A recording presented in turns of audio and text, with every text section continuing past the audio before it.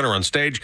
The Boeing strike will continue after almost two-thirds of the picketing workers rejected Boeing's latest offer of increased pay raises and bonuses without the return of a pension that the employees had demanded. I'm focused on our members. I want to get back to the table. Boeing needs to come to the table as well. Hopefully we can have some fruitful discussions. That's Machinists Union President John Holden. The strike has shut down some airplane production, and Boeing just reported yesterday the company lost more than $6 billion last quarter. Turkey has gone on the attack in Syria and Iraq, hitting suspected Kurdish militant targets for a second day, blaming those militants for an attack on the headquarters of an aerospace and defense company in Turkey, killing at least 5 people. America's listening to Fox News. If your approach to everyday aches and pains is to mask them, feel better for a few hours only to have the pain return and then repeat the cycle all over again, it's time to try Relief Factor. And the good news is Relief Factor makes that easy. Their 3-week quick start is just $19.95, less than $1 a day. Instead of masking pain, Relief Factor helps eliminate it. How? Well, its unique formula of ingredients helps support your body's response to inflammation. Relief Factor was developed by doctors. It's 100% drug-free, and for so many people, the results are game-changing, even life-changing. So give it a try. Right now, their 3-week quick start is just $19.95. Go to ReliefFactor.com or call 1-800-4-RELIEF. That's 1-800-4-RELIEF. See how in a few weeks or even days, Relief Factor can reduce your pain. When you feel better, life is just better. So don't mask pain. Fight it naturally with Relief Factor. The Morning Extra, only on Extra 106.3. Morning, y'all. It is Friday Eve. Thank you, Jesus. It's Friday Eve. You can see the weekend from here. Tug, Rhino, and Los on the Morning Extra on Extra 106.3. 404-741-1230. At Extra 106.3 across the social media platforms, streaming on the Extra 106.3 app that you should download, and then, of course, on the YouTube channel. Good morning to everyone. How is you? How's the whole hee-haw gang this morning? More about you two guys. Look, I mean, I had a pretty laid-back evening. Y'all were the ones that were doing it big. I'm tired, but I got to be honest. I was very excited to do this show today because Tug attended his first Trump rally. A political rally, ever. It was so much fun to see Tug come down there and just see what this whole thing was about. And I got to be honest, Tug, you saw maybe, out of all the rallies I've seen, this is the, I guess you could call, quote, star-studded event that I've ever been to. And it was one of the best lineups and best rallies that I've ever been to as well. It was unreal, man. Los, I mean, Riley Gaines, Charlie Kirk, Benny Johnson, Tucker Carlson, Seth Dillon from Babylon B. I mean, it was really remarkable. RFK, what am I talking about? Tulsi Gabbard. Yeah.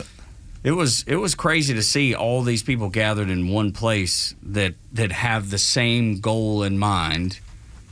Let's salvage the greatest country that's ever been created, that's ever been founded on the face of the earth, because we're at a fork in the road right now. It's, do we take the right path and salvage what the founding fathers fought so hard and people have died for generations for?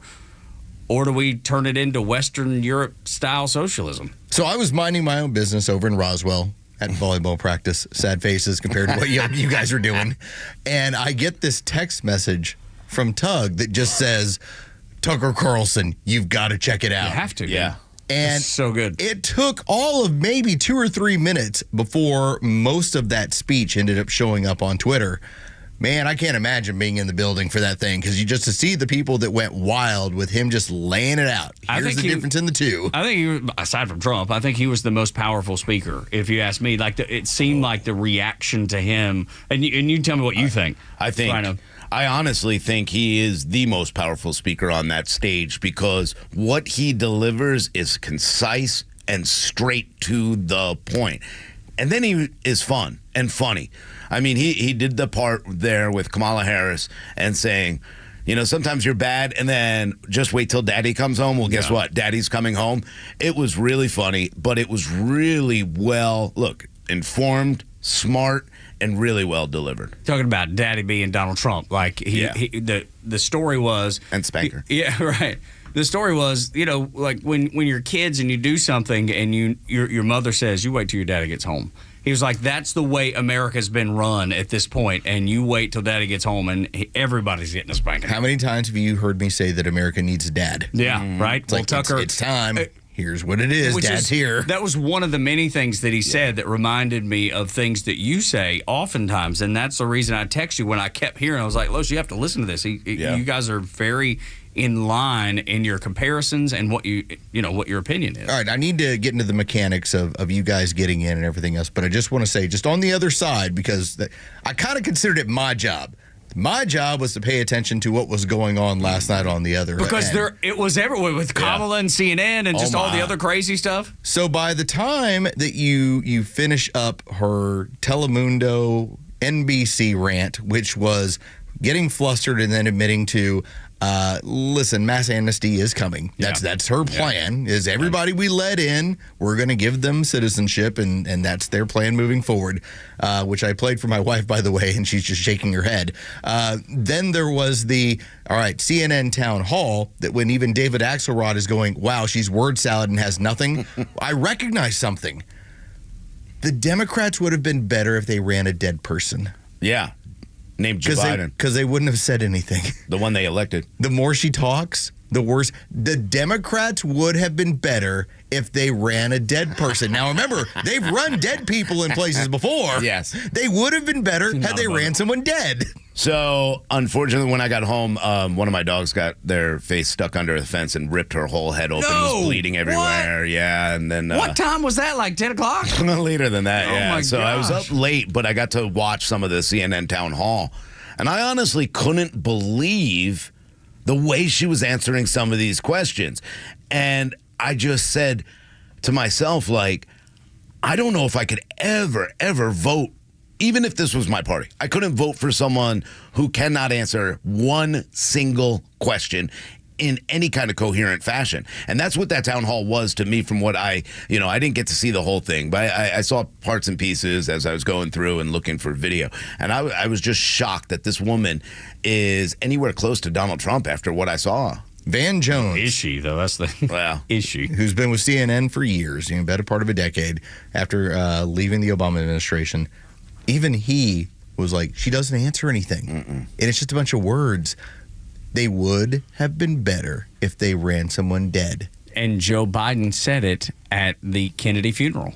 Remember the lip reader? Look, I don't know anything about lip reading, but that was the story in the New York Post. Is the lip reader said, I'm a stronger candidate than she is, or something along those lines. Yeah, as a cadaver, as somebody who doesn't say anything. It's better. That only functions between 10 a.m. and 4 p.m. Like, that's only and runs around naked in the White House. That you've brought to the show a few times, which I just can't. Just goes wandering around naked in the White House. That would have been a better option than this woman trying to explain herself to the rest of the world. And then when you see her going back and forth, Rhino, with Anderson Cooper about the wall. Oh, my.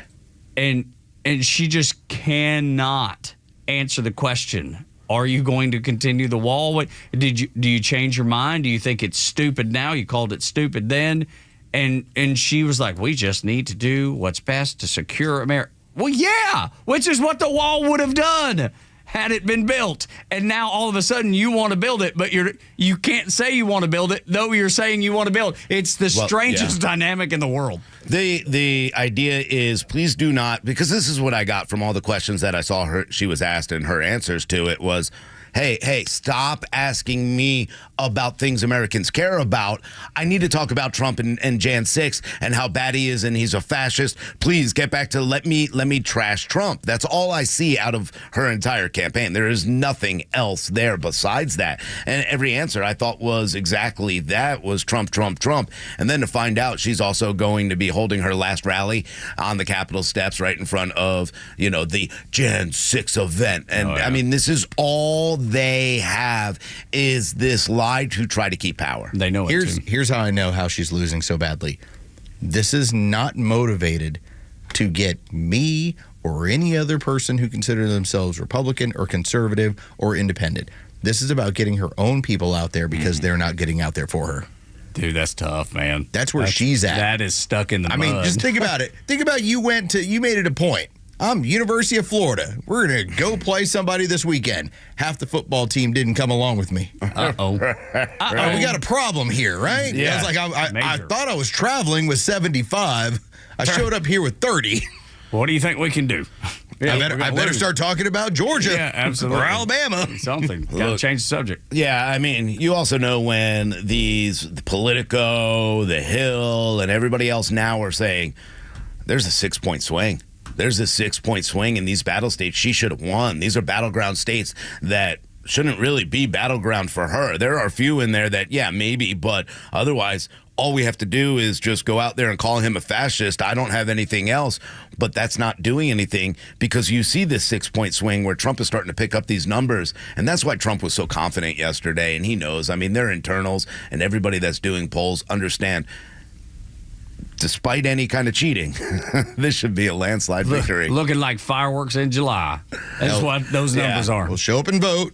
Oh, yeah. You still including gotta do it. you, Mr. Coward. Buddy, don't you worry about me. I got this. It's time. I got this. Yeah. Since I was 18 years old, I've never missed an continue opportunity to keep vote. saying, I'm going to get over to vote. I can't help it. I've not had a moment to do it. You but weren't that busy yesterday. You were at a rally. Can I vote there? No. Can I say this? So that was one of the things that I think a lot of speakers, and Tug and I were sitting next to each other at one point in the chairs, and they asked, who's early voted? And of course, I raised my hand. Rhino. And I looked over to Tug and I go, hey, Nat. Yeah. Hey, Nat. Looking down his nose at me. But the reality was, I was actually surprised at how many people raised their hands. Yeah, it was a lot. It was a lot for the rally yesterday. So, look, that's exciting because that is something that has changed that we haven't seen before. We talked to Lara Trump, and if you missed that, you can go back to our app and get that and listen to that. But one of the things she said, this is different. The way that they're registering, they want people out there. They want numbers in. They want to keep going. They want people to keep going to the poll. It was all about that last night. It was vote now, go vote, go vote. And I think it's really important that we decided, hey, no more waiting till the day of. Let's get out there early and make sure we secure our vote. Well, the way things are going, this could be, again, being optimistic. You get another strong week this upcoming week, especially as we get into Nevada and Michigan. This thing could be over. By the time we get to Tuesday, it would seriously just be, at this point, slapping your hands together going, took care of it. Unless you're those states who are like, well, we don't know that we'll be able to get the votes counted day of. Well, unless you're those crappy states. More than likely, you're going to be able to project based on if you get in 70 or 80% of the vote and know here's where the numbers are. As it stands right now, just based on the early voting, if you can keep up that momentum, by Tuesday at like 10 o'clock in the evening, we'll know what's up. Gosh, I hope so. And that was a big part of the conversation last night. And I'm not sure if it was Tucker. I believe it was Tucker that talked about that. Just being able to predict and project by what you already have in the hopper. Yeah. And it was kind of to the point Lowe's had made yesterday, Rhino, is the fact that, okay, yes, they're going to cheat. Yes, they're going to try to do, this, that, or the other thing to make a difference in the election. But if the numbers are so big and overwhelming, there's nothing that they can do to make that happen. Yeah, Carlos brought it up yesterday, but that has been the message from the beginning is too big, too rigged. Make sure we flood it with the votes. Make sure that everybody that you know, and that's why you're seeing these numbers, 65 and plus, such record numbers in that group. People are making sure their family members are getting to the polls and voting. And so many more people are involved in making sure that we keep this country safe and keep this country protected and the people inside of it. I think right now, the border issue and the economy, you're not going to beat it. So Kamala Harris can sit there and she can keep playing games and just kind of avoid questions, but it's not doing her any favors if she doesn't address the issues and what she's willing to do. But like you said, she's playing both sides of the fence. She doesn't know how to deliver a message to her base because her base is so divided. Consider that if you have a batch of 5,000 votes and you manage to say, well, listen, Harris got 4,800 of these and you've got a situation where Donald Trump gets 200. All right, that's statistically impossible. Now, what happens when you end up having to do that and say, I have 125,000 votes and Trump got 2,000 of them? All right, the numbers just don't work. It doesn't work in any place in the country. So that is why we talk about getting to the point where you've voted so many, you've banked so many votes that at that point, all you're doing is finding a couple extra handful of voters that you've got to take care of within your county and within your state, to where the numbers are so overwhelming, there's nothing they can do. Because that's what happened in 2020. Yeah. I mean, You have to find a couple thousand votes here or there. Statistically, there was just that anomalies, and you're like, wait a minute. This batch came in, and all of them, damn near every one of them, 10-1 was Biden. Just, come on. Yeah, and you got the numbers I saw yesterday out of Pennsylvania with registered voters, and I think that's very important to look at those numbers. Back in 2020, the Democrats had a advantage of over 600,000 more people register as Democrats compared to now. It's 200,000. That's a 400,000, registration swing in favor of Republicans based on that. And that's why people are looking and saying right now, oh, he's got a good chance to win Pennsylvania, North Carolina, obviously Georgia, and of course Arizona is one of them, and Nevada now. And then the other two are up in the air right now. But they look really good for Donald Trump when you look at the margin of error. There's a reason why this finishing kick is all just Trump is Hitler and abortion. That's it. That's all they're down to. No, you're exactly right. And Kamala went to the back to the well yesterday. Donald Trump is increasingly unhinged and unstable. And in a second term, people like John Kelly would not be there to be the guardrails against his propensities and his actions. Those who once tried to stop him from pursuing his worst impulses would no longer be there, and no longer be there to rein him in. So the bottom line is this. We know what Donald Trump wants. He wants unchecked power. The question in 13 days will be, what do the American people want? She ran to a microphone to talk about a disgusting, debunked story that's not real. The family of the soldier that was killed was Trump voters. It's unbelievable. So, in case you don't know, there's a story written by Jeffrey Goldberg in the Atlantic, and he accuses Trump of disparaging a Mexican-American U.S. Army soldier by the name of Vanessa, and I'm going to mess up her last name, so y'all please pardon me. Gilley, and am I saying that right? It's probably not even close, but so I apologize. Yeah. Point is, they're saying, Jeffrey Goldberg is writing an article saying that Trump was offering to pay for this soldier's funeral cost, and then lied to his readers by saying that Donald was mad because it cost $60,000, and then went on to say it doesn't cost that much to bury an effing Mexican. That's what the article says. Now, the family has come out and condemned this article, saying it was completely dishonest, as has the family's lawyers. Y'all, this is Trump derangement syndrome at its worst. Desperation like I've never seen before. And she ran after this thing hit, and this story started to bubble up, and you'd see it on all the rag sites. She ran right to the microphone to give that Trump statement after that. It went so poorly that by last night they decided to go, oh, we also, by the way, have a woman that Trump touched. Oh, when? 2 years ago? 5 years ago? 10 years ago? No. 31 years ago. Yeah. Right. That's what they have left. This is all political persecution. It's all lies. And when you get a Kelly like that coming out here and making up stories, only people who have been fired for doing a bad job for some reason come out. Nobody who said, I left on my own because I didn't like what Trump was doing. These are people who are standing by, doing what they were supposed to be doing until they weren't and then got fired. Now it's all retribution. Everything they say is a lie. Don't believe a word of it. 6 o'clock hour is brought to you by the Georgia Republican Party, helping you get your day started in the right direction. Volunteer, donate, keep up with the latest news at gagop.org. gagop.org. Co-chair of the Republican National Committee, Lara Trump, joins us next on the Morning Xtra.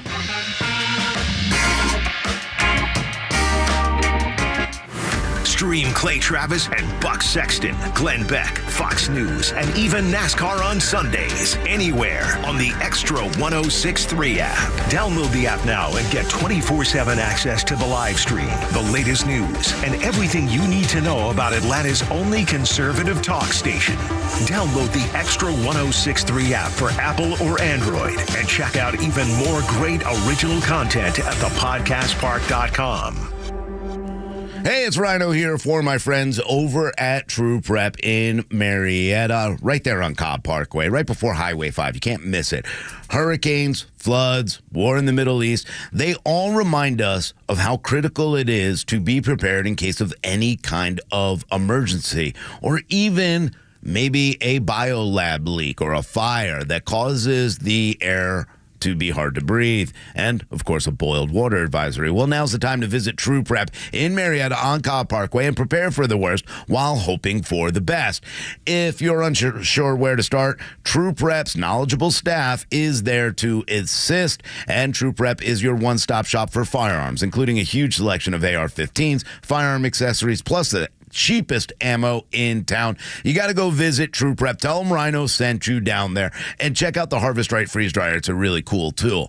Visit them in Marietta on Cobb Parkway, or go online and check out some of their great workshops at trueprep.com. That's TRU prep.com. Prepare today for a worry-free tomorrow with True Prep. Hello, Atlanta. It's Mark from the Safe House. And now a quote from Vice President Kamala Harris. What can be unburdened by what has been. What did she just say? Well, I think what she really means is come down to Atlanta Safe House and purchase a quality safe so you can be unburdened from protecting your valuables. And remember, don't let a crackhead or an illegal that Kamala, the borders are, let into our country deliver or move your safe. And one more thing, gun safes are sales tax-free at Atlanta Safe House. So drop by the showroom or go to atlantasafehouse.com. Foundation repair isn't pretty, but at Atlanta Ramjack, we make it easy. If you notice any cracks in your foundation, they need to be addressed as soon as possible to reduce additional costs that come with the repair. Why call us? Foundation repair is all we do. We have highly trained estimators that will thoroughly evaluate your home and only recommend what is needed.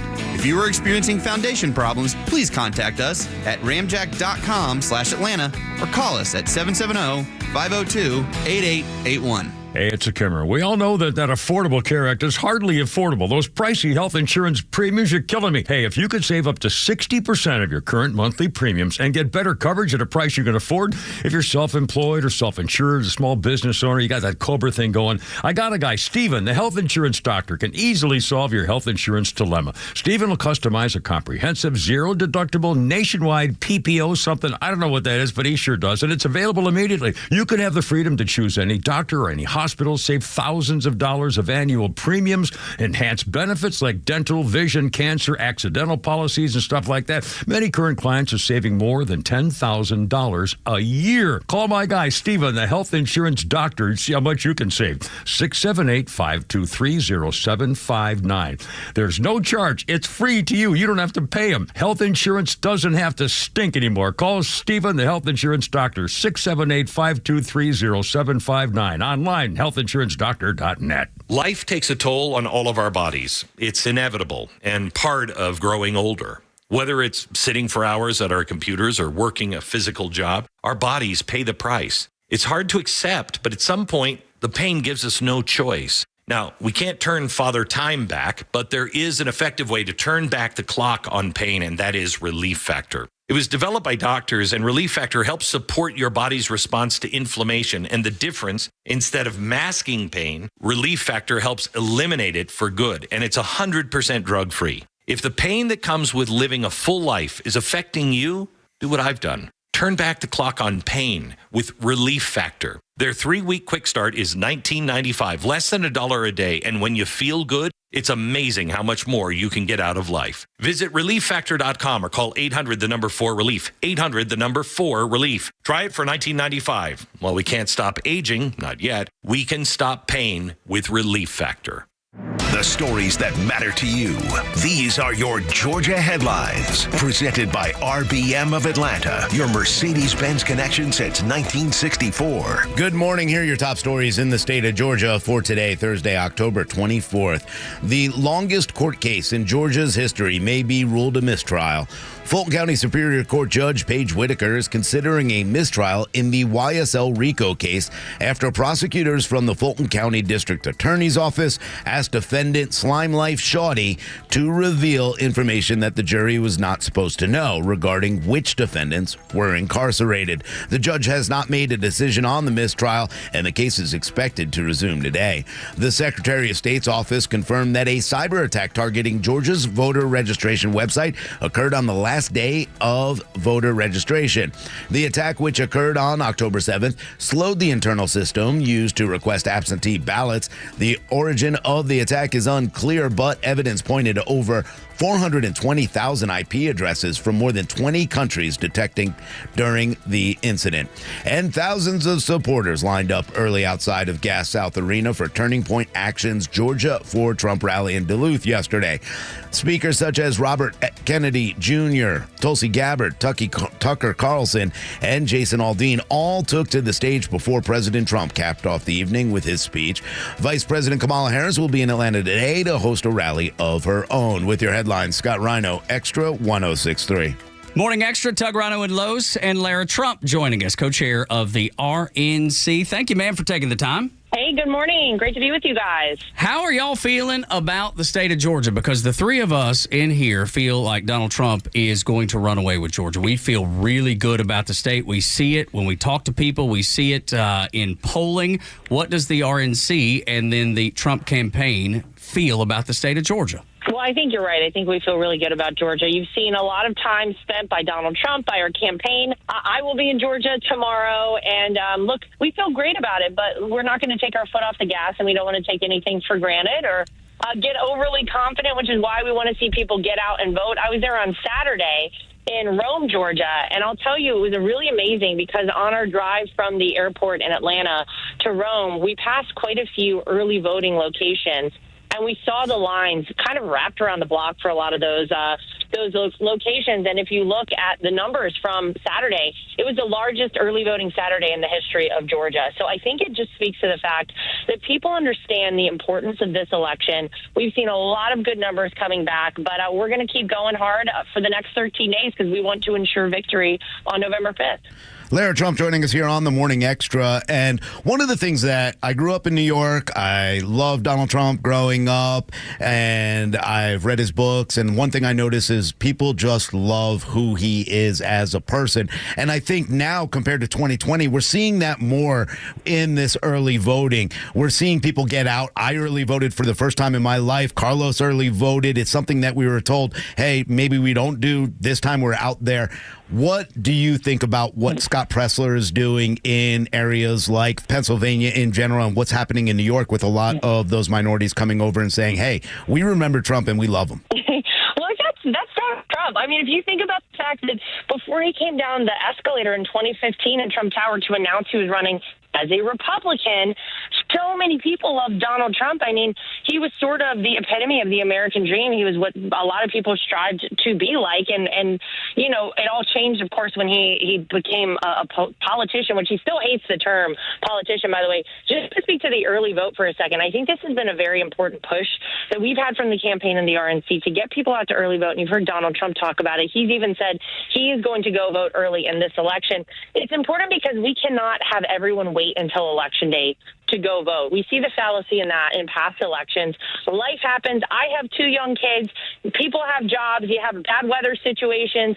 Whatever it is, we want you to get out and bank your vote and then help us for that time after you vote up until election day to get more people to turn out and vote. And it helps us because once you vote, we take you off our list to harass. We know we harass you a lot with texts and emails and the such, but we want to make sure that we're using our resources after we know you voted to target low propensity voters. And those are people who don't vote every election cycle, but we know they are going to vote for us.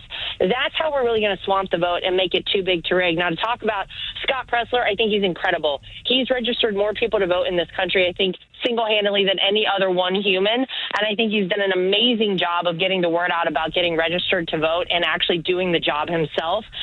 But I think you're seeing a lot of people take a second look at Donald Trump because, look, the proof was in the pudding when he was in the White House. I don't care who you are, where you live or what you do for work in this country, everyone has seen the difference between their life with Donald Trump in the White House and their life right now. And I think people are desperate to get back to a time where they had more money in their pocket, where we had a secure southern border, where we had peace agreements instead of wars around the world.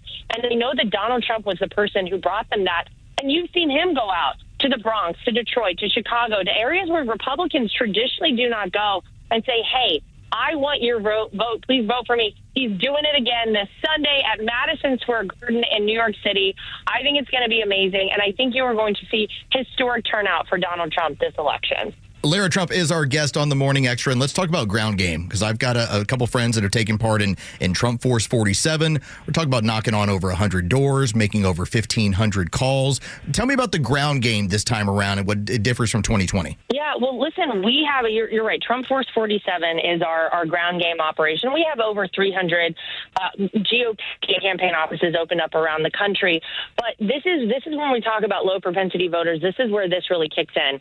We've been able to identify a lot of these people, and we give our folks in the ground game that direct information. So it's not just that they're going out and arbitrarily knocking on doors or making random phone calls.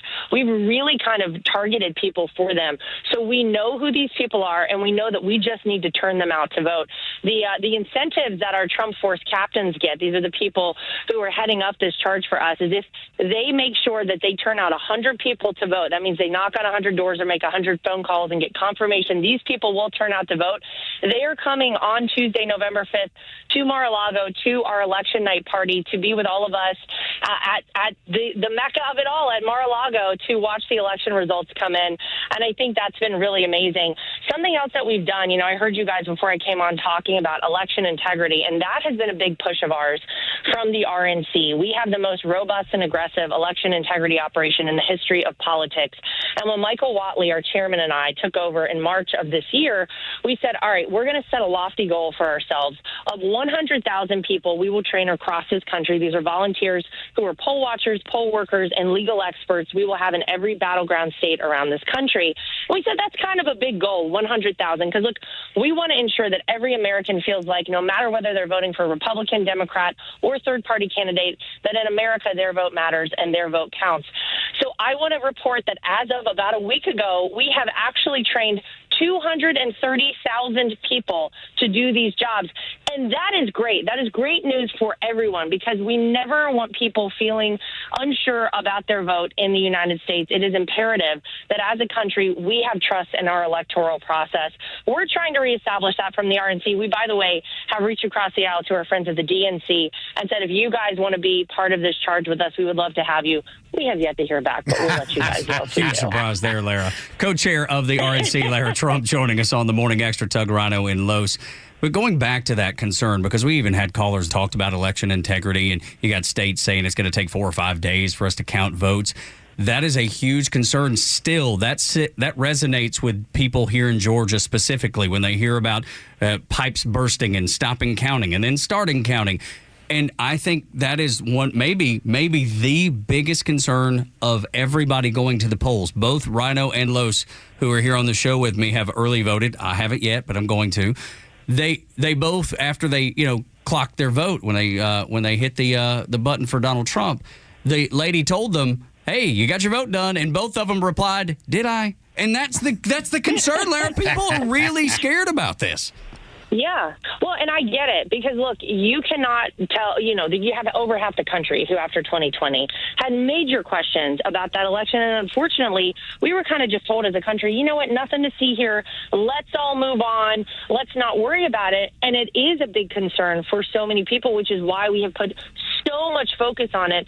And I do think it will take this election and maybe a couple more. But I can tell you, we have really worked hard at the RNC to make sure that this happens. We have 5,000 people trained on the ground in every battleground state, including Georgia, 500 legal experts. These are lawyers who are in the room every time a vote is cast and counted and are addressing problems if they see them in the moment, not waiting a day, a week, a month later. We've set up and tried to reestablish the rules of the road, meaning making sure that everything is set up properly for this early vote process, because we would love to go back to one day of voting, voter ID all across this country, and paper ballots. We do not have that right now. So we're going to have to play the hand that we are dealt. And we have tried to set things up, meaning we've gotten so many secretaries of state to clean the voter rolls and get people who moved out of states or dead people off the voter rolls, making sure that you have signature verification requirements for mail-in ballots, making sure that you have the equal number of Republican and Democrat poll workers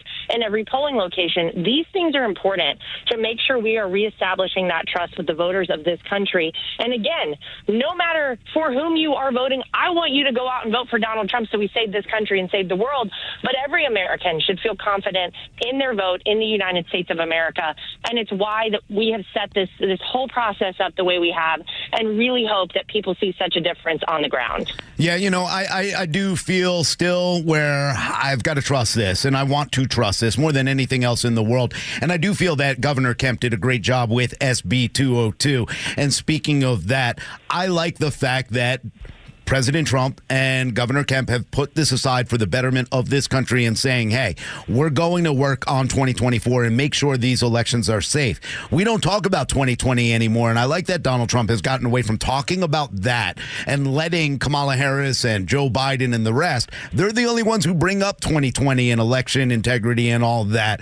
But I do want to ask you about one of the women who work at our station or does a show, Janelle King, and the state election board. How do you feel about the way they tried to get these rules and Democrats not wanting us to count ballots by hand and protecting these elections? Well, you have to ask yourself, in many of these circumstances, when you see the Democrats come out, oftentimes very close to an election, trying to kind of change the game, change the rules, interfere in these sorts of ways, why is it they would want that to happen? Who out there would want to make it easier to cheat for anybody in this country? And we've tried to make it at the RNC harder to cheat and easier to vote for everyone. We want to make sure that only United States citizens, for example, are voting in our federal elections, because that's the only person. If you're an American citizen, you have your one vote and your right to cast that vote. If you are not a legal citizen of this country, you don't. And so in any space and whatever we're talking about, anyone who is trying to make more room for cheating or make it easier to cheat, I think a lot of people have to question why you would want to do that. Again, we have asked our friends at the DNC to please come join us in our pursuit of election integrity. They have yet to do it.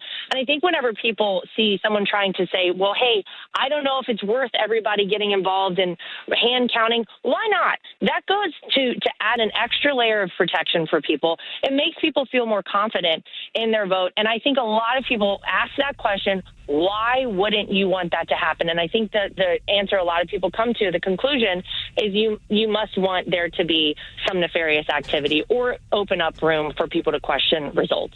Lara Trump is our guest on the Morning Extra. We're hearing from our local Republican representatives that we're seeing record turnout of Republicans from Republican counties. Is that something that we're seeing around the rest of the country? Because that, I believe, is that momentum that we've all been calling for when it comes to early voting. Yeah, and we really have. I'm from North Carolina. That's my home state. And in the first 2 days of early voting, we saw vote totals that were historic.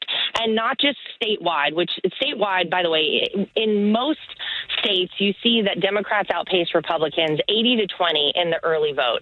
What we've seen across this country in all of our swing states has really been amazing. And it's that either Republicans are on par with Democrats in the early vote, or they are beating them.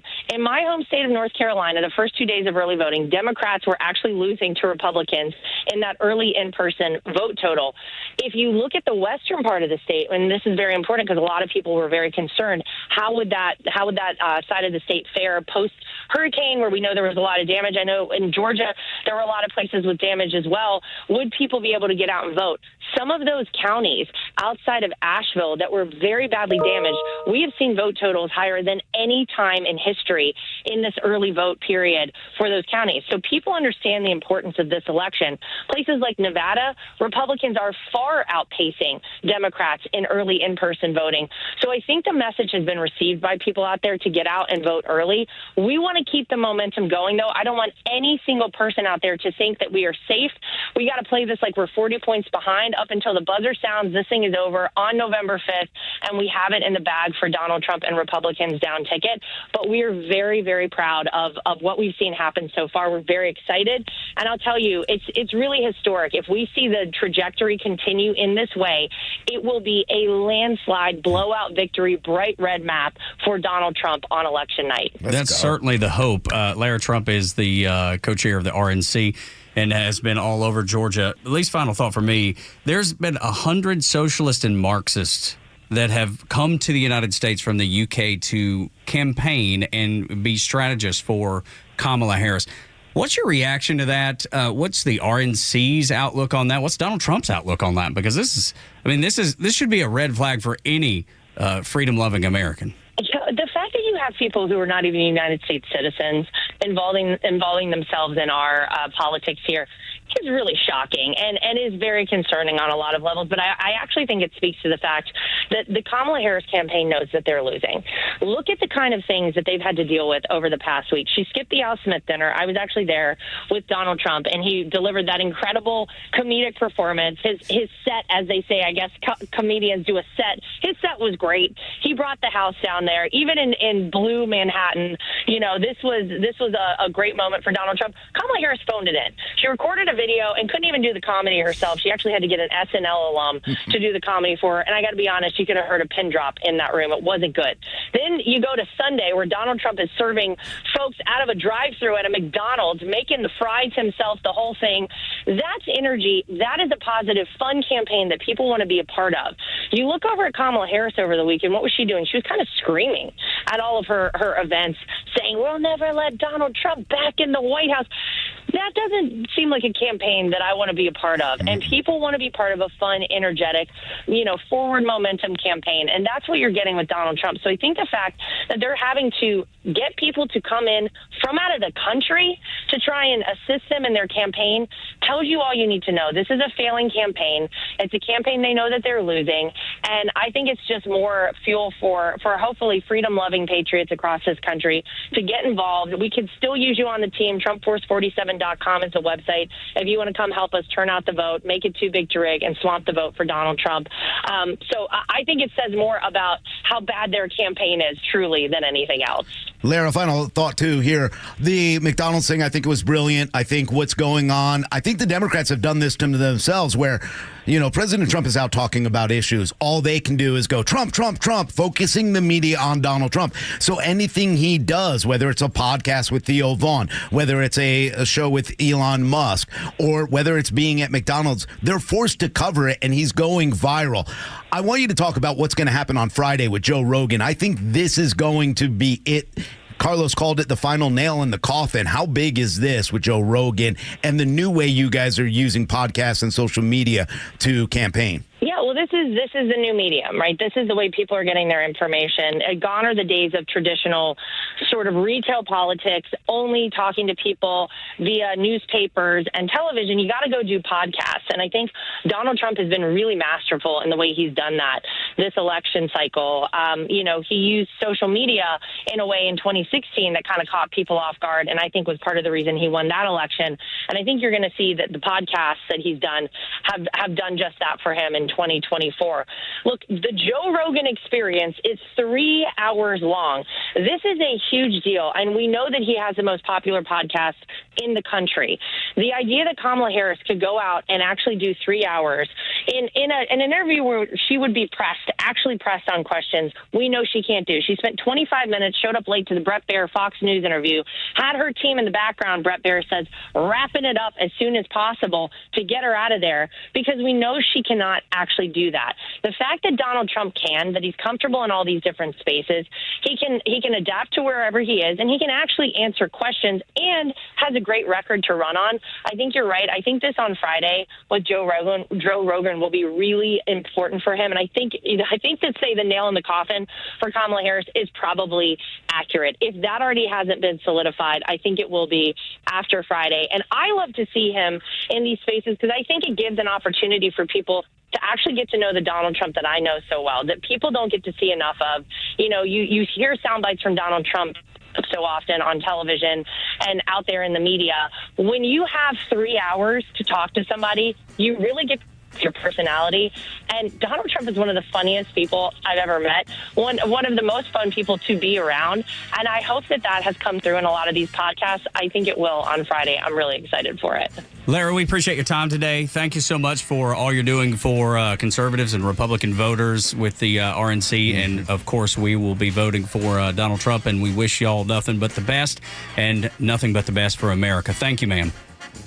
Tug, Rhino, and Los on the Morning Xtra and Xtra 106.3, 6 o'clock hours brought to you by the Georgia Republican Party, helping you get your day started in the right direction. Volunteer, donate, and keep up with the latest news at gagop.org. It's gagop.org. When we come back, MSNBC got an earful from black women, letting the network know exactly what they think about this election. Next on Xtra 106.3. Our national news media are not objective reporters of the truth. They have an agenda, overwhelmingly left-wing. Catch Neil's commentary every day on Xtra 106.3 and the Xtra app. Hey, it's Tug. I want to tell you about something that's happening with the folks at Southern Exteriors. They care about the community they serve. And this holiday season, they're doing something truly special with their Home for the Holidays roof giveaway. Until November 30th, you have a chance to nominate a deserving family in need of a brand new roof just in time for the holidays. So with many people and many families facing hardships without a roof over their heads, Southern Exteriors is committed to making a difference. It's more than just a roof, it's peace of mind and a place to make cherished memories. Let's get together, let's come together and make a difference. If you know a deserving family in need of a roof, you can nominate them by visiting southernexteriors.co. It's southernexteriors.co. Southern Exteriors, where home means more. Millions of guys suffer from erectile dysfunction. That's 1 in 4 men. And I can tell you, I'm one of them. If you or someone you know suffer from ED, Peyronie's disease, or PE, here's 38-year emergency room doctor and founder of Total Body Therapy of Georgia, Dr. Eric Deal. Patients who enter my office are often frustrated, hopeless, depressed, and embarrassed. I understand the problem, and I'm going to help you fix it. There are lots of competitors that don't have the credentials that I have. When you go to other clinics, you're not going to see a board-certified physician with the experience that I have. When you come to our clinic, you're going to see me. There's just not one therapy that can solve these complex issues. I'll do a complete history and physical prior to any treatment that we use. Take it from me, Dr. Deal. When it's not hard, it's really hard. Call Dr. Deal for your free one-on-one evaluation and resolve your ED, Peyronie's, or PE issues. Total Body Therapy of Georgia, 404-777-1911, 404-777-1911, online at stopmyed.com. At Nelson Elder Care Law, we understand that family's everything. That's why we prioritize your family's future with personalized asset protection solutions. Call us today to schedule your legacy planning meeting and discover how our team can tailor our services to meet your family's unique needs, ensuring a secure and worry-free future. NelsonElderCareLaw.com. Is thinning hair or receding hairline making you self-conscious? Try Hair Grow from New Nordic. Stop feeling embarrassed about thinning hair and start feeling your best with Hair Grow. If you're living with dry age-related macular degeneration or dry AMD, you may be at risk for developing geographic atrophy or GA.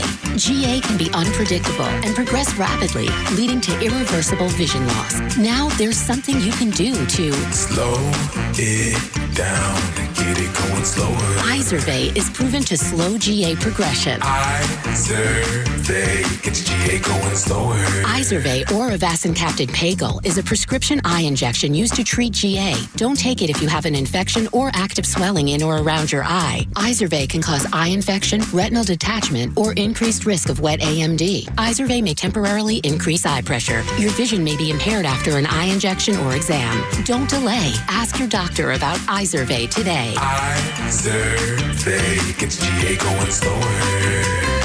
Visit Izervay.com. That's IZERVAY.com. Paid for by Estella's Pharma.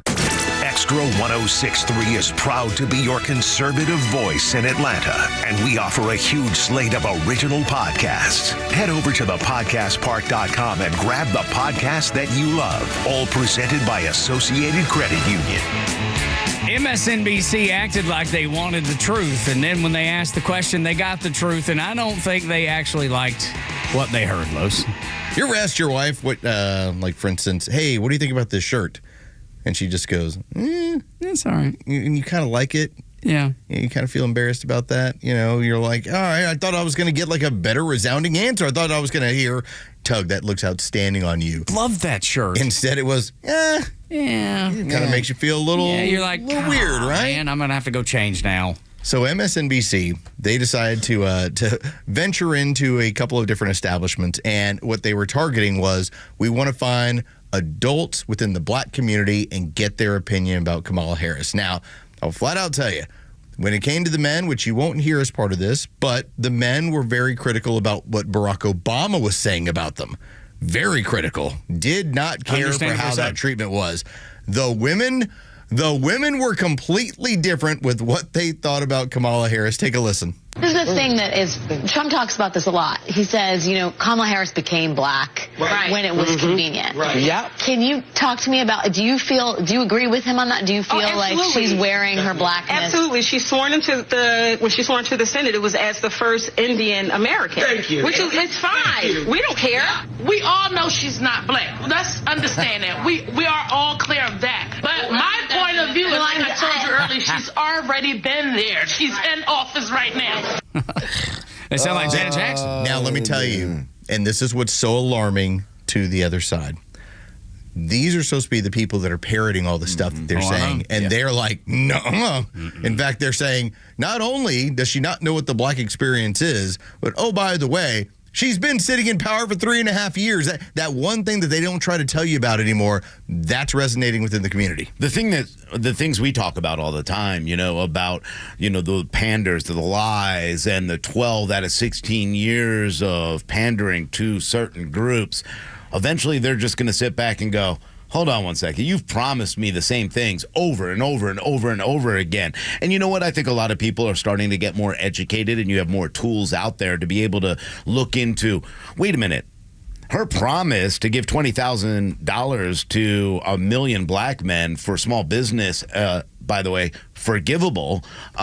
These are things that will never get through. They can't get it. It's unconstitutional. It's illegal. They'll never allow it to happen. Those kind of voters now are looking and saying, I'm not going to sit and fall for the games that, hey, look, I look just like you now. And the most important thing is, we don't want to be handed anything. We want an environment so we can be successful. Yeah. Let me ask you a question. That's a very simple thing, Tug. All right. If you were to play the lottery 1,000 times, how many times do you think you'd win? I don't know. It's like 20, maybe. I don't know. Maybe. You'll win a few bucks here and there. Yeah. MSNBC had to act like, well, we ventured into this one establishment, and this is the only one that's talking this way. Yeah, everybody else is. Yeah. You go walk into 1,000 establishments, and you're going to get about 995 that are all talking this way. The only one who's not talking this way is you. It's the same thing when Donald Trump, when they filmed him in the barbershop. And the conversation went the exact same conversation. This was with men, so I mean it was very slightly different, but on the same level. But to see the look on Reporterette's face, they don't consider her black. Like no, they don't. Janet Jackson been saying that forever. It's like Janet Jackson was not saying something that was out of the mainstream within the community. Absolutely not. That's why there was not an uproar about it. No, not at all. The only ones that are going to are the ones that are really just programmed to continue to spread that propaganda. Stacey Abrams, who says, none of this is true. Don't listen to the people who are actually saying these things, which happen to be the voters. They're actually going to go and vote. And we see it all the time. They're panicking so bad right now that even when a report comes out that historic numbers in the Hispanic community, the black community, are now leaning towards Trump or will vote for Trump, their thing is, well, they've never voted before. They're not going to vote this time, too. Look how quick they turn on those groups when all of a sudden they feel like we don't have them in our pocket anymore. It's going to be very funny. And in my opinion, how this is all going to play out is that you are having the scenario where the MSNBCs of the world, the CBS of the world, the ABC, NBC, where they're going to look back on this entire run and say, she gave us $1 billion to sell you this view of who she is. That's just since July. That's just since July. It's in the whole thing. It's been a 3-month span. And we didn't put a dent in what people thought about this woman. And we completely, not that we had much credibility to begin with, but we completely sank our credibility with our viewing audience, with the exception of a few like my Aunt Peg, who's going to watch The View and all that stuff regardless. But CBS... Did you see they said that Donald Trump was Hitler? And dictator since day one, and he loves Hitler. What the hell? You actually believe that? Yeah.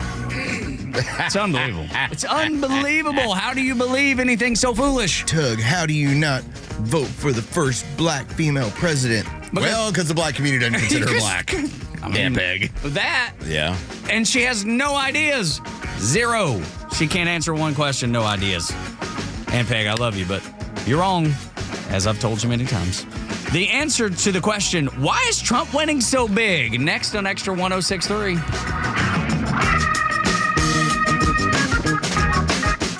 The Kimmer Show is only live on Extra 106.3 every weekday afternoon on your drive home. The left is going nuts about this McDonald's thing. Remember during the worshiping of St. George Floyd when all the Democrats got together, wore African scarves, bent down on the knee, and bowed their heads in prayer Cultural to a appropriation. drug-dealing, almost a pregnant woman murderer? Yeah. That wasn't staged at all. Yep. The Kimmer Show, every afternoon from 3 to 6 p.m. on Extra 106.3 and the Extra app.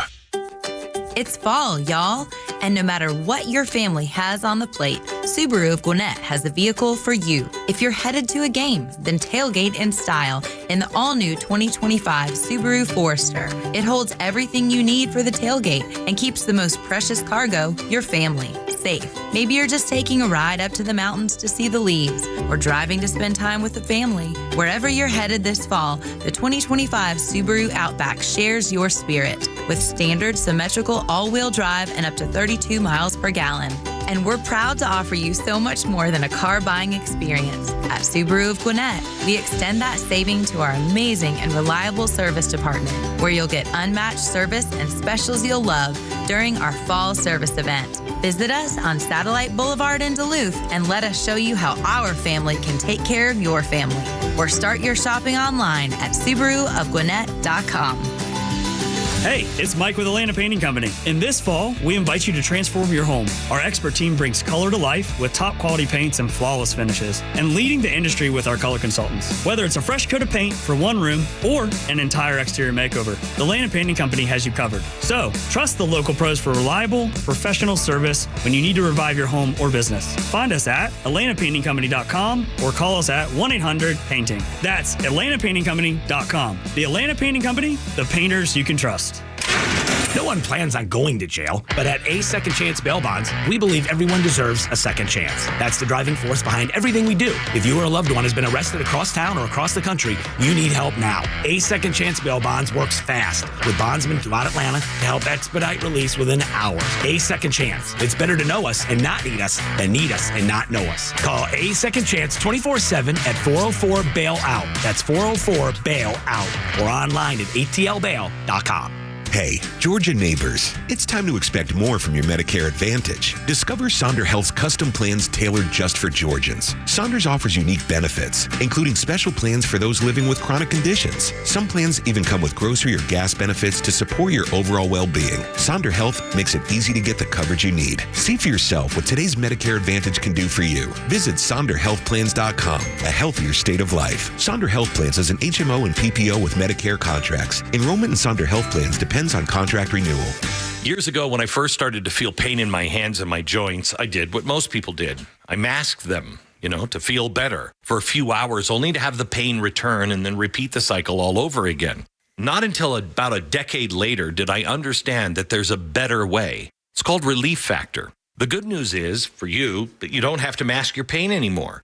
Relief Factor makes it easy to get rid of the pain completely and naturally. Now, they have a 3-week quick start. It's $19.95 for less than $1 a day. Instead of masking the pain, try Relief Factor. Well, it's a unique formula of ingredients that helps support your body's response to inflammation. Relief Factor was developed by doctors, and it's 100% drug-free. And right now, their 3-week quick start is $19.95. Go to ReliefFactor.com. Call 800-4-RELIEF. That's 800-4-RELIEF. See how in a few weeks or even days, Relief Factor can reduce your pain. When you feel better, life is just better. So don't mask the pain. Fight it naturally with Relief Factor. WFOM and W292 EV Marietta, a Dickey broadcasting station. This hour is presented by Van Sant Law, vansantlaw.com.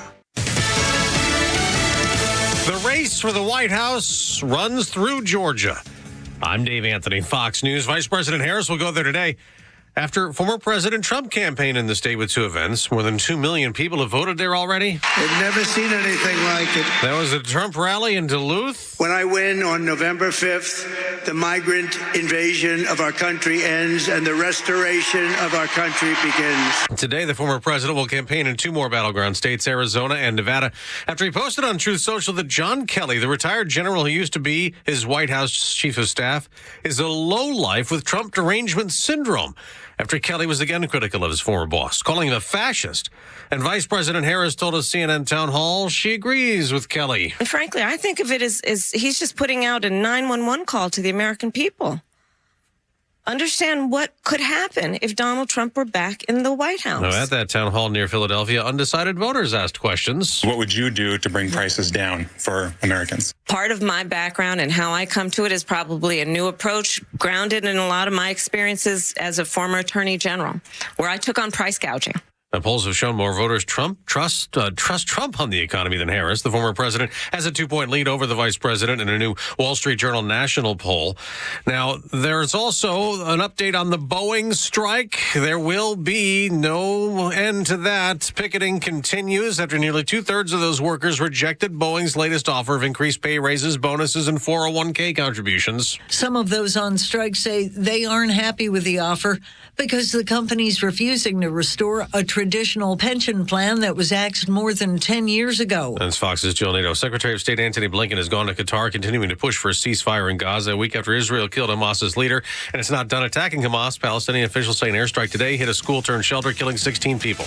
America's listening to Fox News. If your approach to everyday aches and pains is to mask them, feel better for a few hours only to have the pain return and then repeat the cycle all over again, it's time to try Relief Factor. And the good news is Relief Factor makes that easy. Their 3-week quick start is just $19.95, less than $1 a day. Instead of masking pain, Relief Factor helps eliminate it. How? Well, its unique formula of ingredients helps support your body's response to inflammation. Relief Factor was developed by doctors. It's 100% drug-free, and for so many people, the results are game-changing, even life-changing. So give it a try. Right now, their 3-week quick start is just $19.95. Go to ReliefFactor.com or call 1-800-4-RELIEF. That's 1-800-4-RELIEF. See how in a few weeks or even days, Relief Factor can reduce your pain. When you feel better, life is just better. So don't mask pain. Fight it naturally with Relief Factor. Hey, it's Clay Travis. Buck Sexton and I are coming your way at noon, but right now we're getting your morning started right with Tug, Rhino, and Carlos Medina on the Morning Extra. You can listen to Clay Travis at noon today, along with Buck Sexton, the biggest show in all of conservative media. Clay and Buck carrying the torch that was lit by the late, great Rush Limbaugh. Nobody will ever replace Rush, but they do a good job of maintaining the feel and the belief that Rush carried, and we're certainly delighted to have them here on Extra 106.3. When we're done at 10, the Glenn Beck program.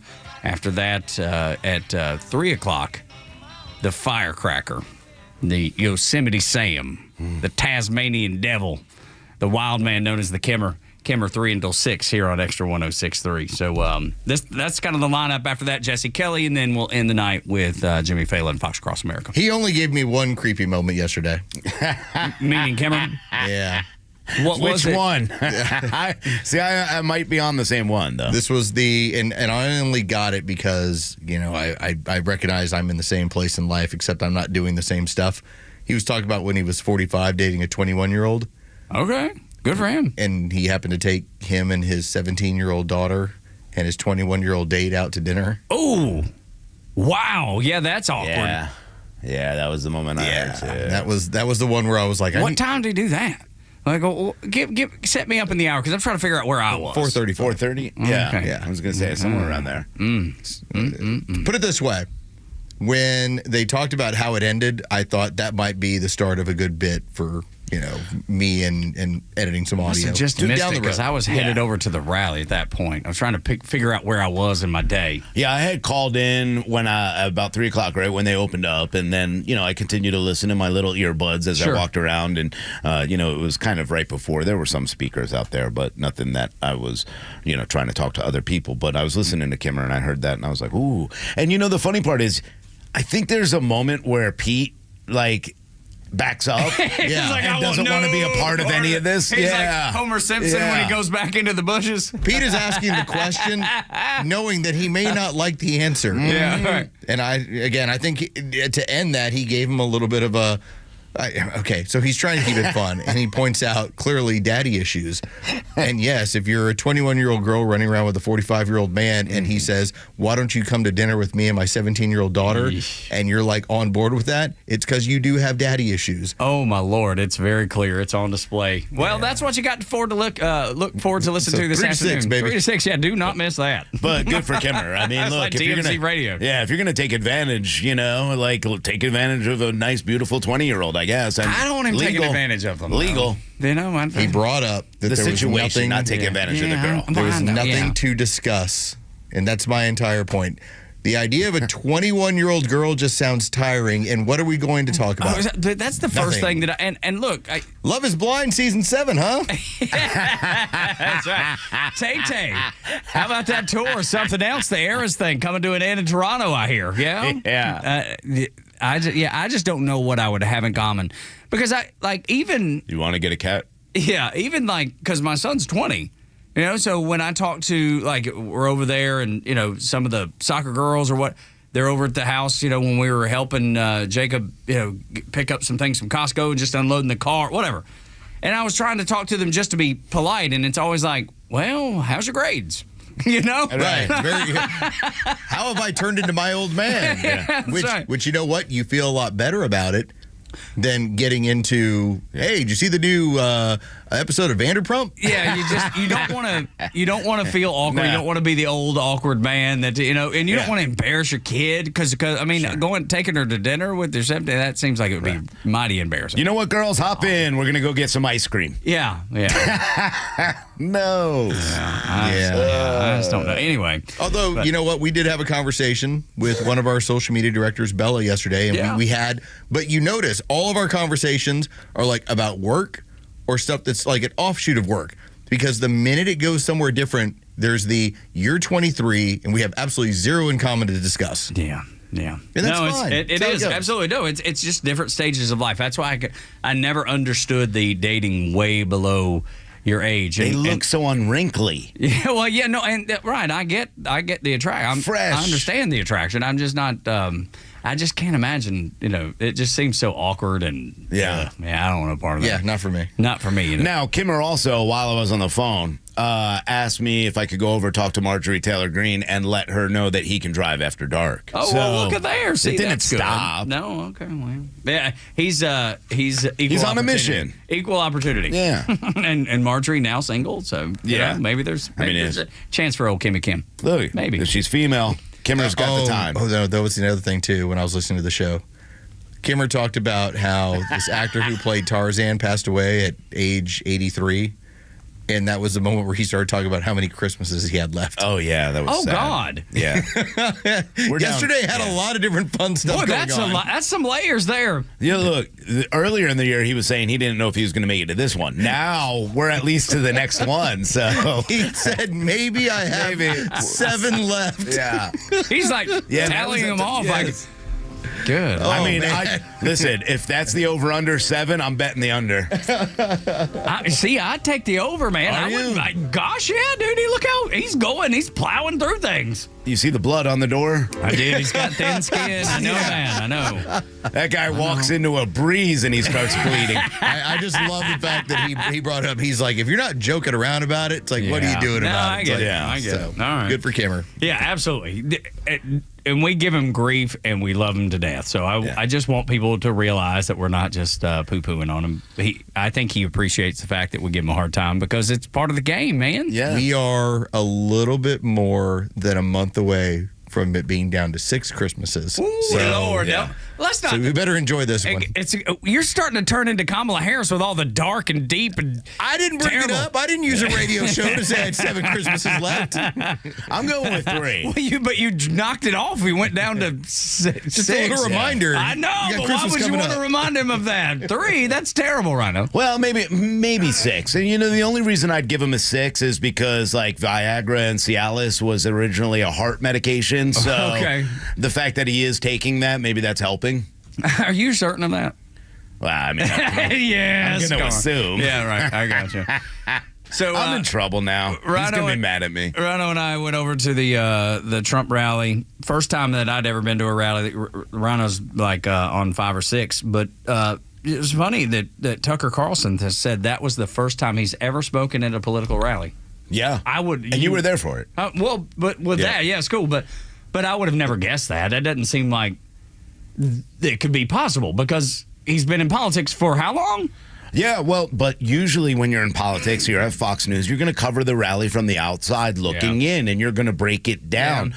But when the media, when the government weaponizes against you and says, hey, Fox, we're not really a big fan of Tucker Carlson. He's a little too conservative. You might want to talk him. And then they go, yeah, we'll get rid of him for you as he is the most watched guy on their channel.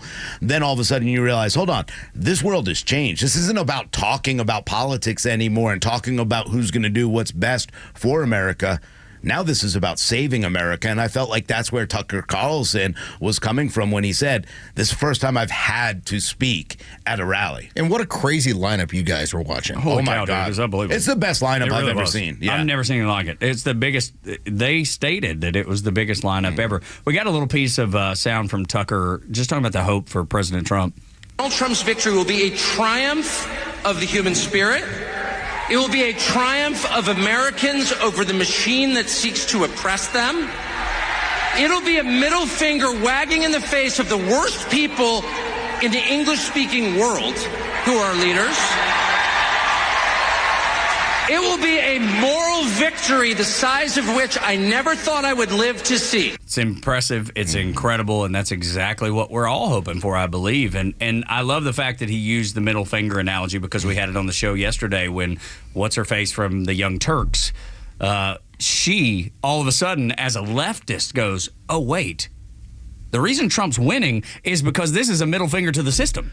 Yeah, that was Anastasia who brought that up with the Young Turks and just talked about how Donald Trump is the embodiment of that middle finger, not just to Democrats, to Republicans as well. And that's what he stands for. And when you ran through just the idea of that rally and the guest list, whether it was Riley Gaines, that's a middle finger to transgenderism. RFK Jr., that's a middle finger to the vaccine industry. Tulsi Gabbard, that's a middle finger to, I served my country and then you called me a Russian asset. Mm-hmm. Like every single person kind of fit that mold. Yeah, and she talked about that. She was put on a no-fly list by the Harris administration and even talked about, who and what and gave a little bit more details. And I think that was one of the most important parts about last night. There was more unity there. And again, I talked about what I saw when I went to the Georgia State. And again, I see an even more diverse crowd yesterday. I saw a lot of people who, and I believe it was Tucker Carlson who asked, and correct me if I'm wrong, Tug, how many Democrats are in here? And then everybody raised their hand. There was a handful. Not everybody. But there was a handful. There was a smattering of Democrats there, and you had 2 of them on stage. And you had 2 of them on stage. This is the unity party, and they're addressing issues, which is what I think is translating more to a lot of the different voter blocks. They're starting to see, like Carlos said, hold on, we're going to make America healthy again. That's something RFK Jr. is bringing in. He's talking about Big Pharma. He's talking about the cooperation between Democrats and Big Pharma and the lies that they continue to tell. He's talking about eating healthy. This is a completely different party. This is no longer the Republican Party. This is a young party that cares about this country. Meanwhile, and I was really encouraged to see comedian Dave Smith, who's like hardcore libertarian. Yeah. If you want to remember who he is, they had him debate Chris Cuomo, and he just wiped the floor with him. Just dismantled him. A comedian versus this man who's been in the news media this long, and he took him apart. He even brought up, I'm voting for Donald Trump. I was like, okay, this is interesting. And then he explained why. Because you were campaigning out there with Liz Cheney. Yeah. And that was that got brought up a bunch last night, too, as you might imagine. For the amount of warmongering that these people have complained about for 20 years, and then you go and get the first family in warmongering, and you try to act like, oh, no, look, she's on board with us. That's nothing to brag about. No, it's not. And so a noted libertarian who goes and speaks at every libertarian organization is sitting back and saying, yeah, I'm with Donald Trump. And that takes me to Bill Ackman, the American hedge fund manager, billionaire. He talked about that very thing, and he goes into detail about why it is that he supports Donald Trump, and it's right along all this the lines of the things we're talking about right now. Let's talk about team for a moment, because it's not really Trump versus Harris. It's the Trump team versus the Harris team. Trump's picked J.D. Vance as his vice president. I'm afraid of mispronouncing him. Kamala's picked Walz. Walz is a self-described knucklehead, right? I can't imagine a world in which this guy is president of the United States. And you have to look at the vice president as a potential president of the United States. So that's, if I line them up, you've got a guy who grew up in a very, very challenged environment, addiction, family, rural America, makes his way to Yale, armed forces, venture capitalist, senator, extremely articulate, obviously highly intelligent. So you compare and contrast. You have Elon Musk, who's probably one of the most consequential, certainly consequential business leaders 100%. In the world. It's proven he can take on 12 things at the same time and change the world. And the only one talking about government efficiency, right? And Trump's all in. By the way, RFK. RFK is a highly intelligent, capable person, and he's focused on a couple of issues that mean a lot to me. Number one, the food industrial complex, what's happened to the health of Americans over the last couple of decades. He's going to focus on that. I think that is a critically important issue. I think examining the 73-shot regime that we give our kids. Amen. My mama almost got me kicked out of kindergarten over that last issue.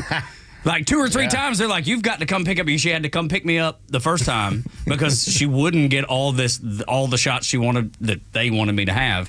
And then ultimately, she gave in, but it was hell. She fought it and fought it and fought it. So he's right about the shot thing, but I know it's a different argument.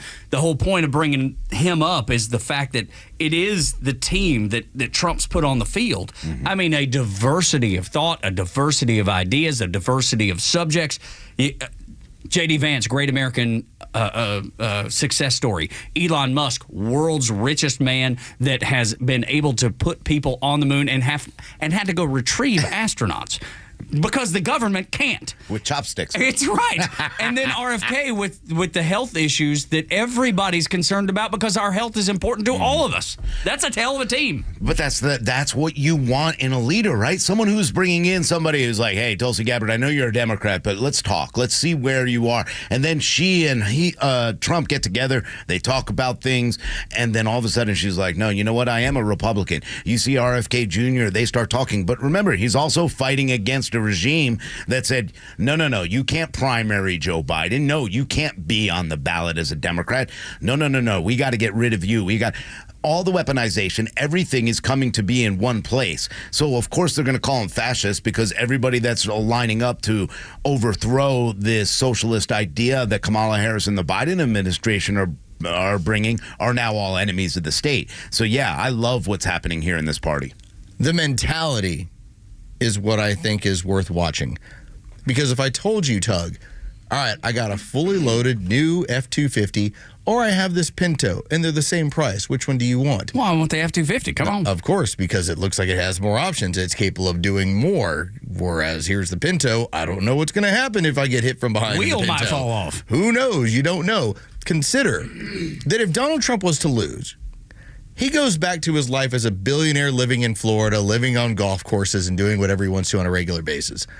Kamala Harris, if she loses, she's out of politics entirely Forever. with whatever she's going to do. She will be that woman who was given $1 billion in 3 months' time and couldn't bring home a presidency with $1 billion to spend on ads and everything else. Her career's done. Mm-hmm. So if you just want to tell me about who's the Pinto and who's the F-250, one guy is planning on sending us to Mars. The other side has a guy who put a radio and stuck it next to the internet and said, look, broadcast.com, come buy it. But the other thing 30 years ago. Right. And the other thing I notice is, pardon me, that they never attack the team.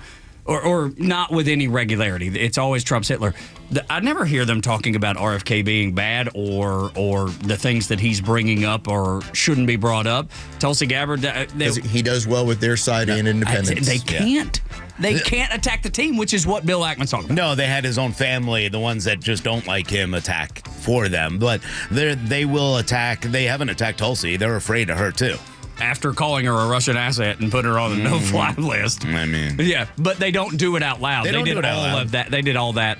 No. Now is Jan 6. Yeah. Now is anti-Trump. They now can't attack is the team. Nope. Which is why what Bill Ackman said is so stinking valuable. When we come back, Kamala can't win because to fight the fight that she needs to, she's going to be spread so thin on so many fronts. And most of this is of her own doing. Next on the Morning Extra on Extra 106.3.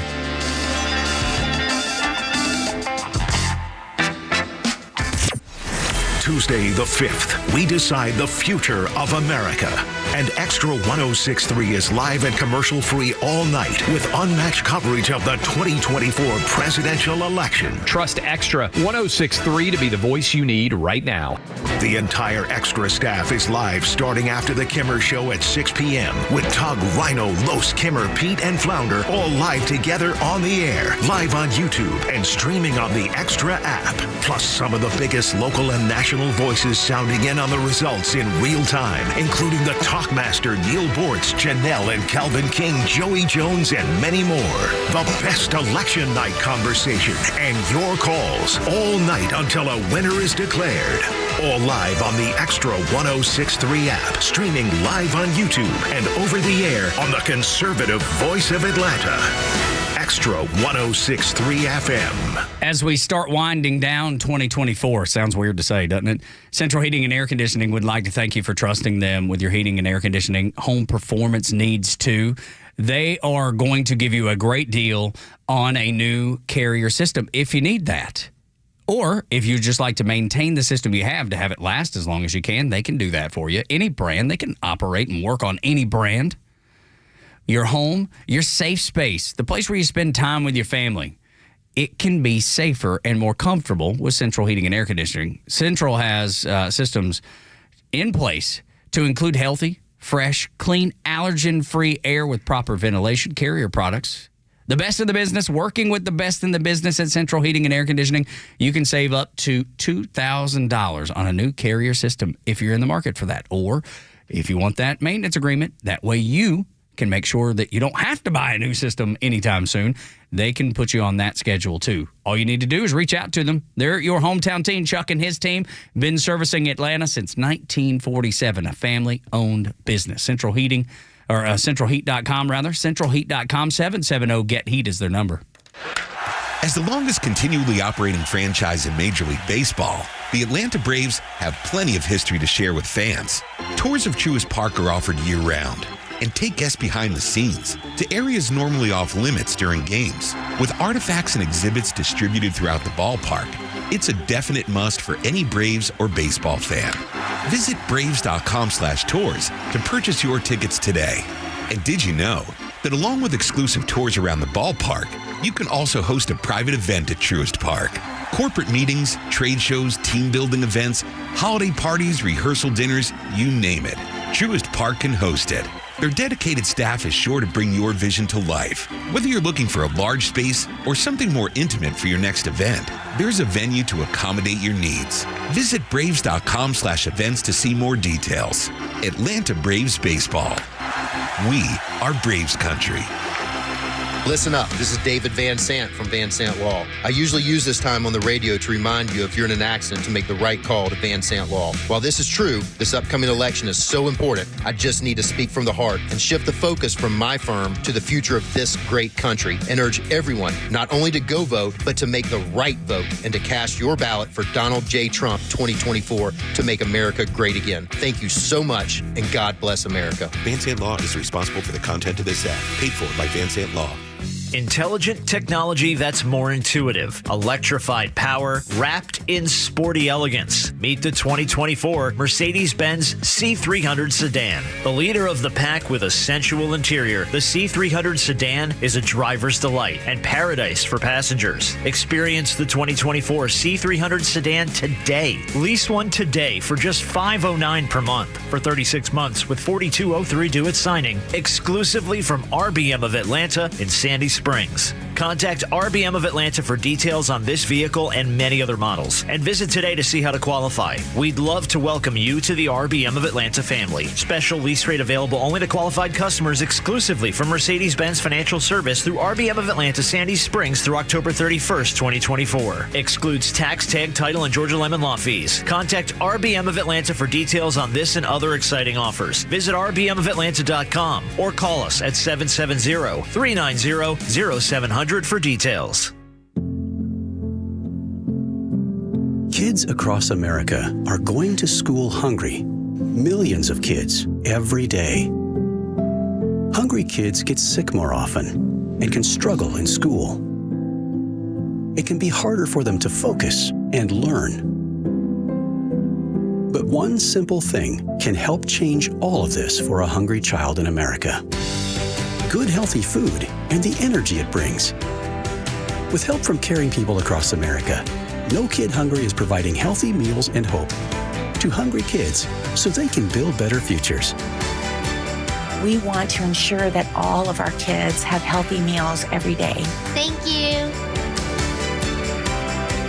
Thank you for helping feed our kids.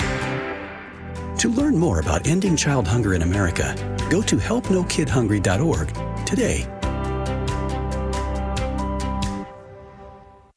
The stories that matter to you. These are your Georgia headlines. Presented by RBM of Atlanta, your Mercedes-Benz connection since 1964. Good morning. Here are your top stories in the state of Georgia for today, Thursday, October 24th. The longest court case in Georgia's history may be ruled a mistrial. Fulton County Superior Court Judge Paige Whitaker is considering a mistrial in the YSL RICO case after prosecutors from the Fulton County District Attorney's Office asked defendant Slime Life Shawty to reveal information that the jury was not supposed to know regarding which defendants were incarcerated. The judge has not made a decision on the mistrial, and the case is expected to resume today. The Secretary of State's office confirmed that a cyber attack targeting Georgia's voter registration website occurred on the last day of voter registration. The attack, which occurred on October 7th, slowed the internal system used to request absentee ballots. The origin of the attack is unclear, but evidence pointed to over 420,000 IP addresses from more than 20 countries detecting during the incident. And thousands of supporters lined up early outside of Gas South Arena for Turning Point Action's Georgia for Trump rally in Duluth yesterday. Speakers such as Robert Kennedy Jr., Tulsi Gabbard, Tucker Carlson, and Jason Aldean all took to the stage before President Trump capped off the evening with his speech. Vice President Kamala Harris will be in Atlanta today to host a rally of her own. With your headlines, Scott Rhino, Extra 106.3. Thank you for being here. 404-741-1230 is the number. 7 o'clock hour is brought to you by Van Sant Law Group. If you're in an accident, make the right call. VanSantLaw.com. I bet you could go back in history and look at the stories of warfare specifically. And Los, I know you would know this, being a history guy, a guy that takes in a lot of this type of content, whether in documentary or written form. And you'd see armies and strategists stretching themselves too thin, and they're fighting on so many fronts. There's just no way that they can make this work because they're losing people left and right, and so many. They don't have a concentrated force. They're spread too thin, and that kind of looks like what Kamala Harris is taking on right now. Really depends on what your pain point is. Are you bothered by the current economy? Well, that might be your motivating factor. Yes. Are you bothered by immigration? Okay, Why, that yes. might be your motivating factor. Yes, I am. But what eventually you get around to, and this is a book that's going to be coming out from Woodward, and New York Times ended up covering it. It talked about what's been going on with Joe Biden. Oh. And Joe Biden, as the story goes, as far back as last year, they were trying to have fundraisers, and he's walking around aimlessly. So in the book, it points out, and I thought this was really funny. It said he could not wait to sit down and only took 2 prearranged questions. He never carried he carried a handful of note cards with the answers printed out, but even then seemed to wander off. It said he also would wander around and tell the women, "Your eyes are so beautiful." Okay, so he's just walking around this fundraiser party. Yes, I feel. And I think Not to creepy myself, at all. Jill, I think to myself, if you're just trying to get down to the core of who Kamala Harris is, and you're just wondering about authenticity, this is a woman who lied to you about your dad. This is a woman who lied to you. Continues to. Yes, She continues about to. She how said he he's was. just fine still to this moment. So this book is pointing out all the moments where everyone within the inner workings of the Democrat Party, basically the bundlers, the people that make the money and give the money over to the party, have known for years, this guy is nuts. Like, this guy is way out there. And the fact that she still, no matter how many times she's asked, does not go down that road, I think it's because she'd have to admit that she's been lying to you. Yeah, everybody knows she's lying. Even she can't get away from it. She can't even get through the sentence without stumbling over her lies. She's changed the message a little bit, right? She at first was like, I've been in the cabinet meetings with him. I've been in these meetings. He's been strong. He is riding a unicycle, juggling axes or something. Yesterday, I heard her in the town hall when asked that question, kind of sit back and say, the man has a long history of being a great leader. He's done so much for this and blah, blah, blah. So she totally avoided the question because she realizes everybody understands that she's supposed to lie about this. Because the reality is Democrats hid this from everyone, or at least they tried to, because I don't think any of us were fooled.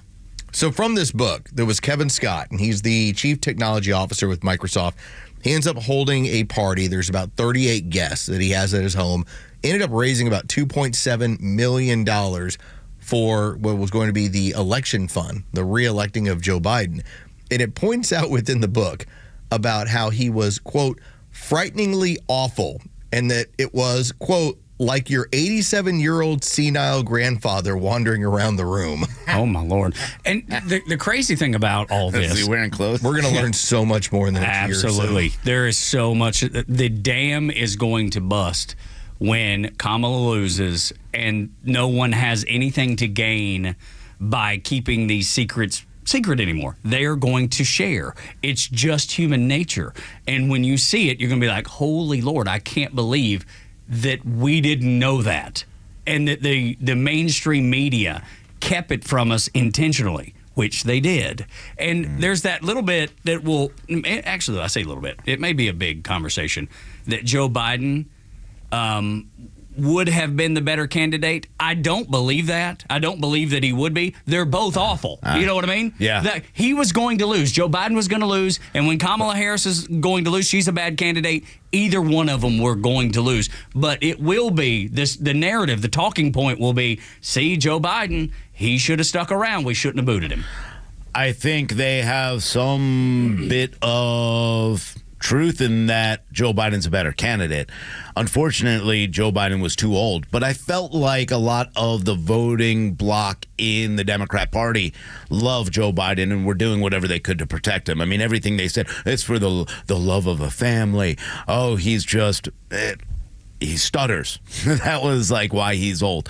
The reality of it is this.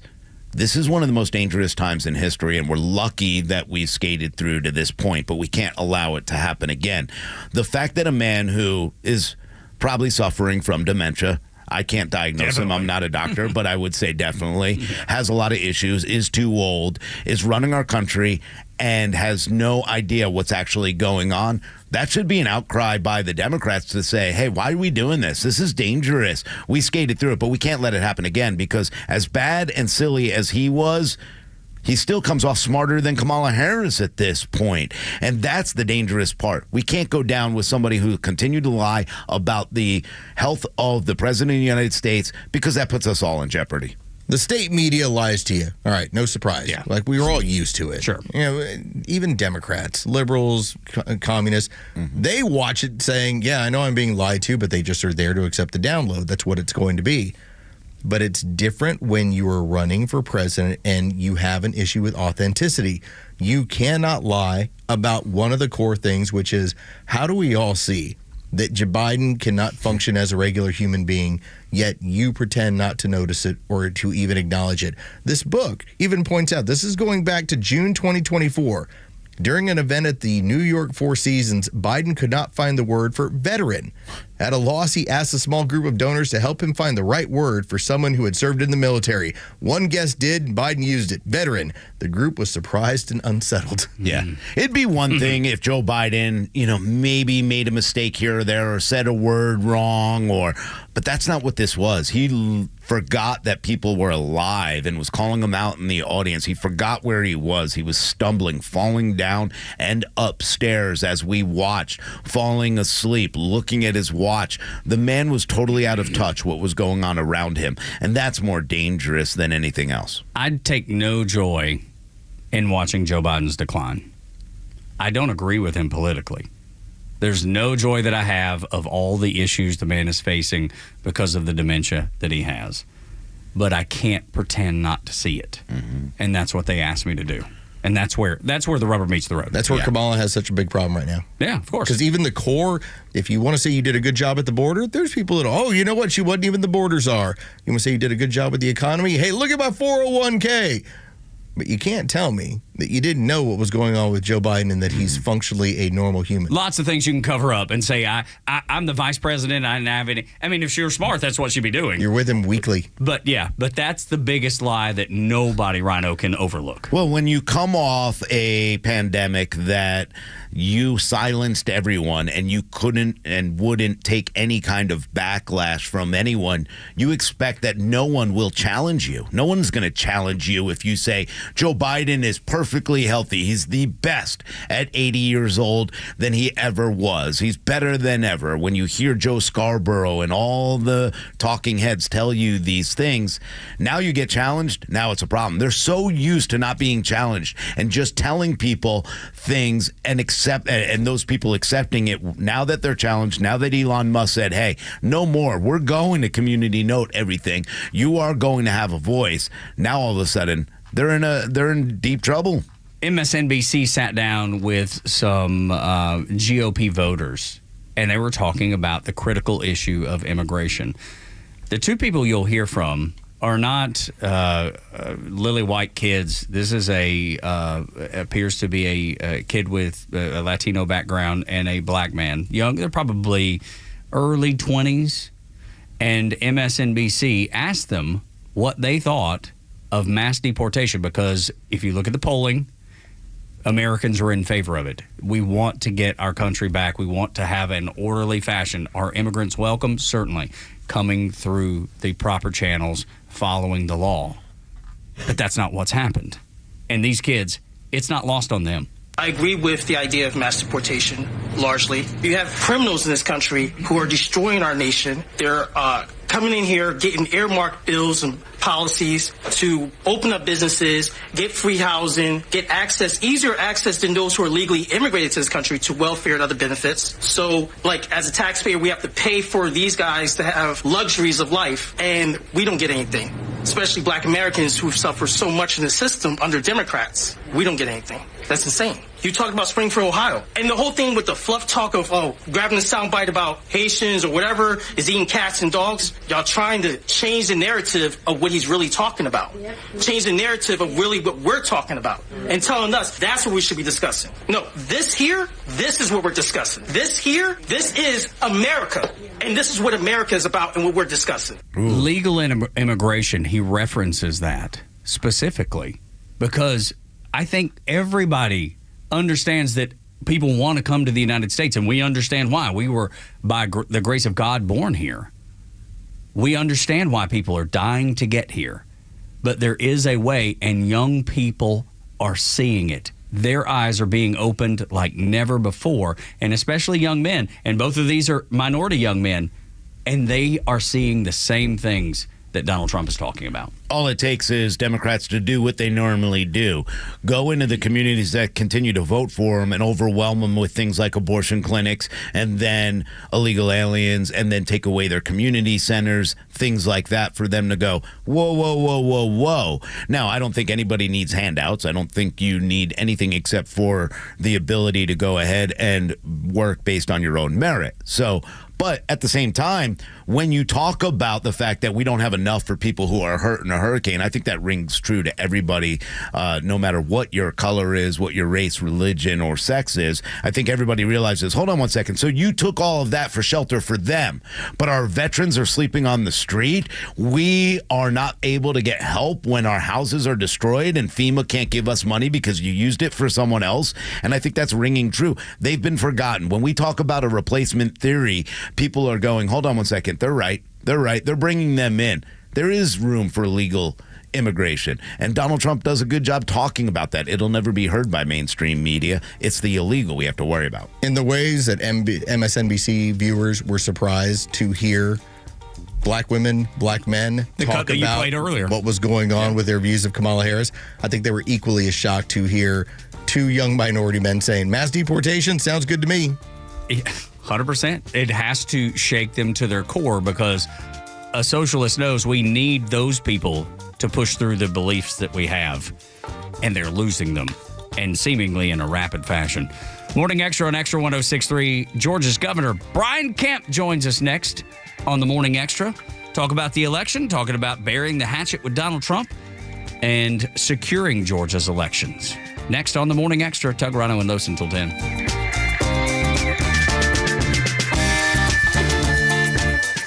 Kamala actually said that she agrees with Liz Cheney and Dick Cheney's foreign policy. These are the architects of the Iraq War. The Kimmer Show, every afternoon from 3 to 6 p.m. on Extra 106.3 and the Extra app. Good morning. Let's talk about Howard Brothers and Skag. Hey, it's front office Los, and you feel it.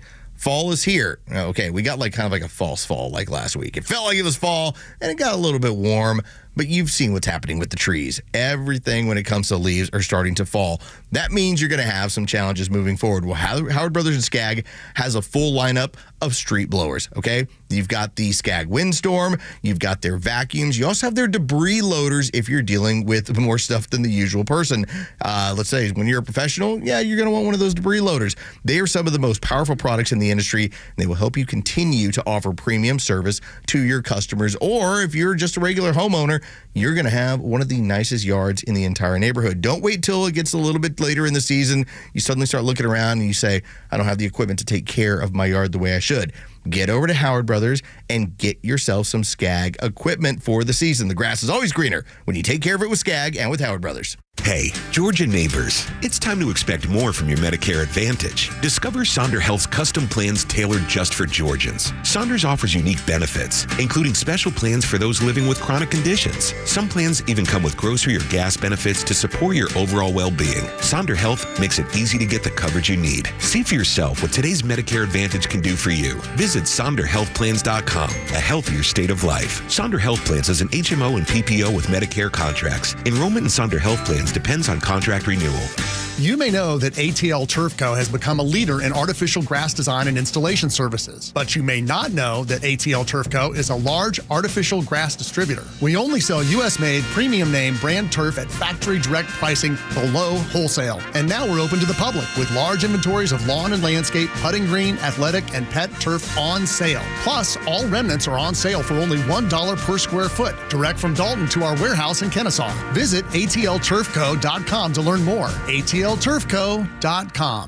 Hey, it's Kimmer. Let me ask a question. Are you self-employed, self-insured, maybe a small business owner? For those of us who are healthy right now, what happens when you get chronically ill? Could be fine, but that could wipe you out. You think Obamacare is going to help you figure this stuff out? Good luck getting somebody to answer the phone. Well, I got a guy. Steven, the health insurance doctor, has a better solution. It's the non-Obamacare health plan. These plans are available year-round, open enrollment periods, $0 deductibles, no co-payments when you see your doctor. They have the power of a nationwide PPO, whatever that is, to see any doctor, any hospital. The health insurance doctor's clients saving up to 60% over Obamacare, many saving up to $10,000 a year in premiums. The health insurance doctor's been serving Metro Atlanta for decades. Stephen has thousands of satisfied clients. Stephen, the health insurance doctor, will personally answer your call, always help you, and it's free, no cost to you. You don't have to pay him. The health insurance doctor, 678-523-0759. 678-523-0759. On the web, healthinsurancedoctor.net. The Extra 106.3 app is your live connection to the station, streaming free across Georgia. But it's also loaded with all our original shows and podcasts. Listen to exclusive shows from Janelle King, Ben Burnett, and so many more. Grab the Extra 106.3 app now and start streaming. Tug, Rhino, and Los on the Morning Extra until 10. We are joined this morning by Governor Brian Kemp. Governor, thank you so much for taking the time. Hey, good morning, guys. Hey, good to talk to you. 2.2 million people have voted in Georgia already. We're on pace to hit the biggest turnout in Georgia history. What do you credit for this success? Why are people turning out all of a sudden? Man, can you believe that they're turning out like this when you had so many criticize our voting law in years past and sue us over it and everything else? That's just ridiculous. It's easy to vote and hard to cheat in Georgia, and I think it's a great sign for the home team that folks are turning out this way. Certainly Republicans are. But I would just tell people, look, do not get complacent. Keep going to the polls. Keep letting your voice be heard, and let's keep our state moving in the right direction and change the direction of the country. Yeah, I think a lot of people feel more safe with SB 202 being passed and other things, Governor. And one thing that we're looking at now is these early numbers and the way that Donald Trump right now with Georgia, it looks very reminiscent to what happened when you ran up against Stacey Abrams. We're seeing really good numbers. We're seeing people come out, and it just keeps growing and showing that people are feeling more secure in these elections, that they're getting out to vote. Well, it's interesting. If you look back at the history in 2018, we were behind Abrams going into Election Day in the early and absentee votes. And we worked really hard in 2022 to change that and to get folks to vote early, to target, people, get our folks registered. And that completely changed. We were only down by one going into Election Day in 2022. And you're seeing the same things happening now in the 2024 election and early voting so far. I mean, Republicans are either holding their own here and around the country, or they're surpassing the Democrats in early voting. Now, that can certainly change. We still got a long way to go before we get to November 5th. But I think it is a good sign that people are confident, that they're wanting to get out to vote. They're wanting to send a message. And guys, quite honestly, most of the country's already made their mind up. So if you might as well just go ahead and vote. And that way people will leave you alone, quit calling you and sending you mail pieces. And Governor Brian Kemp is our guest on the Morning Extra. And Governor, I want to ask you about that, because it seems like there's been a collective narrative from our side of the media of saying get out and vote early. But also I think that's a combination of the energy that's on our side. Has this been a combination where you think both of them have kind of created perhaps that red wave we were trying to look for in 2022? Yeah, look, I wouldn't, I haven't delved into the data because we've had so much going on to really tell. I know it's a positive sign for Republicans in early voting for sure. My gut feeling is there's a lot of motivation on our side to get out and vote and to make a change in the White House, because we can't afford 4 more years of Joe Biden and Harris, and we certainly can't afford 4 more years of Harris and Tim Walz with their policies. And look at the economy, the cost of everything, what's happening at the border.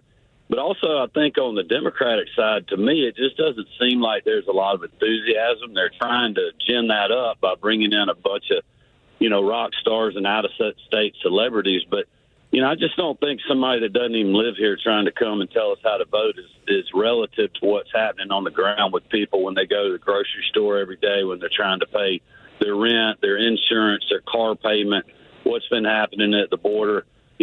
People are tired of that. They remember it was a lot better 4 years ago than it was right now. Governor Brian Kemp joining us on the Morning Extra. Tug, Rhino, and Los. You said easy to vote, hard to cheat. Will you speak to our listeners? Because we still have people call in and say they're nervous about election integrity. They're still concerned about that. Can you address that for our listeners? Well, I told somebody that emailed me the other day, I said, look, I understand that, but we've got one of the strongest Elections Integrity Act laws in the country. We had a great election in 2022. We were up against these same forces when you think about the amount of money that Abrams was raising from around the country, that Senator Warnock was raising around the country. And, in the governor's race, we won by almost 8 points. Every other Republican on the ballot, from a state perspective, won with Libertarians in the race without a runoff. So regardless of how you feel about election integrity, you still got to go vote. I just was telling people, look, just forget about that for the next 2 weeks and focus on getting you, your neighbor, people you're worshiping with, people you're working with that are like-minded to go out and vote. And then after the election's over, you can go back to doing or saying whatever you want. But right now, and that's what Donald Trump was talking about at his rallies and his texts that he's getting or he's sending out every day, and what he's putting on X and other social media platforms is he's just encouraging people to go vote. Go vote now. Don't worry about all the other stuff. The one thing that you can control is going to vote and who you're going to vote for. And I would tell people to go do that sooner rather than later. Governor Kemp joining us here on the Morning Extra. And Governor, I know that you always get put in a tough spot, both by Republicans and Democrats at times. One of the things that a lot of people are talking about is the state election board and some of the rules passed. And we don't need to get too involved in it, but this is something that maybe voters want and needs to be legislated. The Dominion voting machines seem to be a really big stumbling block. And when we don't update them for this election, when people do have questions and they don't feel secure in it, is this something that you can see after this election, after we get out and vote, we may revisit with our state legislators?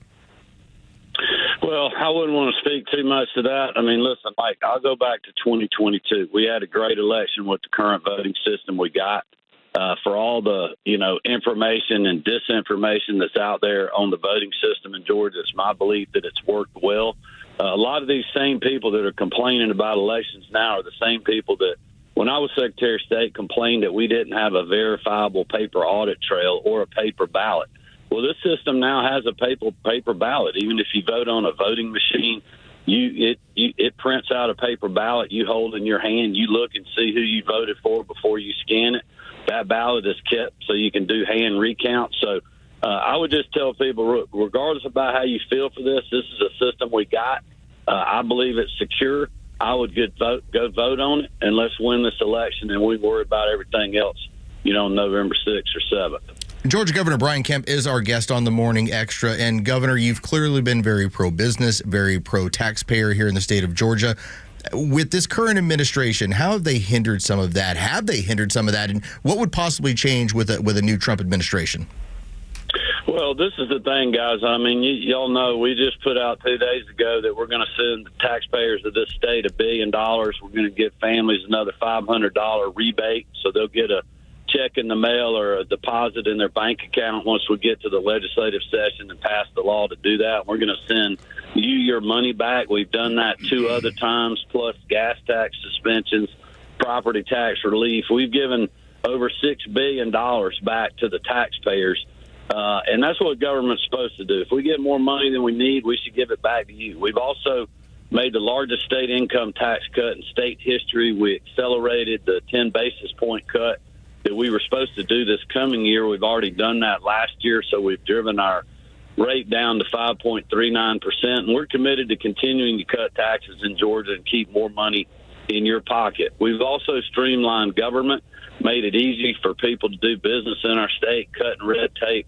And to me, that's the one thing that really the Trump administration is such a stark difference from, what we have in the current administration and the Biden-Harris administration, with government red tape, government picking winners and losers, trying to help their allies versus helping everybody. And, we just didn't see that in the Trump administration. If you remember, early in the Trump administration, if a new rule was created, they had to get rid of either 2 or 3 old rules. That's the mentality that we need back in the White House to free this economy up, to drive, down cost and make America more efficient again. Also get where we're, controlling our own destiny and making things in this country, not being dependent on countries like China and, other people that don't like us. And to me, that's the big difference from an economic perspective.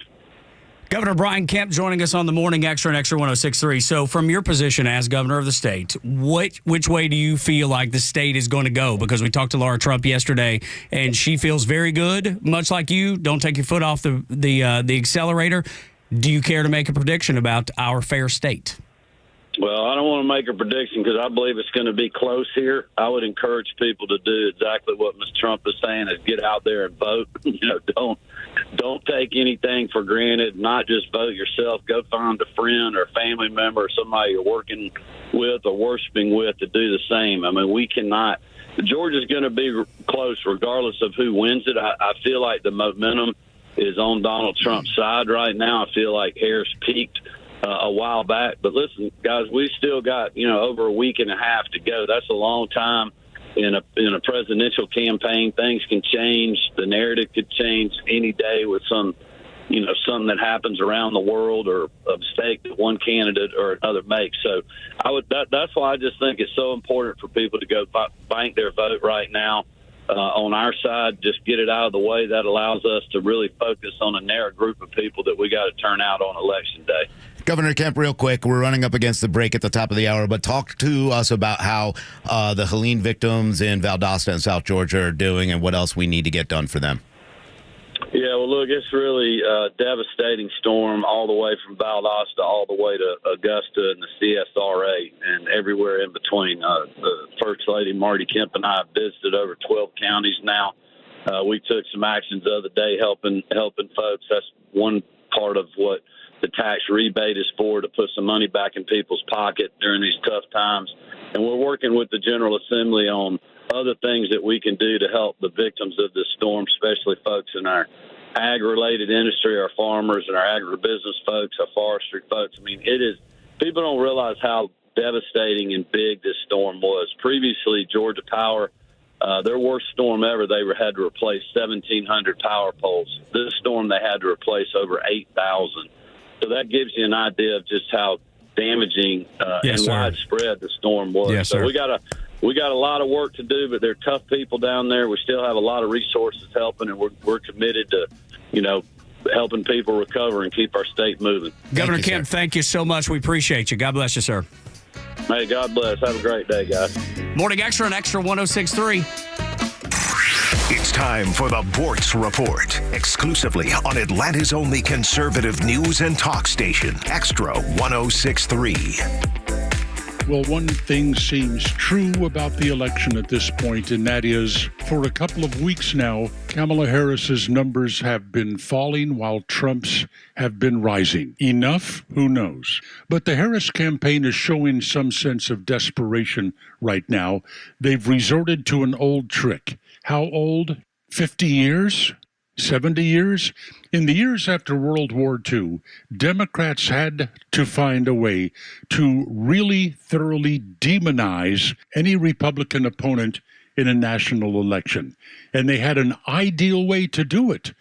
They tie that Republican to one of the most hated people in the history of the world, Adolf Hitler. In every single presidential election that I can remember with any detail, Democrats have always said that the Republican opponent is a Nazi. He's very much like Adolf Hitler.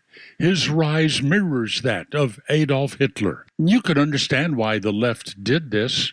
Hitler was universally hated in this country, and if you could somehow tie the Republican opponent to old Adolf, well, then you might have the election won. Now, in the Kamala Harris campaign right now, you don't hear any more about her politics of joy. That didn't work. It's gone to the wayside. A new way forward? Well, that didn't work. It's gone now, too. Her whole campaign is dedicated to Donald Trump is a Nazi. Donald Trump is very much like Hitler. The old playbook opened up again. You want a vivid example? Look at the Drudge Report today. Before the election, you're sure to see a picture of Donald Trump with the little Adolf Hitler mustache. Will it work? Who knows? The fact that Harris has this level of support is frightening, so I guess anything could happen. Watch and see. Neil Bortz, Extra 106.3. Are you retired or retiring soon? Do you know how much money you need to live comfortably? Retirement Planners of America is here for you. These may feel like scary times. Several economists are saying that a recession is imminent. So what do you do? Ancient wisdom says plans fail for lack of counsel, but with many advisors, they succeed. Would you like to have financial peace of mind? Here's how. Step 1. Find out the amount of money you'll need to retire. Step 2. Have an actionable plan to get there. Step 3. Make sure that plan is executed to take advantage of market gains, but protect you from market losses. We would like to give you a free, no-obligation consultation to help you do all three. We will help you discover your magic number and give you the roadmap to get there. Call now to schedule your free consultation. 800-508-6108. That's 800-508-6108. 800-508-6108. Don't wait. Call 800-508-6108. All investments involve risk, including losses. Past performance does not guarantee future results. Hey, sandwich lovers. Today's your lucky day. There's a whole new way to roll for lunch or dinner delight with Nucky's Hoagies in the Roswell Corners Shopping Center. Now open. Nucky's Hoagies in Roswell is family owned and operated by the Sub-Sisters, Stacy and Shannon, whose love language is food and Nucky's Hoagies, their passion. When you bite into a Nucky's Hoagie, you'll taste the difference. The softest hoagie rolls ever, along with hunger-quenching sandwich combinations. Make Nucky's Hoagies in Roswell on Woodstock Road your new favorite spot for lunch or dinner. WFOM and W292EV Marietta, a Dickey broadcasting station. The 8 a.m. hour is brought to you by Central Heating and Air. Dave Anthony, Fox News. Maryland joins the early voting party as Americans cast ballots in record numbers, more than 25 million so far. The American people are fed up with the people that are leading us down a road to disaster. Former President Trump at a rally in Duluth, Georgia, vowing to end what he calls an invasion, blaming Vice President Harris for illegal migrant gangs and crime. She resettled these people into your communities all over America. And they're the roughest people. A message the former president will bring today to Arizona and Nevada. Vice President Harris was asked about the border at a town hall last night near Philadelphia. Let's just fix it. Why is there any ideological perspective on this? Let's just fix the problem. Harris will hold a rally today with former President Obama in Georgia. Again called Trump dangerous and unstable. CNN's Anderson Cooper asked her, do you think Donald Trump is a fascist? Yes, I do. Yes, I do. Agreeing with John Kelly, the former Trump White House chief of staff, who says the former president told him he wanted generals like Hitler had. A Trump Truth Social post calls Kelly a degenerate and a lowlife and a liar. Israel's hit Gaza with another airstrike. Palestinian officials say at least 17 people were killed at a school turned shelter. Israel says it targets militants hiding out among civilians. And a week after Israel killed Hamas's leader, Secretary of State Antony Blinken keeps pushing for a ceasefire in another country after trips to Israel and Saudi Arabia. Blinken is expected to continue his peace talks with Qatar, which is actually a mediator for Gaza. Hamas's militant group actually has an office there as well. That's Fox's Matt Finn in Tel Aviv. The Boeing strike that's halted some airplane production continues. The morning after almost two-thirds of those picketing workers rejected a new Boeing contract offer because it does not include their demand to bring pensions back. We'll get through this, but this is where we're at right now. That's Machinists Union President John Holden. America's listening to Fox News.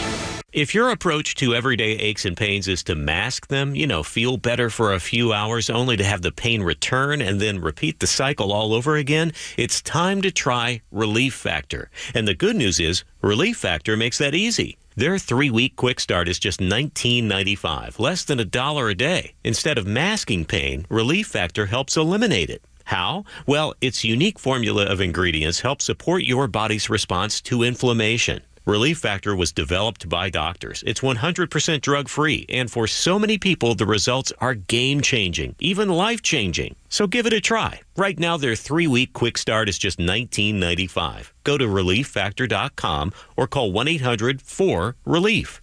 That's 1-800-4-RELIEF. See how in a few weeks or even days, Relief Factor can reduce your pain. When you feel better, life is just better. So don't mask pain. Fight it naturally with Relief Factor. Hey, gang, it's your old friend Neil Bortz. You can catch me every Tuesday morning here on the Morning Extra. Now back to Tug, Rhino, and Carlos on Atlanta's only conservative news and talk station, Extra 106.3. Download the app. Just like Neil Bortz said, get it today wherever you get your apps. Apple or Android, and that way you can go back and listen to any of the discussions that we've had throughout the day. And this morning as well, on the Morning Xtra, Governor Kemp in that last segment, just talking about the importance of not taking your foot off the gas. Laura Trump talked about that, and we'll talk about that. So it's really important to get out and vote. And I love the message, y'all, that you're starting to say. Donald Trump brought it up. Governor Kemp brought it up. Everybody's bringing it up. And we've brought it up for a long time. Talk to the people that you spend time with. This election is maybe the most consequential election of our lifetime. Mm-hmm. And I know it gets said every election cycle, so probably you take that with a grain of salt. But I truly believe it. I genuinely 100% believe it this time. If you're choosing, you're physically choosing between traditional America, the way you've known it, the way you've grown up with it, or a drive toward socialism. That's what you want. Look, I totally agree, and I'm gonna lead by example here. What I want you to do is go, hey, Tug. Yes, sir. Carlos and I did what we needed to do, and we went out and vote. I need to get you. Where you at, Tug? Where you at? We need to get you to Governor Kemp said that I need to grab somebody I work with or I worship with. Yep. Right. And so I'm going to take you as soon as we're done with work here. Mm-hmm. Throw you in the back of the truck. I'm going to put you in. I'm going to trank you. Mm-hmm. You don't even need to do that. I'm willing to go. Like I plan to go. You know? No. Plan to go or go. No, I've never missed an election cycle since I was 18 ever. Okay. Even when I was in the Navy, I was sending in my ballots. Yeah, for but you had a better ocean. excuse then. Yeah, I'm at sea. Yeah, I'm over in like the Mediterranean. Yes, or the Middle East in the Persian Gulf. I've spent some time there too. Okay. But that's the thing. Like I didn't miss it then. If I went to that length to get it done, what makes you think that I won't get it done now? I just want to see it done. When Tug was in Somalia, he got his vote done quickly. I was not in Somalia. And instead, when he's here, he's like, I'll get around to it. I was very fortunate. I got to see the world because I was part of the Navy in relative peacetime. Now, when you go into the Persian Gulf, you obviously go into it's considered a war zone. So you actually get, let me tell you, I think at the time it was like $150 extra on your check when you're in the Navy, when you're in when you serve in that area, yes. And I think it's like $150 a month. Ooh. Though, you're going to risk your life. We're putting you in a war zone. I will tell and we're going to give you $150. My father-in-law. Looking back. Yeah. He would look forward. It was tax-free, though. I will say that was the benefit. You spent that money on the Black Angus, didn't you? Yes, I did. In a weird way, my father-in-law, back when he was serving as a logistician for the U.S. Army, he would look forward to those deployments because of what he could buy after he got back. It was like, are we going to build a patio? Are we going to put in a pool? Are we going to, because of just the amount of pay, hazard pay? Dude, I saved like $10,000 on my first cruise and bought a Mustang GT. Spent it on the whore. No, I didn't. No. Well, it was a red Mustang GT. She was curvy. I'll give it that. Hey. And let me tell you, the first dealership I went into, they're like, you're 21, 22, however old I was, 21, probably 21.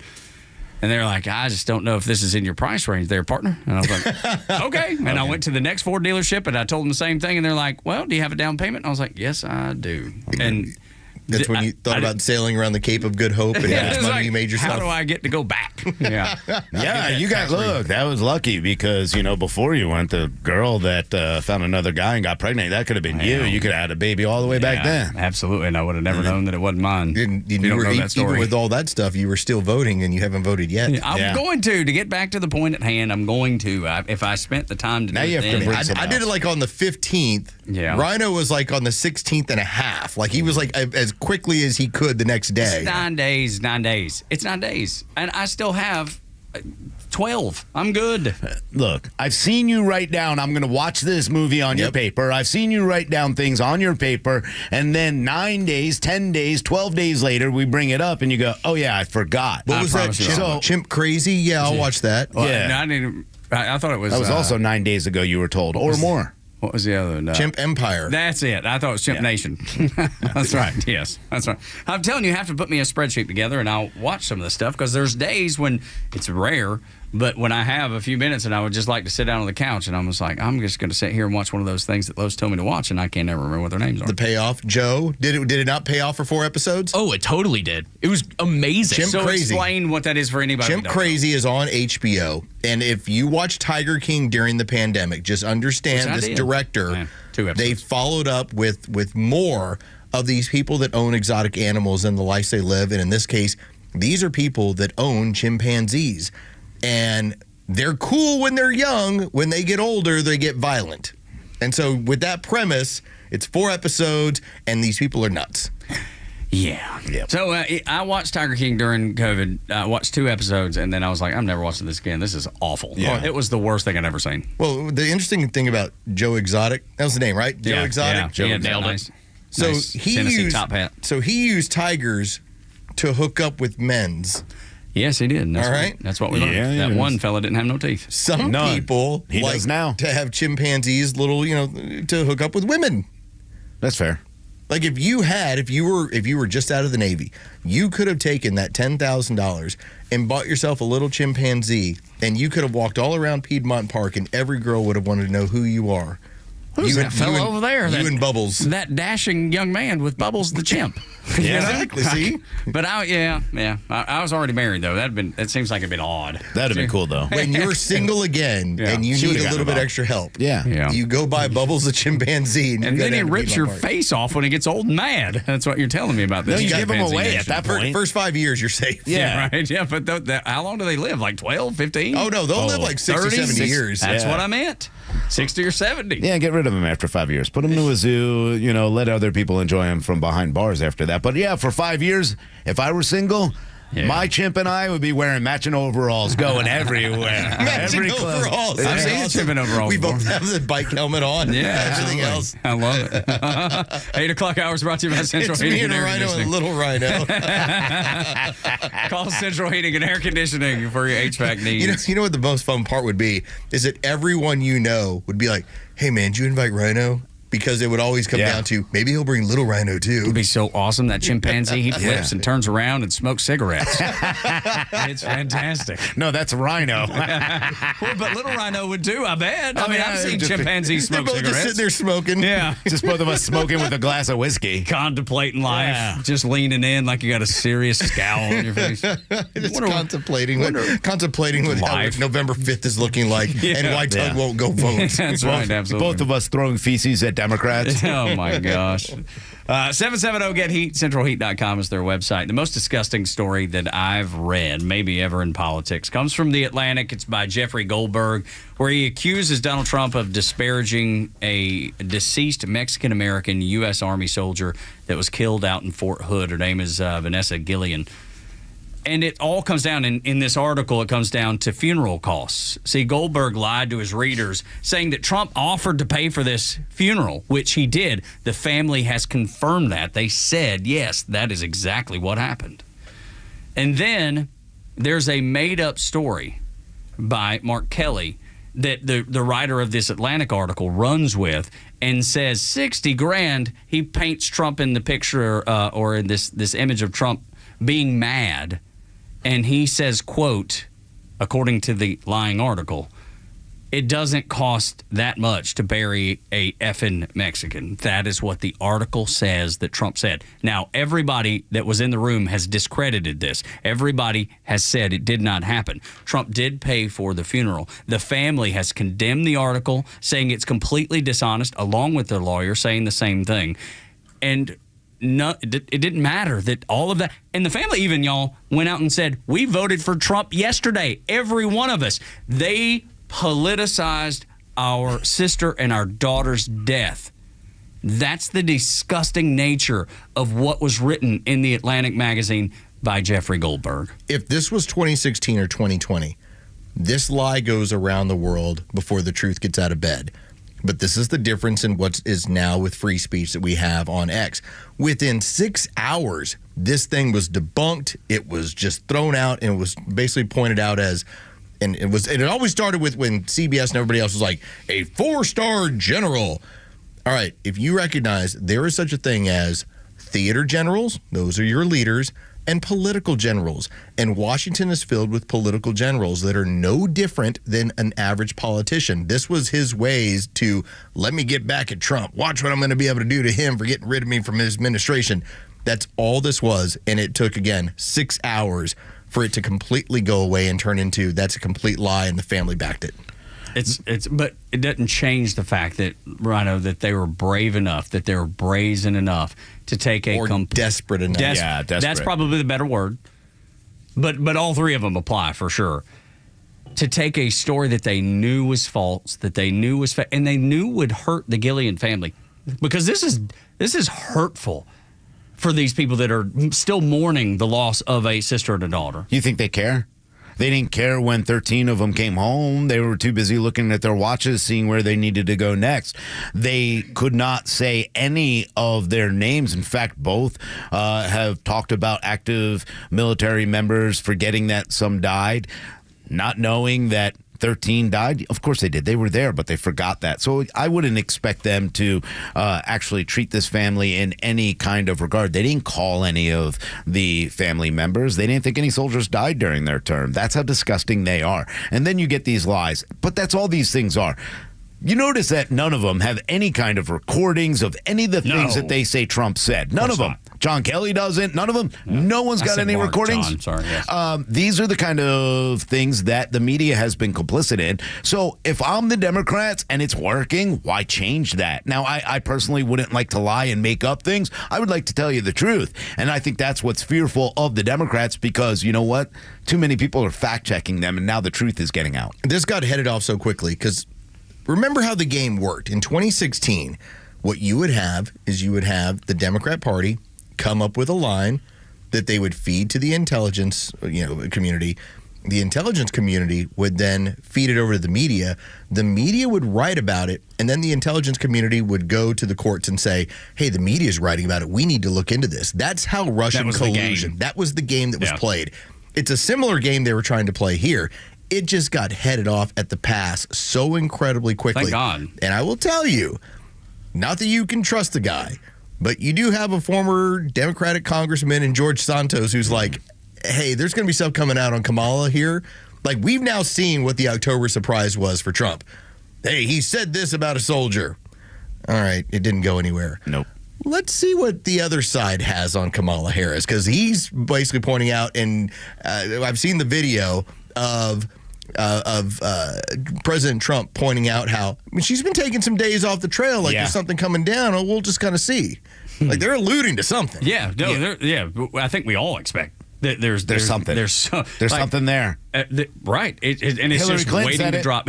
Absolutely, you're right. She was trying to head it off at the pass. She was trying to lay the groundwork of debunking it before it even came out. I'm going to see if I can find the email I got from the campaign, the Trump. But they even teased it last night. You may hear something that's going to end this race about Kamala Harris tonight at the rally. So they obviously have something. They are going to release something. I think they're waiting right now for her to actually come up with anything good in order just to say, here you go. Here's the truth behind what she is trying to allude to. But here's the truth.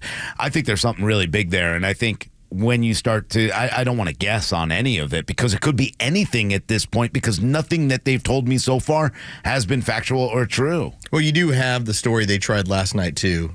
And let me tell you, I was a big fan of Stacey Williams back in the 90s. And they tried to float out he touched me back in 93 over at Epstein's place. Epstein didn't even have a place until almost 4 years later, where she's saying. So it's almost like, wait a minute. This is what you have. This almost feels as if these are the last desperate gasp of an organization that is falling apart, and that they realize they're going to lose. They have the goods on us. Let's try and fire off everything we got right now, even though we know it's going to miss. They're going with Jan 6th. They're going with anti-Trump. They're going with fascist. How many times fascist was called last night on the CNN town hall? And nobody fact-checked them. In fact, when you start to see the media, USA Today, here's their headline. Harris calls Trump a fascist at CNN town hall, and then goes on to say that she agrees, and they make it seem like it's real. Vice President Kamala Harris agreed with former President Trump's ex-chief of staff that he is a fascist. But then add in, because this is from the article too, John Kelly, the retired Marine general, where Trump is supposedly saying he praising Hitler's leadership, and Hitler did some good things. Again, no evidence whatsoever, but it did not stop Kamala Harris. As soon as this article hit, it was completely coordinated. Let the article drop, let it try to pick up some steam on the internet, and then run to the first microphone that you can find, and she did just that. Donald Trump is increasingly unhinged and unstable. And in a second term, people like John Kelly would not be there to be the guardrails against his propensities and his actions. Those who once tried to stop him from pursuing his worst impulses would no longer be there, and no longer be there to rein him in. So the bottom line is this. We know what Donald Trump wants. He wants unchecked power. The question in 13 days will be, what do the American people want? What he wants is a good economy and a secure border, man. I think what I enjoyed last night was sharing a picture and then trying to ask the crazy lefties to explain it. And some of them could at least kind of figured out it was the picture of Trump Heights from the Golan Heights of establishing Jewish settlements in the Golan Heights region of Israel into Syria. And immediately would turn into, well, that doesn't mean he doesn't like Hitler. I was like, well, for a Hitler lover, he's pretty bad at helping out the Jewish people. I'm not really sure if Hitler was really known for that one. He was not. FYI, John Kelly wasn't there in 2020, by the way. He was done in 2019. So for her lie about, there's no one to stop him. Oh, I know. Well, guess what? But he didn't do anything. But all of this, I think the crux of the conversation is, for political gain, they stood on the backs of a grieving family over a soldier that was killed at Fort Hood. That's what they're willing to do. That was the basis by which they thought this is going to be the one that lands. And the family, no. Immediately said, no, this is all fake. This is all nonsense. And we absolutely disavow everything that was written in the article. We were misled, and we voted for Trump yesterday. That's exactly what they said. Go look it up. It's a fascinating story to the depths that some people will sink to maintain power. Morning Extra at Extra 106.3. Co-chair of the RNC, Lara Trump, joins us next after headlines on the Morning Extra here on Extra 106.3. Tug, Rhino, and Low Central 10. Isn't it funny how the Democrats always focus on the bad part of American history and they never talk about the good part of American history? Yeah. The Kimmer Show every afternoon from 3 to 6 p.m. on Extra 106.3 and the Extra app. The end of the year is closing in, and with it, another tax year comes to an end. As you prepare to file your taxes, consider the efficiency of your tax strategy.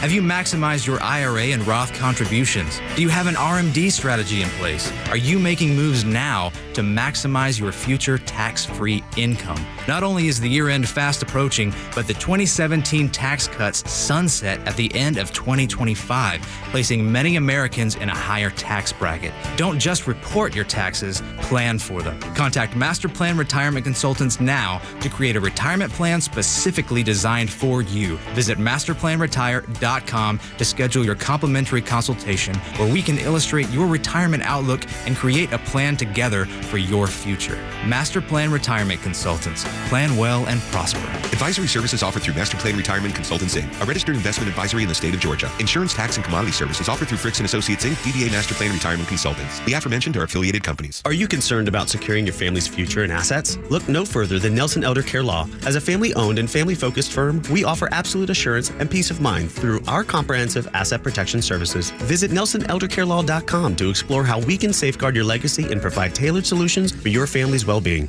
Get ready for Real Talk on the Janelle King Show, where we tackle kitchen table topics that are banned from family gatherings, but crucial for a strong republic. Tune in every Saturday at 3 p.m. and every Sunday for an encore episode at 9 a.m.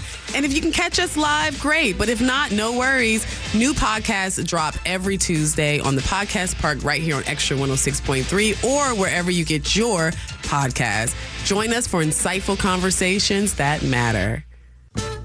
Extra 106.3 listeners are falling in love with Nucky's Hoagies in Roswell. Me and my wife now find our favorite sandwich place. That food over there was great. Yeah, those rolls are so soft and sweet. I mean, it was just melt in your mouth. It was, and the steak was tender and juicy and flavorful. I can't say enough about it. It was very, very impressive. It was so good. Make Nucky's Hoagies in Roswell on Woodstock Road your new favorite spot for lunch or dinner. Nucky'sHoagies.com. What's up, Atlanta? It's Ben Burnett, host of the Weekend Ben Burnett Show. Each and every weekend, right here on Extra 106.3, we unpack all the week's events. We talk about all the issues with a local Atlanta-based flavor. You can catch me each and every weekend, Saturdays at 2 and Sundays at noon. If you ever miss an episode, you can go to the podcast park or wherever you download all of your content, and I'll be right there. Thanks for listening to the Ben Burnett Show, proudly brought to you by Butler Snow. If your approach to everyday aches and pains is to mask them, feel better for a few hours only to have the pain return and then repeat the cycle all over again, it's time to try Relief Factor. And the good news is Relief Factor makes that easy. Their 3-week quick start is just $19.95, less than $1 a day. Instead of masking pain, Relief Factor helps eliminate it. How? Well, its unique formula of ingredients helps support your body's response to inflammation. Relief Factor was developed by doctors. It's 100% drug-free, and for so many people, the results are game-changing, even life-changing. So give it a try. Right now, their 3-week quick start is just $19.95. Go to ReliefFactor.com or call 1-800-4-RELIEF. That's 1-800-4-RELIEF. See how in a few weeks or even days, Relief Factor can reduce your pain. When you feel better, life is just better. So don't mask pain. Fight it naturally with Relief Factor. The stories that matter to you.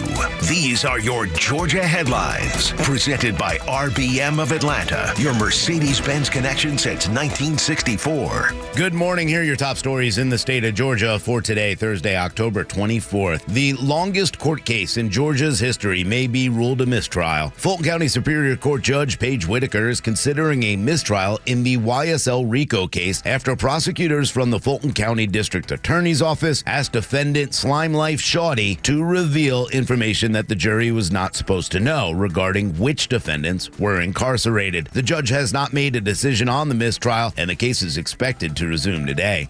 The Secretary of State's office confirmed that a cyber attack targeting Georgia's voter registration website occurred on the last day of voter registration. The attack, which occurred on October 7th, slowed the internal system used to request absentee ballots. The origin of the attack is unclear, but evidence pointed to over 420,000 IP addresses from more than 20 countries detecting during the incident. And thousands of supporters lined up early outside of Gas South Arena for Turning Point Action's Georgia for Trump rally in Duluth yesterday. Speakers such as Robert Kennedy Jr., Tulsi Gabbard, Tucker Carlson, and Jason Aldean all took to the stage before President Trump capped off the evening with his speech. Vice President Kamala Harris will be in Atlanta today to host a rally of her own. With your headlines, Scott Rhino, Extra 106.3. Morning Extra, Tug Rhino and Lowe's, and Lara Trump joining us, co-chair of the RNC. Thank you, ma'am, for taking the time. Hey, good morning. Great to be with you guys. How are y'all feeling about the state of Georgia? Because the three of us in here feel like Donald Trump is going to run away with Georgia. We feel really good about the state. We see it when we talk to people. We see it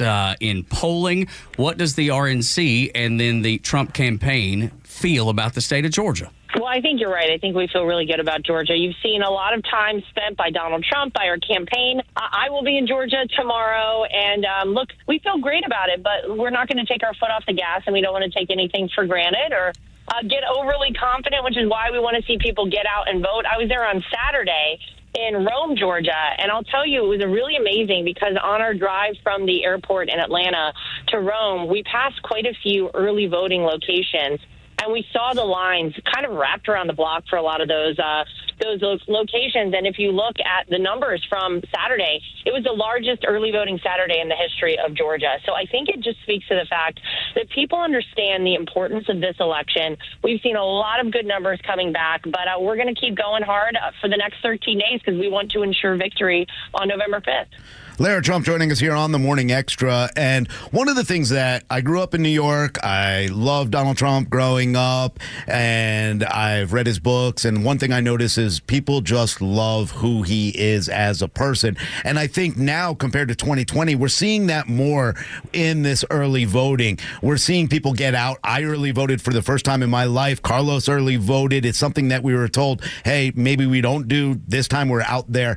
What do you think about what Scott Presler is doing in areas like Pennsylvania in general, and what's happening in New York with a lot of those minorities coming over and saying, hey, we remember Trump and we love him? Well, that's Trump. I mean, if you think about the fact that before he came down the escalator in 2015 in Trump Tower to announce he was running as a Republican, so many people love Donald Trump. I mean, he was sort of the epitome of the American dream. He was what a lot of people strived to be like. And you know, it all changed, of course, when he became a politician, which he still hates the term politician, by the way. Just to speak to the early vote for a second, I think this has been a very important push that we've had from the campaign and the RNC to get people out to early vote. And you've heard Donald Trump talk about it. He's even said he is going to go vote early in this election. It's important because we cannot have everyone wait until election day to go vote. We see the fallacy in that in past elections. Life happens. I have 2 young kids. People have jobs. You have bad weather situations. Whatever it is, we want you to get out and bank your vote and then help us for that time after you vote up until election day to get more people to turn out and vote. And it helps us because once you vote, we take you off our list to harass. We know we harass you a lot with texts and emails and the such, but we want to make sure that we're using our resources after we know you voted to target low propensity voters. And those are people who don't vote every election cycle, but we know they are going to vote for us. That's how we're really going to swamp the vote and make it too big to rig. Now, to talk about Scott Presler, I think he's incredible. He's registered more people to vote in this country, I think, single-handedly than any other one human. And I think he's done an amazing job of getting the word out about getting registered to vote and actually doing the job himself.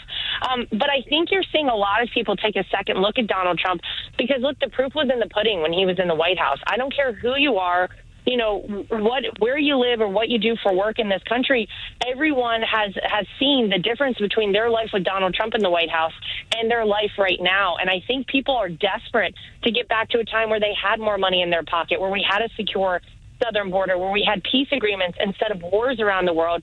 And they know that Donald Trump was the person who brought them that. And you've seen him go out to the Bronx, to Detroit, to Chicago, to areas where Republicans traditionally do not go and say, hey, I want your vote.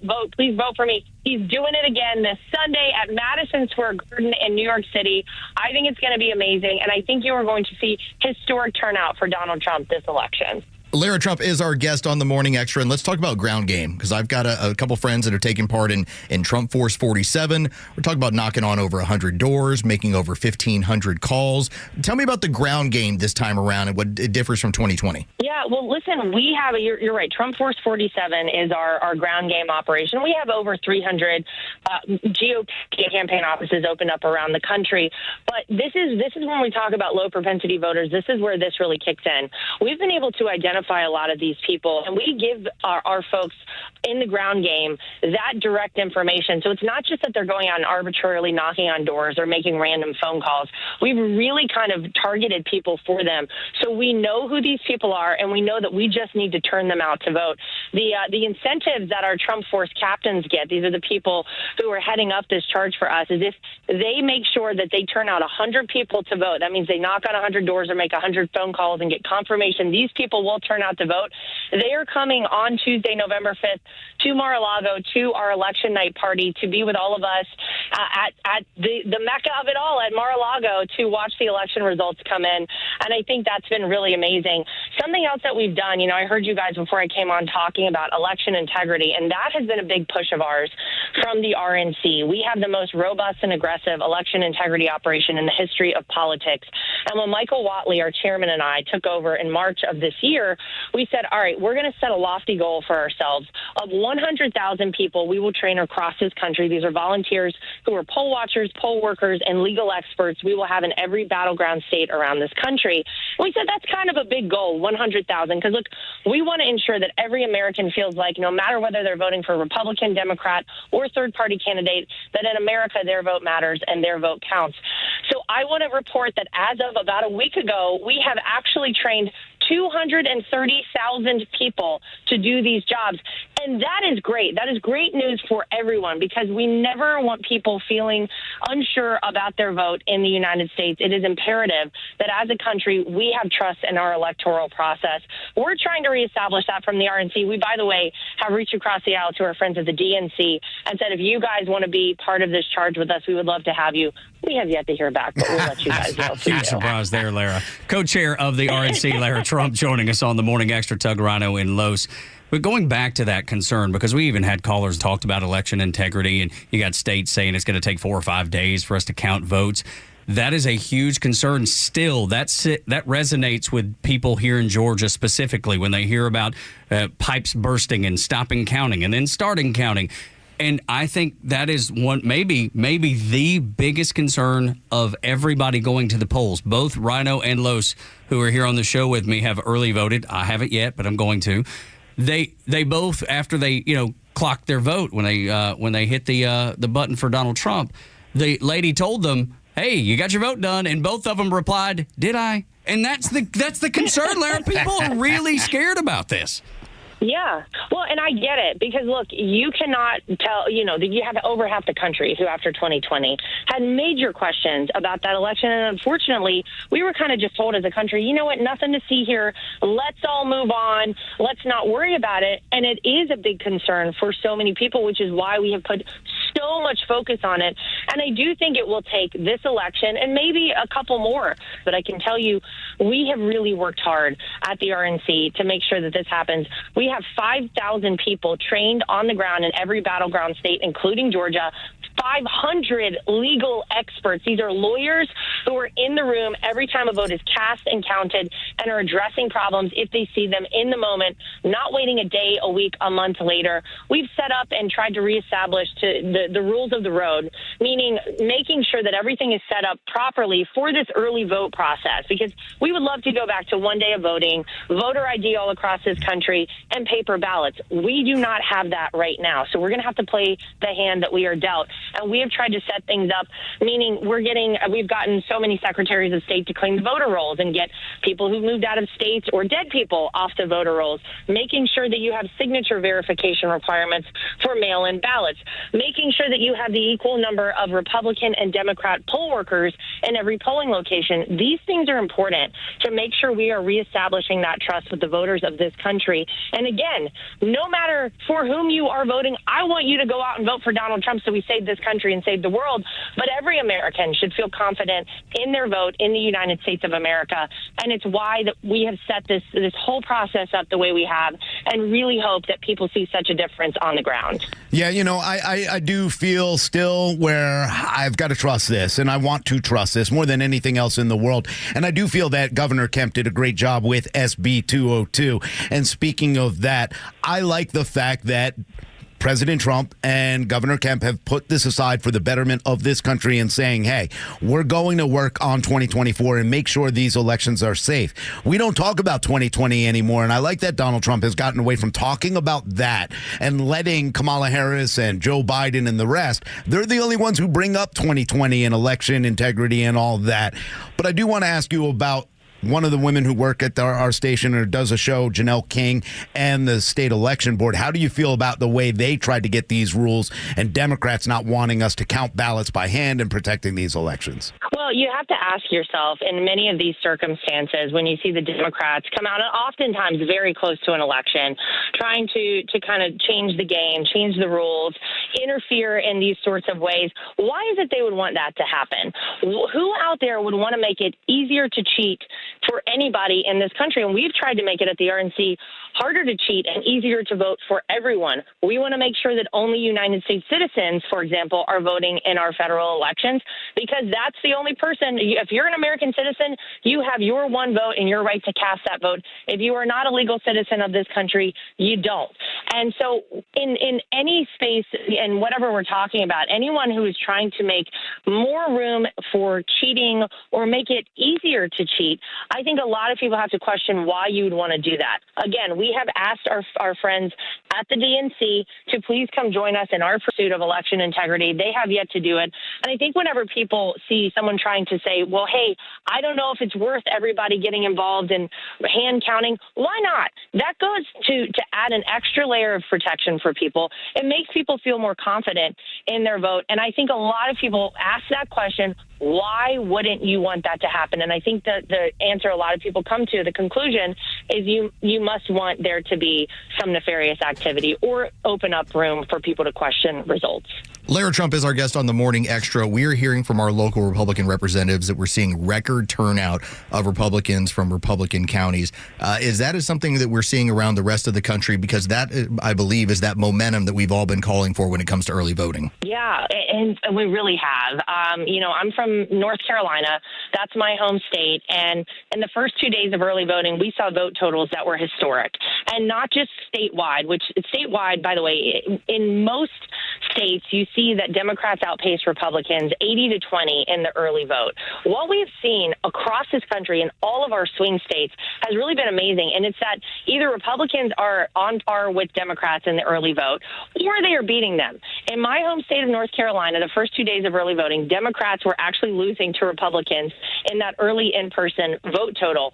If you look at the western part of the state, and this is very important because a lot of people were very concerned, how would that side of the state fare post-hurricane, where we know there was a lot of damage? I know in Georgia there were a lot of places with damage as well. Would people be able to get out and vote? Some of those counties outside of Asheville that were very badly damaged, we have seen vote totals higher than any time in history in this early vote period for those counties. So people understand the importance of this election. Places like Nevada, Republicans are far outpacing Democrats in early in-person voting. So I think the message has been received by people out there to get out and vote early. We want to keep the momentum going, though. I don't want any single person out there to think that we are safe. We got to play this like we're 40 points behind up until the buzzer sounds. This thing is over on November 5th, and we have it in the bag for Donald Trump and Republicans down ticket. But we are very, very proud of what we've seen happen so far. We're very excited. And I'll tell you, it's really historic. If we see the trajectory continue in this way, it will be a landslide, blowout victory, bright red map for Donald Trump on election night. That's certainly the hope. Lara Trump is the co-chair of the RNC and has been all over Georgia. At least final thought for me, there's been 100 socialists and Marxists that have come to the United States from the UK to campaign and be strategists for Kamala Harris. What's your reaction to that? What's the RNC's outlook on that? What's Donald Trump's outlook on that? Because this should be a red flag for any freedom-loving American. The fact that you have people who are not even United States citizens involving themselves in our politics here is really shocking and is very concerning on a lot of levels. But I actually think it speaks to the fact that the Kamala Harris campaign knows that they're losing. Look at the kind of things that they've had to deal with over the past week. She skipped the Al Smith dinner. I was actually there with Donald Trump, and he delivered that incredible comedic performance. His set, as they say, I guess comedians do a set. His set was great. He brought the house down there. Even in blue Manhattan, this was a great moment for Donald Trump. Kamala Harris phoned it in. She recorded a video and couldn't even do the comedy herself. She actually had to get an SNL alum to do the comedy for her. And I got to be honest, you could have heard a pin drop in that room. It wasn't good.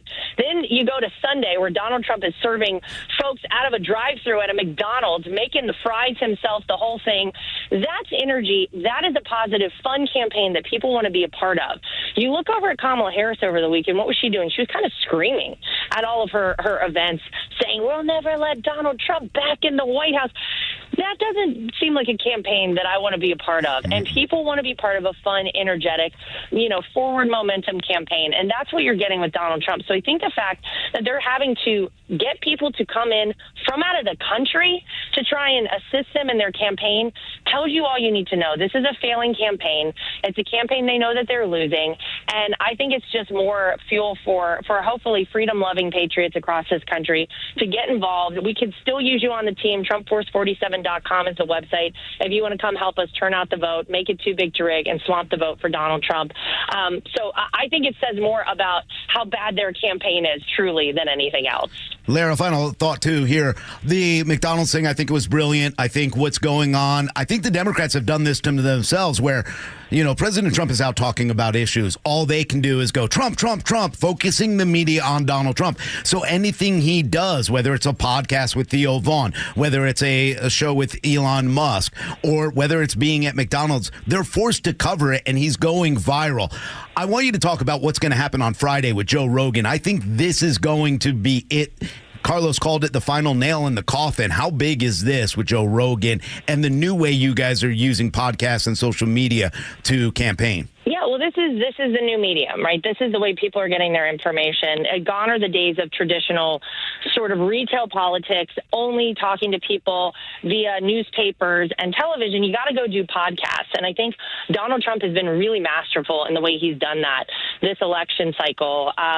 He used social media in a way in 2016 that kind of caught people off guard, and I think was part of the reason he won that election. And I think you're going to see that the podcasts that he's done have done just that for him in 2024. Look, the Joe Rogan Experience is 3 hours long. This is a huge deal, and we know that he has the most popular podcast in the country. The idea that Kamala Harris could go out and actually do 3 hours in an interview where she would be actually pressed on questions, we know she can't do. She spent 25 minutes, showed up late to the Bret Baier Fox News interview, had her team in the background, Bret Baier says, wrapping it up as soon as possible to get her out of there, because we know she cannot actually do that. The fact that Donald Trump can, that he's comfortable in all these different spaces, he can adapt to wherever he is, and he can actually answer questions and has a great record to run on. I think you're right. I think this on Friday with Joe Rogan will be really important for him, and I think to say the nail in the coffin for Kamala Harris is probably accurate. If that already hasn't been solidified, I think it will be after Friday. And I love to see him in these spaces because I think it gives an opportunity for people to actually get to know the Donald Trump that I know so well, that people don't get to see enough of. You know, you hear sound bites from Donald Trump so often on television and out there in the media. When you have 3 hours to talk to somebody, you really get your personality. And Donald Trump is one of the funniest people I've ever met, one of the most fun people to be around. And I hope that has come through in a lot of these podcasts. I think it will on Friday. I'm really excited for it. Lara, we appreciate your time today. Thank you so much for all you're doing for conservatives and Republican voters with the RNC. And, of course, we will be voting for Donald Trump, and we wish y'all nothing but the best and nothing but the best for America. Thank you, ma'am. Morning Extra, Extra 106.3, Tug, Rhino, and Los. The one thing that Harris and Walz have in common, it's the exact same thing that's sinking their campaign 12 days out. Next on the Morning Extra on Extra 106.3. In 2 weeks, there is even the slightest of chances that this country could elect Kamala Harris to be president of the United States. Catch Neil's commentary every day on Extra 106.3 and the Extra app. Listen up. This is David Van Sant from Van Sant Law. I usually use this time on the radio to remind you if you're in an accident to make the right call to Van Sant Law. While this is true, this upcoming election is so important, I just need to speak from the heart and shift the focus from my firm to the future of this great country and urge everyone not only to go vote, but to make the right vote and to cast your ballot for Donald J. Trump 2024 to make America great again. Thank you so much, and God bless America. Van Sant Law is responsible for the content of this app, paid for by Van Sant Law. Millions of guys suffer from erectile dysfunction. That's 1 in 4 men. And I can tell you, I'm one of them. If you or someone you know suffer from ED, Peyronie's disease, or PE, here's 38-year emergency room doctor and founder of Total Body Therapy of Georgia, Dr. Eric Deal. Patients who enter my office are often frustrated, hopeless, depressed, and embarrassed. I understand the problem, and I'm going to help you fix it. There are lots of competitors that don't have the credentials that I have. When you go to other clinics, you're not going to see board-certified physicians physician with the experience that I have. When you come to our clinic, you're going to see me. There's just not one therapy that can solve these complex issues. I'll do a complete history and physical prior to any treatment that we use. Take it from me, Dr. Deal. When it's not hard, it's really hard. Call Dr. Deal for your free one-on-one evaluation and resolve your ED, Bronies, or PE issues. Total Body Therapy of Georgia, 404-777-1911, 404-777-1911, online at stopmyed.com. Lee Brandt Jewelry and Watch Company, where quality and value make the difference. Locally owned and located in Sandy Springs, offering you the finest selection of unique diamonds, sapphires, rubies, and emerald jewelry, as well as other fine gemstones. Lee Brandt Jewelry and Watches has been servicing Rolex watches for over 30 years, and their Rolex-trained watchmaker will service your watch in their state-of-the-art Rolex service center in their store. Lee Brandt uses only genuine Rolex parts, and their estimates are free. Drop by Lee Brandt in the Trader Joe's Shopping Center in Sandy Springs or visit LeeBrandt.com. Hey, it's a Kimmer. We all know that Affordable Care Act is hardly affordable. Those pricey health insurance premiums are killing me. Hey, if you could save up to 60% of your current monthly premiums and get better coverage at a price you can afford, if you're self-employed or self-insured, a small business owner, you got that COBRA thing going, I got a guy, Steven, the health insurance doctor, can easily solve your health insurance dilemma. Steven will customize a comprehensive, zero-deductible, nationwide PPO something. I don't know what that is, but he sure does, and it's available immediately. You can have the freedom to choose any doctor or any hospital, save thousands of dollars of annual premiums, enhance benefits like dental, vision, cancer, accidental policies, and stuff like that. Many current clients are saving more than $10,000 a year. Call my guy, Steven, the health insurance doctor, and see how much you can save. 678-523-0759. There's no charge. It's free to you. You don't have to pay him. Health insurance doesn't have to stink anymore. Call Steven, the health insurance doctor, 678-523-0759. Online, healthinsurancedoctor.net. Live and local news talk continues at 3 p.m. with Kimmer, Pete, and Flounder. It's the Kimmer Show, only on Extra 106.3 and the Extra app. Tug, Rhino, and Los on the Morning Extra and Extra 106.3, 8 o'clock hour, brought to you by Central Heating and Air Conditioning, your Atlanta carrier experts. One of the few second-generation locally owned HVAC companies in Atlanta. With Central, you're not just a number, you are a member of the family. Lying is part of politics. I know it is. But when you've been lying your whole dang life, somebody's going to notice. And it seems fitting that the most fake candidate that we've ever seen has lied about working at McDonald's. She lied and plagiarized her book. She's lied about where she's grown up. Tim Walz comes up and said, well, look, if you're I'm going to lie about everything too. And then we catch him in all kinds of lies. With this one, though, get this one. Now Kamala's being accused of plagiarism on a congressional testimony, and it came from 2007. It was the Prosecutors and Defenders Initiative Act, where she copied a Republican DA's work word for word. His name was Paul Logie. Guess what it was to do with, y'all? Back in 2007, drum roll please, debt forgiveness for students, for lawyers, so they could keep them in the profession. She wanted that was her play. She wanted to forgive debt for all these lawyers, probably her included, I would imagine. But like when people start noticing, like, wait a minute, that looks like identical. You copy and pasted his whole speech.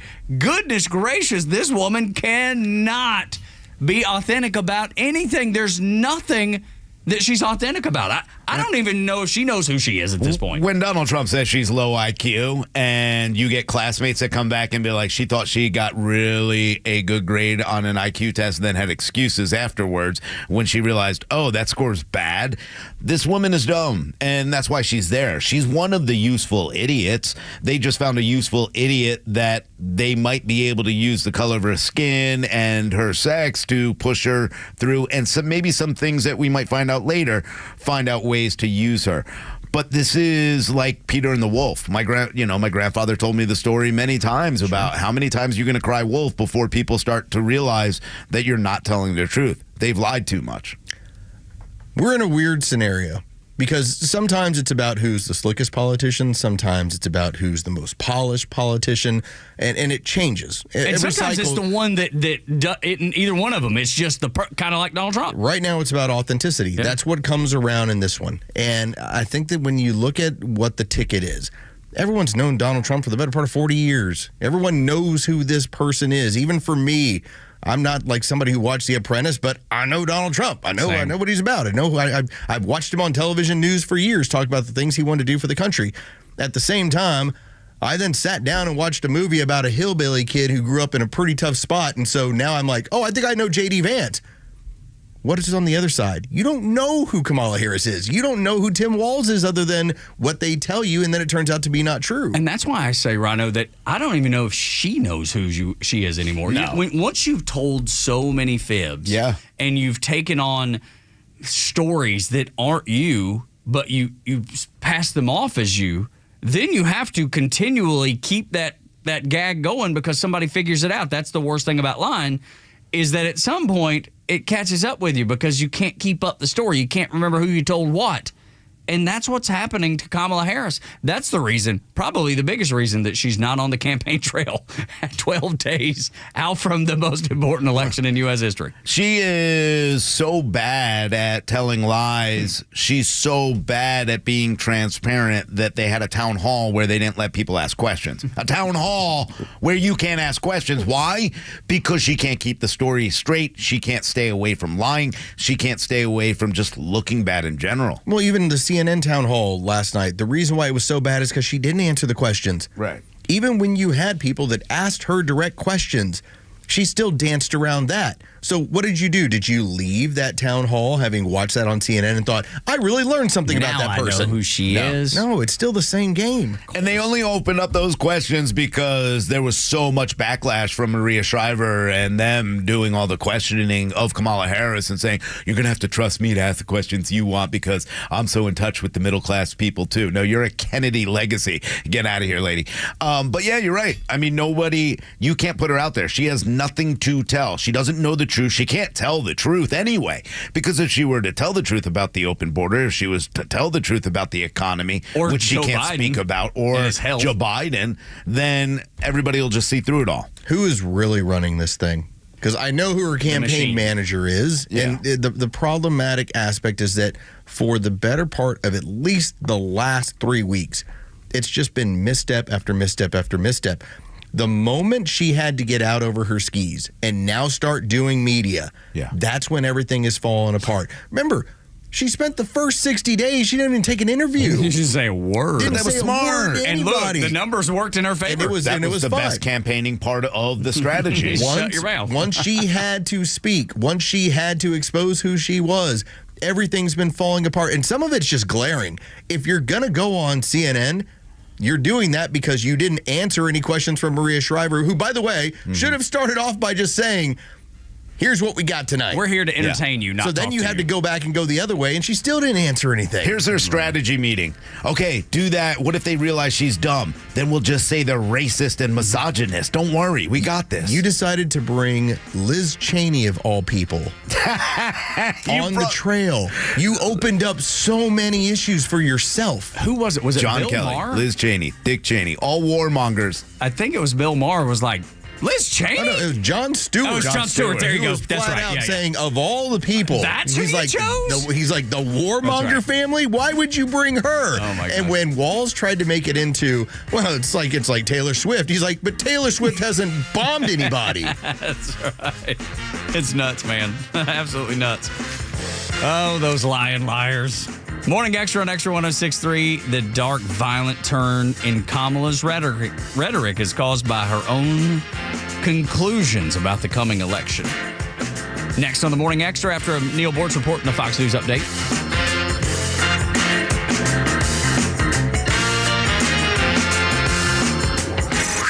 It's time for the Bortz Report, exclusively on Atlanta's only conservative news and talk station, Extra 106.3.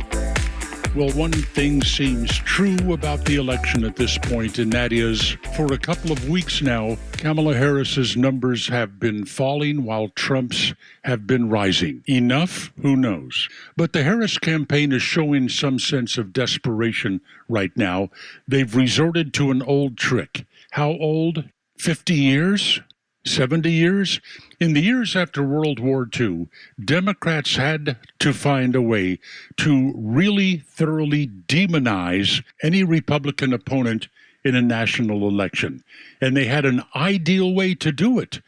They tie that Republican to one of the most hated people in the history of the world, Adolf Hitler. In every single presidential election that I can remember with any detail, Democrats have always said that the Republican opponent is a Nazi. He's very much like Adolf Hitler. His rise mirrors that of Adolf Hitler. You could understand why the left did this. Hitler was universally hated in this country, and if you could somehow tie the Republican opponent to old Adolf, well, then you might have the election won. Now, in the Kamala Harris campaign right now, you don't hear any more about her politics of joy. That didn't work. It's gone to the wayside. A new way forward? Well, that didn't work. It's gone now, too. Her whole campaign is dedicated to Donald Trump is a Nazi. Donald Trump is very much like Hitler. The old playbook opened up again. You want a vivid example? Look at the Drudge Report today. Before the election, you're sure to see a picture of Donald Trump with the little Adolf Hitler mustache. Will it work? Who knows? The fact that Harris has this level of support is frightening, so I guess anything could happen. Watch and see. Neil Bortz, Extra 106.3. It's fall, y'all. And no matter what your family has on the plate, Subaru of Gwinnett has the vehicle for you. If you're headed to a game, then tailgate in style in the all-new 2025 Subaru Forester. It holds everything you need for the tailgate and keeps the most precious cargo, your family, safe. Maybe you're just taking a ride up to the mountains to see the leaves or driving to spend time with the family. Wherever you're headed this fall, the 2025 Subaru Outback shares your spirit with standard symmetrical all-wheel drive and up to 32 miles per gallon. And we're proud to offer you so much more than a car buying experience. At Subaru of Gwinnett, we extend that saving to our amazing and reliable service department, where you'll get unmatched service and specials you'll love during our fall service event. Visit us on Satellite Boulevard in Duluth and let us show you how our family can take care of your family. Or start your shopping online at SubaruofGwinnett.com. Tune into your new favorite show that's redefining the A to Z's of marketing, The Marketing Madmen. We'll take you behind the scenes of successful campaigns and reveal the strategies that win. We're not just talking about marketing, we're making it happen. From viral content creation to leveraging AI for customer engagement, our experts bring you to the cutting edge of industry. This is your playbook for market dominance. Tune in and transform your approach with actionable tips that could skyrocket your ROI. The Marketing Madmen every Saturday at 4 p.m. right here on Extra 106.3. WFOM and W292 EV Marietta, a Dickey broadcasting station. The 9 a.m. hour is presented by Southern Exteriors. Quality and precision you can rely on. They have just 12 days left to make their case. I'm Dave Anthony, Fox News, but as former President Trump and Vice President Harris keep going into battleground toss-up states, more than 25 million Americans have already made up their minds, voting early. I will end inflation. I will stop the invasion of criminals into our country, and I will bring back the American dream. Going to bring it back very quickly. That was at a Trump rally in Duluth, Georgia, where the former president blamed Harris for not doing enough to stop record illegal immigration, claiming again she was in charge of the border. Do you know, I asked the Border Patrol, did she ever call? Not once. Now, the Republican-led House Judiciary Committee has just put out a report that nearly 1 million immigrants in the U.S. illegally can stay indefinitely after their cases were either dismissed or closed or the government failed to file proper paperwork. Vice President Harris said at a town hall near Philadelphia, I pledge that I am going to bring forward that bipartisan bill to further strengthen and secure our border. CNN's Anderson Cooper told her that bill includes funding for a wall that she called stupid and medieval when Trump was president. You do want to build some wall. I want to strengthen our border. The vice president also called Trump a fascist, unstable and unfit to serve. She'll hold a rally today in Georgia, and next Tuesday, a week before the election, the vice president will make a speech in Washington at the same site where former President Trump rallied his supporters on January 6, 2021, claiming the election had been rigged against him.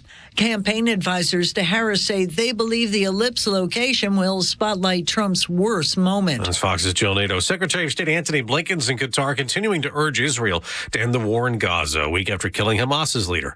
And he's pledging more U.S. aid to Palestinians. Today, we're announcing an additional $135 million in humanitarian assistance. So Israel hit Gaza with another airstrike today at a school turned shelter. Palestinian officials say at least 17 people were killed. Israel maintains it's targeting militants hiding among civilians. America's listening to Fox News. If your approach to everyday aches and pains is to mask them, feel better for a few hours only to have the pain return and then repeat the cycle all over again, it's time to try Relief Factor. And the good news is Relief Factor makes that easy. Their 3-week quick start is just $19.95, less than $1 a day. Instead of masking pain, Relief Factor helps eliminate it. How? Well, its unique formula of ingredients helps support your body's response to inflammation. Relief Factor was developed by doctors. It's 100% drug-free, and for so many people, the results are game-changing, even life-changing. So give it a try. Right now, their 3-week quick start is just $19.95. Go to ReliefFactor.com or call 1-800-4-RELIEF. That's 1-800-4-RELIEF. See how in a few weeks or even days, Relief Factor can reduce your pain. When you feel better, life is just better. So don't mask pain. Fight it naturally with Relief Factor. Wake up with the Morning Extra on Extra 106.3 Atlanta. Buddy, today is a good day when I get a little dose of Elvis Presley. Let's do it. Tug, Rhino, and Los on the Morning Extra at Extra 106.3. 9 o'clock hour brought to you by Southern Exteriors, your home exterior solution since 1999, 8779 Southern, southernexteriors.co. They're doing a roof giveaway for a deserving family for the holidays. If someone is in need of a roof repair or roof replacement and they cannot afford it, please nominate them at southernexteriors.co. It's southernexteriors.co. southernexteriors.co. You ever see who the real charitable group is? It's usually, people who align with us and our ideologies more than anyone else. Churches, temples, most temples, and a lot of other just good, hardworking Americans that say, hey, I've been lucky enough to have good local customers, and because of that, I want to give back to all those people. Good for them. Yeah. I love Southern Exteriors, man. They are a first-class organization. Good work, kind folks. Look you in the eye, shake your hand, and do exactly what they say they will do. Tug, Rhino, and Los on the Morning Extra. Before we get to what it is that has caused Kamala Harris such anxiety, such stress, we do need to hit the fact that Kennesaw State University, 0-5, knocked off a 5-0 team in Liberty from Virginia. Dude, that's the coolest thing. This has been, Los, can you remember a year that's had more upsets than this one, or games like this? Because I remember a handful of years, and there's always 1 or 2 upsets, but I feel like we've had 3 or 4 this year. We got to go back to 2007, where you just had the mayhem of. Was that the App State year? No, that was the LSU year where everybody basically had 2 losses, and we had to figure out who was possibly going to get a chance to play for a national championship, even with 2 losses. But that was kind of probably the last year where you're looking around saying, all right, I get a 12-team playoff, and whoever the last 4 in keeps shifting on a regular basis. Right. Mr. Smart One, what happened to Kennesaw State, by the way? Because they came in gangbusters, and they look like, hey, we're going to develop this team into something that might be a competitor, and now they can't even win in a lower division. Well, they moved up to legit Division I. When they first started off, it was basically a 1 AA schedule, and then slowly moving in. Once you got into a conference like the Fun Belt. Yeah. All right. As much as you might think it's lower level Division I football, it's still Division I football. Still Division I. Yeah. It's still, you got to have some players. But they can't win again. I mean, besides that one, thank God they won that one. They got the one that mattered, I guess. They right? can't fill that Fifth Third Bank Stadium up with a record like that. I mean, it was an exciting thing, and that's, my restaurant was right there, pretty much right next to the football stadium, and there was such a fever about Kennesaw State football, and it's sad to see it kind of die out. Yeah, well, maybe they'll, you can't ever tell, man. They'll rebuild. Yeah. They've only been around for 2 years. By the way, so they were in 2017, 2018, they were like 12-2, 11-2. Yeah. That was in the Big South Conference. Okay. And then it went to the legitimate Division I, and that's when it's more of a challenge. Yeah, it's a little more difficult, no doubt about it. But congratulations to all the Owls of Kennesaw State getting it done. Hooty hoo, boys and girls. Hoo. I love it. I love it. I can't do those high-pitched fun things. The internal polling has Kamala Harris freaking the F out, front office Lowe's. I think it's pretty telling when you have Pennsylvania Senator Bob Casey. He's being interviewed. He's talking about how he's in favor of Trump energy policies and Trump trade policies. He's not the only one either, though. You have these people that are down ballot that are in swing states that are currently aligning themselves with Donald Trump. Now, you would say, well, why do you think that's going on? Well, it's because those internals are what they are. This from Ryan Fournier, who talked about his source in D.C. He said, quote, her, being Kamala, internal polling is horrible. She's going to lose Pennsylvania and Michigan. So it all starts aligning. When you have people that are down ballot already trying to make themselves look like, hey, I'm a Trump Democrat. I've been fans of Trump policy. It's because you don't want to be caught up in what's going on with Kamala Harris and Tim Walz. You've seen the sinking ship, too, and you're like, don't throw the anchor on my boat. Man, don't pull me down with you. And I wonder how other Democrats, because, I mean, think about it. The Democrat Party, by and large, especially at the top, has called this man Hitler, dictator, authoritarian, a threat to democracy, people who vote for him the same way. So what do you suppose they'll start calling these people that are saying, I'm a Trump Democrat? Like Los is pointing out, what are they going to say about their own people? Yeah, look, this is, we already sympathizer? heard. Yeah, sympathizer, authoritarian. Look, the only one that's really an authoritarian is the one that will lock somebody up for praying outside of an abortion clinic, right? The ones that lock people up for walking into the Capitol and keep them there in the prison because they allowed them to come in. That's what a fascist does, by the way. And I got plenty of other examples of why the Democrats are acting like fascists and why they would call Donald Trump that. But this is what they want you to believe. The internals are so bad and the numbers are so bad. And you know what? If you do any kind of research like Carlos does or myself, when you look at these internals, you'll realize that it's the small percentage points that are moving that should be a concern. There was a 6-point swing last week away from Kamala Harris in 2 swing states. Swing states she should be up by maybe 1, and that's only because their voters are too dumb to actually fact check her in any way. But now there's a 4-point swing where you look and go, Donald Trump is up by 2 in almost every poll. And now when these mainstream media outlets who never would have done this are sitting there like Washington Post going, yeah, we're in trouble here, but it's over. It's over. I mean, this race should be over by 8 o'clock or 9 o'clock that night. The way that sounds. Georgia, North Carolina, notwithstanding, because those are southern states, and you can make the argument they have typically gone for the Republican. It's the blue wall that's so concerning for them. Yeah. The area that Hillary Clinton lost in 2016, you're not supposed to lose Michigan. You're not supposed to be competitive in Wisconsin.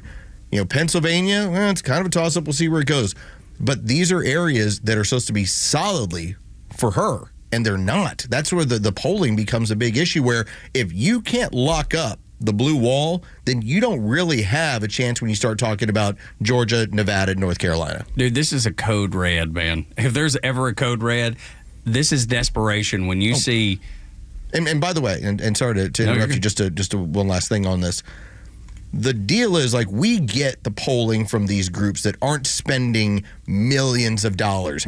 Their campaigns do. Yeah. So when you see them change something or they panic, It's because there's millions of dollars in polling data that tells them it's time to panic. That's what I'm saying. That's why I say code red, because you're seeing desperation out of Democrat candidates, as Lowe's pointed out, tying themselves to Donald Trump policy. And then, Rhino, you're seeing the media all of a sudden feel very comfortable asking Kamala Harris very tough questions or putting her in awkward positions. Anderson Cooper last night. I mean, he's a Democrat through and through, and he was comfortable doing it. Yeah, they're fact-checking her in a way, and I'll tell you why. Because you know what Carlos is saying is true, that they are scrambling. They are afraid of the internals in these polls because these guys do it. And I talk to a lot of the people that you'll be hearing from over the next 2 weeks and leaders in this country and in this state about what they've seen in their polls and what they've been doing. And they're like, yeah, this almost looks like a landslide. But when you start to hear Democrats in cities where their seat is vulnerable start to turn and say they disagree with the border, like you're hearing in Arizona, when you hear them disagreeing with some of the policies rather than even getting into her lies about fascism and blah, blah, blah, Democrats are starting to step back from her. That's a big problem for them as well. Just understand this. One of the things that goes on in polling is when the numbers get to the point where you're outside the margin of error. That's when people start to get very nervous. So, for instance, if we have a margin of error in a poll of 3%, and Tug, you and I are going for the same position, and we're about 1.5% within each other, it's a competitive race. When you're up 7% on me and the margin of error is 3, this is where things start to get out of reach. Yeah. Reportedly, that's the word they're getting out of Michigan, is that Donald Trump now leads her beyond the margin of error. So we'll see how that plays out. But that's been the discussion point as their early voting has gotten underway. There's a large surge that basically has him ahead of her and her not being able to make ground outside the margin of error. That's what you call too big to rig. Yeah. And I think and that's what people were wanting to hear. And you saw that last night, and Rhino and I were over at the rally, and that was the talking point through the evening. People in the crowd and everybody on stage.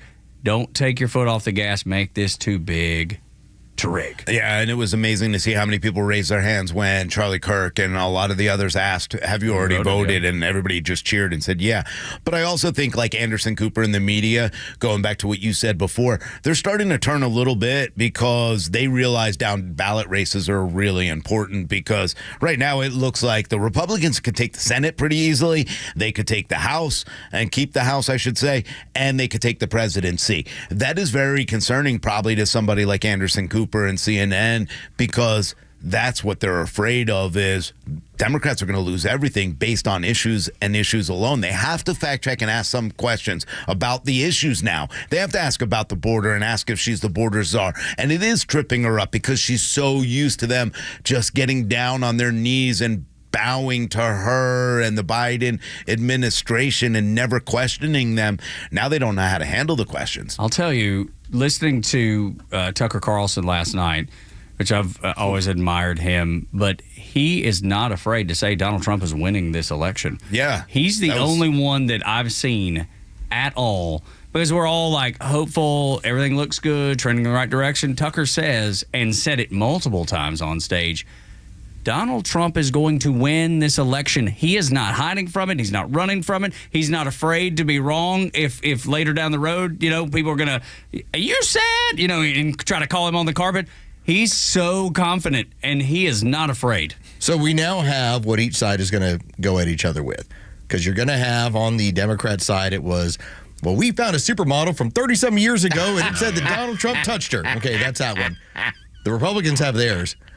Emhoff has hit more than one woman.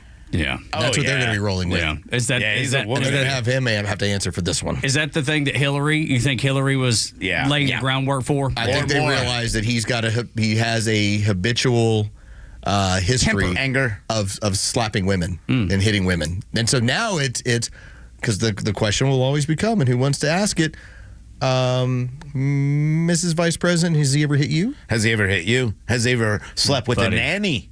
Has he ever cheated on you? I mean, these are the questions that I have, and I don't want to go out with any kind of story that I think may happen, but I agree. I think it's the Doug story. There's a lot, and he's starting to maybe hide a little bit more. He's not out there as much just waving and campaigning for her anymore because of these problems.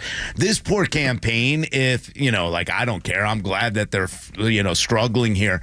they have nothing they can work on to win with. They have to deal with spinning every problem that's been coming out because of the really bad vetting process in a vice president, which Trump made a good point yesterday. Kamala Harris, the one smart thing she did was find a dumber candidate and a dumber vice president than her. But that's what we're seeing, and I don't know how the campaign actually spins out of all this. Well, let's play this according to the dirty game that is politics. If I know that I am Donald Trump, and yes, you'll be motivated by your home wallet and what goes on with your home economy, and that might get you to not vote Democrat if you happen to be a suburban woman. Notably, if you're married, I know that you have a better chance of voting for Donald Trump.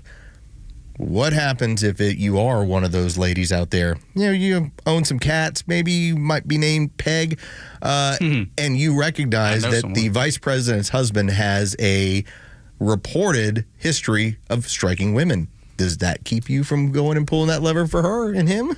Well, but you're going to make him. He's going to be the first man, right? The only reason I say no is that it's not going to stop because they were the party of believe every woman. You have to. There's Until no question. now. But that's the point, right? Yeah. They don't mind abandoning their principles or their values. Of course not. So that's not going to keep any of. Aunt Peg's going to be like, oh. But this is the way this is going to play out over the next several days. Yeah. It's like each side is going to be trying to throw at the other these stories. It's just a matter of which one catches some traction. Obviously, the first couple that we saw from yesterday of the desperation heaves against Donald Trump, those don't have any legs. We'll see what happens today with this one. Doug loves hitting childless cat ladies. Boy, that would be good. Just go ahead and get out there for the childless cat ladies. I mean, here you are talking about a misogynist and blah, blah, blah, and yet what we hear, this man loves to hit and sleep with nannies. That's a bad, bad look for Kamala Harris, and it could be one of the big things that continues to come out. I don't know what this is going to do, but this ex-girlfriend story is going to be bigger. You won't see him for a while. Country star Jason Aldean introduced President Trump last night. He says, quote, he's a president who gets knocked down, he gets back up. He raises his fist in the air and says to fight. That's the warrior. That's who we need running this country. And he told a great story, a couple great stories, but the first time he'd ever met Donald Trump was on a golf course. And he said, I was standing there and Donald is talking to some of the employees of the course. Said, how long you been working here? Mm-hmm. And the guy says, 5, 6, 7 years. Trump hands him $500, $600, $700 just as a thank you for being an employee, a loyal employee. And Aldean says it's not the first time he's done that.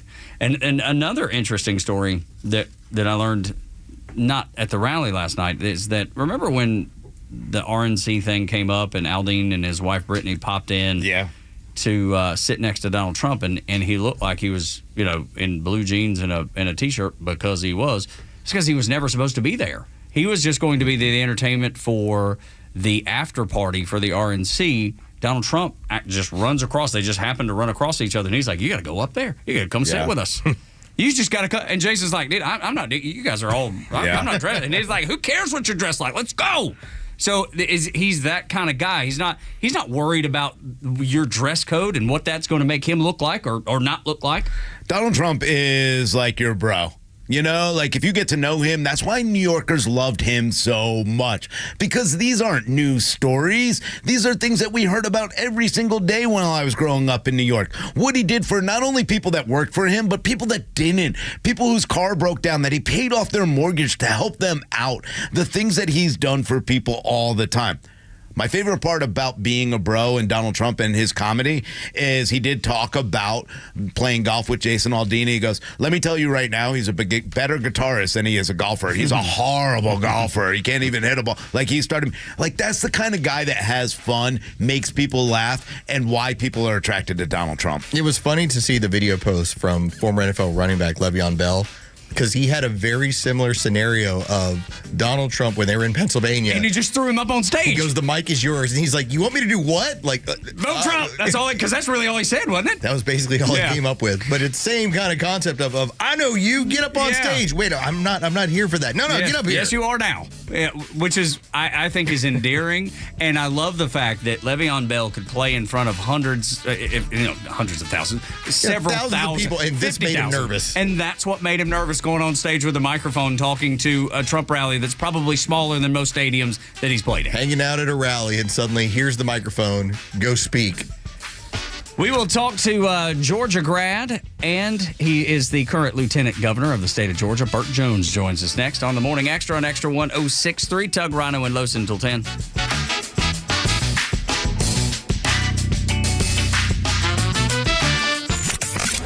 The Kimmer Show is only on Extra 106.3 every weekday afternoon on your drive home. The only country in the world that had the ability to destroy the rest of the world and take it over and didn't do it. We stopped the war, saved the planet, and then said, go live, you Germans can have Germany, Russia can have Russia. I mean, we didn't take their land. We could have taken them all. We'd assaulted the earth. In fact, they never rise again. The Kimmer Show, every afternoon from 3 to 6 p.m. on Extra 106.3 and the Extra app.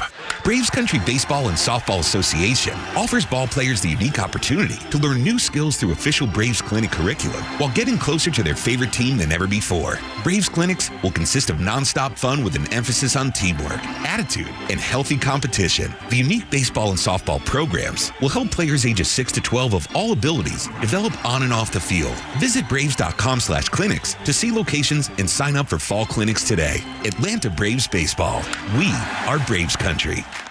Central Heating and Air Conditioning wants you to know the start of the new season is the perfect time to ensure your home's comfort for the fall and winter. Don't wait like most people do to have your HVAC system serviced. Your home should have maintenance twice a year. Maintenance helps keep your furnace running at peak efficiency and extends the life of your equipment. Turn to the experts for your system's maintenance at 770-GET-HEAT or centralheat.com. Central Heating and Air Conditioning can fix what ails your house and possibly your family with home ventilation and air quality products.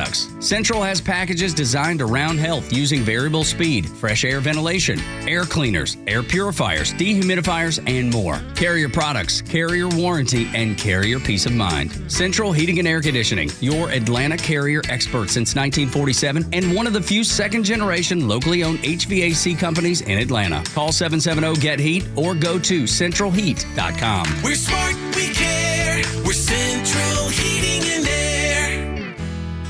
As the year comes to a close, now is the perfect time to evaluate your estate plan to protect your hard-earned assets from the high tax rates. Nelson Elder Care Law is here to help you keep your assets secure for future generations. As a family-owned and family-focused business, our mission is to exceed your expectations, offering absolute assurance and peace of mind. With our expertise in customized estate planning, Medicaid planning, probate administration, guardianship, and conservatorship, we protect what matters most to you.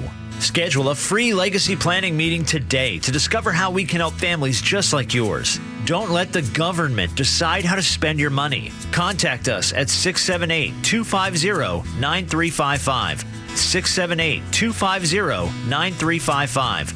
Or visit NelsonElderCareLaw.com. Nelson Elder Care Law, your partner in asset protection.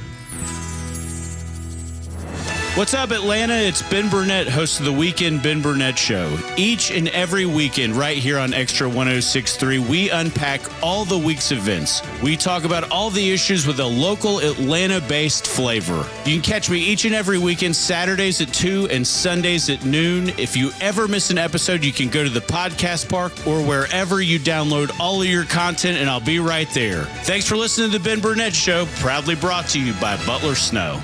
D. Geller & Son Jewelers is celebrating 85 years in Atlanta this month. It's been an honor to be your hometown family jeweler since 1939. Founded as the South's first diamond and jewelry wholesaler, D. Geller & Son brings those quality standards and that unbeatable pricing to the comfort of your neighborhood jewelry store. D. Geller & Son is still 100% family-owned and operated, and we love our community. That's why we have trained jewelers you can trust in every store for professional, reliable service on site. It's why we have Atlanta's best lifetime care plan for free, covering everything from ring sizing to diamond upgrades. And most importantly, it's why we're committed to find or design the perfect piece of jewelry for your most special moments. No matter the budget, you can be confident D. Geller & Son Jewelry is the best quality and value you can find. It's going to last, and they're going to love it. There's no jeweler in Atlanta like D. Geller & Son, and that's why we've been Atlanta's most trusted jeweler since 1939. Come celebrate 85 years with us in Atlanta, Kennesaw, or Sandy Springs, and read our story online at dgeller.com.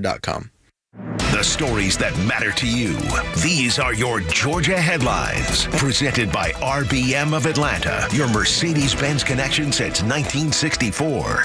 Good morning. Here are your top stories in the state of Georgia for today, Thursday, October 24th. The longest court case in Georgia's history may be ruled a mistrial. Fulton County Superior Court Judge Paige Whitaker is considering a mistrial in the YSL RICO case after prosecutors from the Fulton County District Attorney's Office asked defendant Slime Life Shawty to reveal information that the jury was not supposed to know regarding which defendants were incarcerated. The judge has not made a decision on the mistrial, and the case is expected to resume today. The Secretary of State's office confirmed that a cyber attack targeting Georgia's voter registration website occurred on the last day of voter registration. The attack, which occurred on October 7th, slowed the internal system used to request absentee ballots. The origin of the attack is unclear, but evidence pointed to over 420,000 IP addresses from more than 20 countries detecting during the incident. And thousands of supporters lined up early outside of Gas South Arena for Turning Point Action's Georgia for Trump rally in Duluth yesterday. Speakers such as Robert Kennedy Jr., Tulsi Gabbard, Tucker Carlson, and Jason Aldean all took to the stage before President Trump capped off the evening with his speech. Vice President Kamala Harris will be in Atlanta today to host a rally of her own. With your headlines, Scott Rhino, Extra 1063. About 3 minutes away from Georgia's Lieutenant Governor Burt Jones joining us on the Morning Extra. Tug, Rhino, and Los. You saw last night, most people, or maybe you've seen it on social media this morning, Anderson Cooper pressing Kamala Harris on the border wall. There's 50 plus documented times where she talked about the border wall and how useless it was and how stupid it was. And then, of course, she's changed her mind and now says she wants to build the border wall. She doesn't think it's stupid anymore. And so that back and forth with Anderson Cooper was awkward for her, entertaining for anybody who can see through what she is as just the most fake candidate in the history of the world. But that leads you to the next thing that happened. The Department of Homeland Security released a statement saying they feel that there's at least 600 plus Tren de Aragua gang members in the United States of America. And you're thinking, okay, well, what are y'all going to do about that? Because you've already let them in. Their answer is, well, we're going to go back and rescreen some people. Oh, yeah. That's what they're going to do. What, are you going to take their DNA test now? What, after you release them back into the country to kill people like Lake and Riley? And I'm glad we got Burt Jones coming up because I think that was a big topic last night at the rally. But this is the reality of this was a gang member from Venezuela. The Tren de Agua, right? Aragua. Yeah. They are exactly who Donald Trump has warned us about for, since 2016 about what's been coming across our border. But it was always MS-13 that was a big concern. And then it just kept getting worse and worse and worse because all these countries realized we can let these people go and they'll find their way into the United States and we won't have to worry about them. You might find this strange, but gang members tend to take part in gang activity no matter where they're at. No. It might sound a little strange. I know that they came here for a better life, and they're going to clean up their act, and they're going to drive Uber, and they're going to take care of pizzas, and all this sort of great stuff. As soon as they drop off the drugs here. Or they're going to do gang activity like they did gang activity back in their home country. This is the Morning Extra and Extra 1063. Tug, Rhino, and Los. Lieutenant Governor of Georgia, Burt Jones, joins us on the show. Burt, how are you, sir? I'm doing great, guys. Hope y'all doing well. Yes, sir. We're still a little tired from last night. It was great to see you out there. But overwhelmingly, we're doing really well, and we appreciate you taking the time to join us this morning. We were just talking about this, that 50-plus times Kamala Harris had criticized the Trump border wall. 50-plus times, called it stupid, called it, medieval. And now, of course, she's backtracking. You probably saw the clips of her with Anderson Cooper feeling very awkward trying to define what she believes as far as border security goes. And now DHS saying 600-plus members of Tren de Aragua are in the country, and they plan to go back and maybe screen some of them and possibly get them out of town. This is the most absurd thing, Lieutenant Governor Jones, that I've ever heard.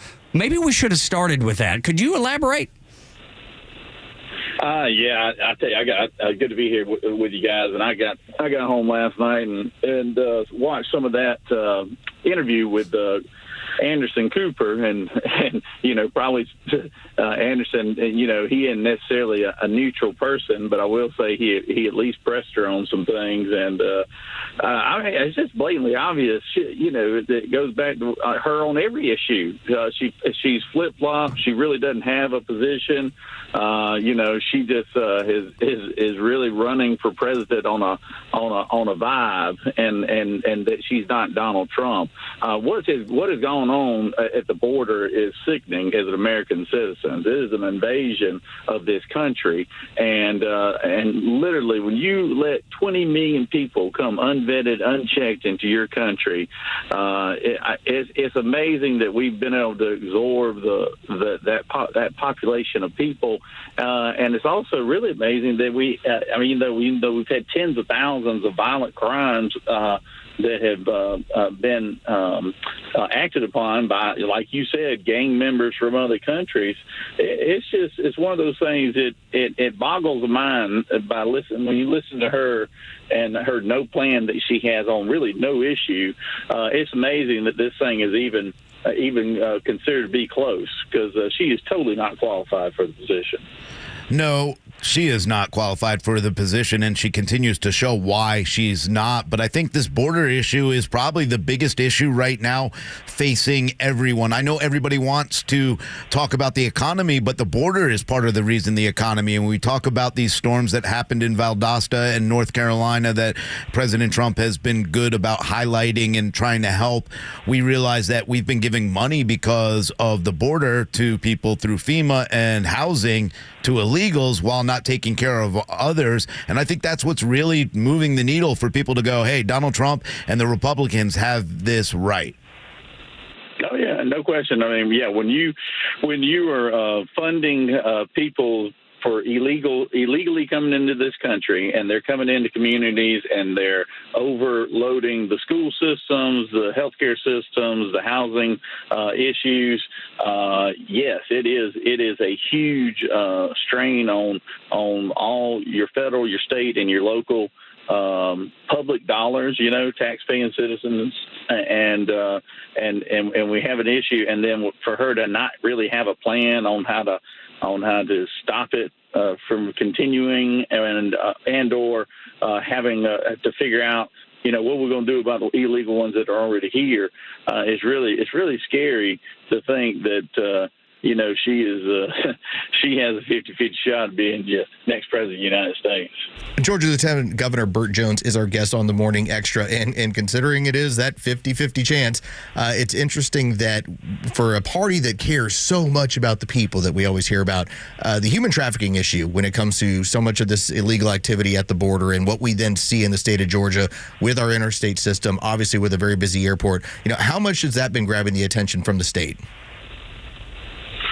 It's obviously a concern. That human trafficking is something that you were concerned with before you had this illegal crossing of the border and trafficking of people across the border. It's an issue of countrywide, almost epidemic, before you even throw in 20 million illegals.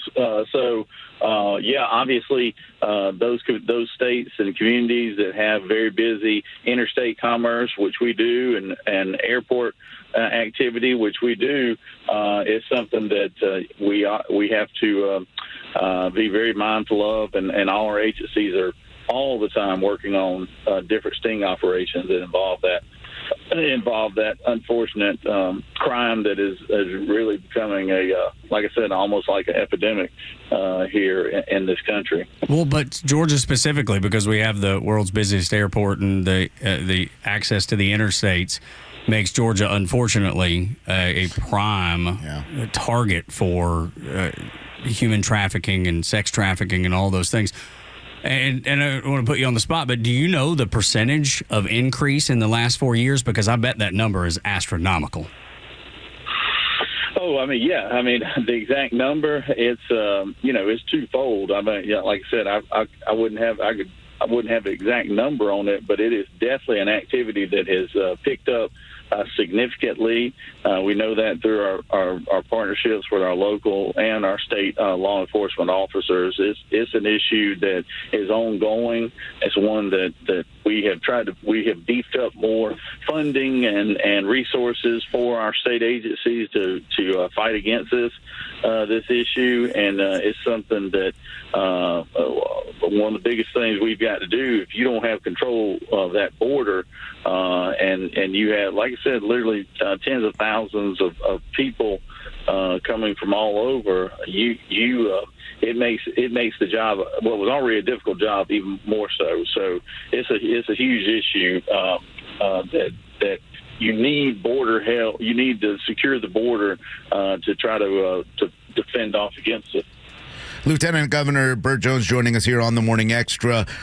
Governor Brian Kemp joined us earlier. We talked a little bit about since 2019, the $6 billion that he's returned to the citizens of Georgia through their tax.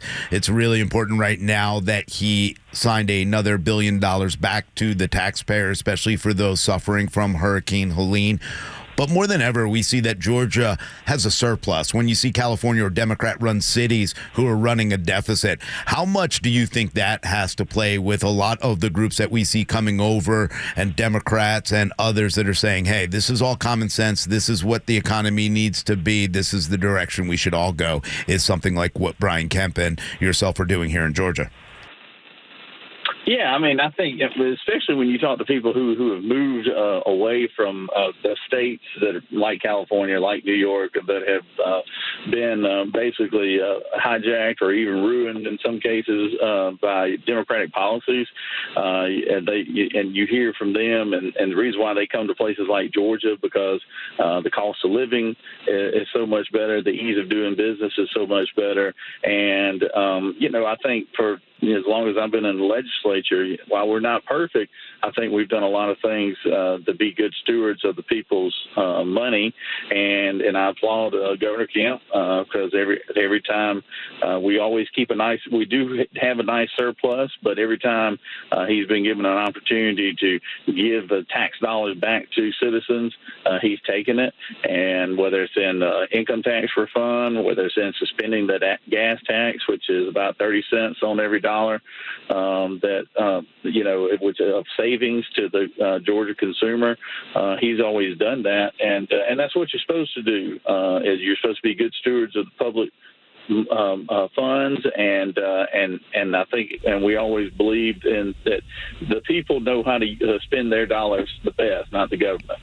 Lieutenant Governor Burt Jones is our guest, and I want to ask you about this when the sports world crosses over into the political world, because if I have a scenario where maybe I take issue with a state tax, or if Kamala Harris won't answer a question on CNN, or if I just have any kind of issue, can we just all collect up our water bottles and just throw them out to the public square? Like, I saw that work in Austin, so I'm just kind of curious if we could maybe do something like that here on occasion.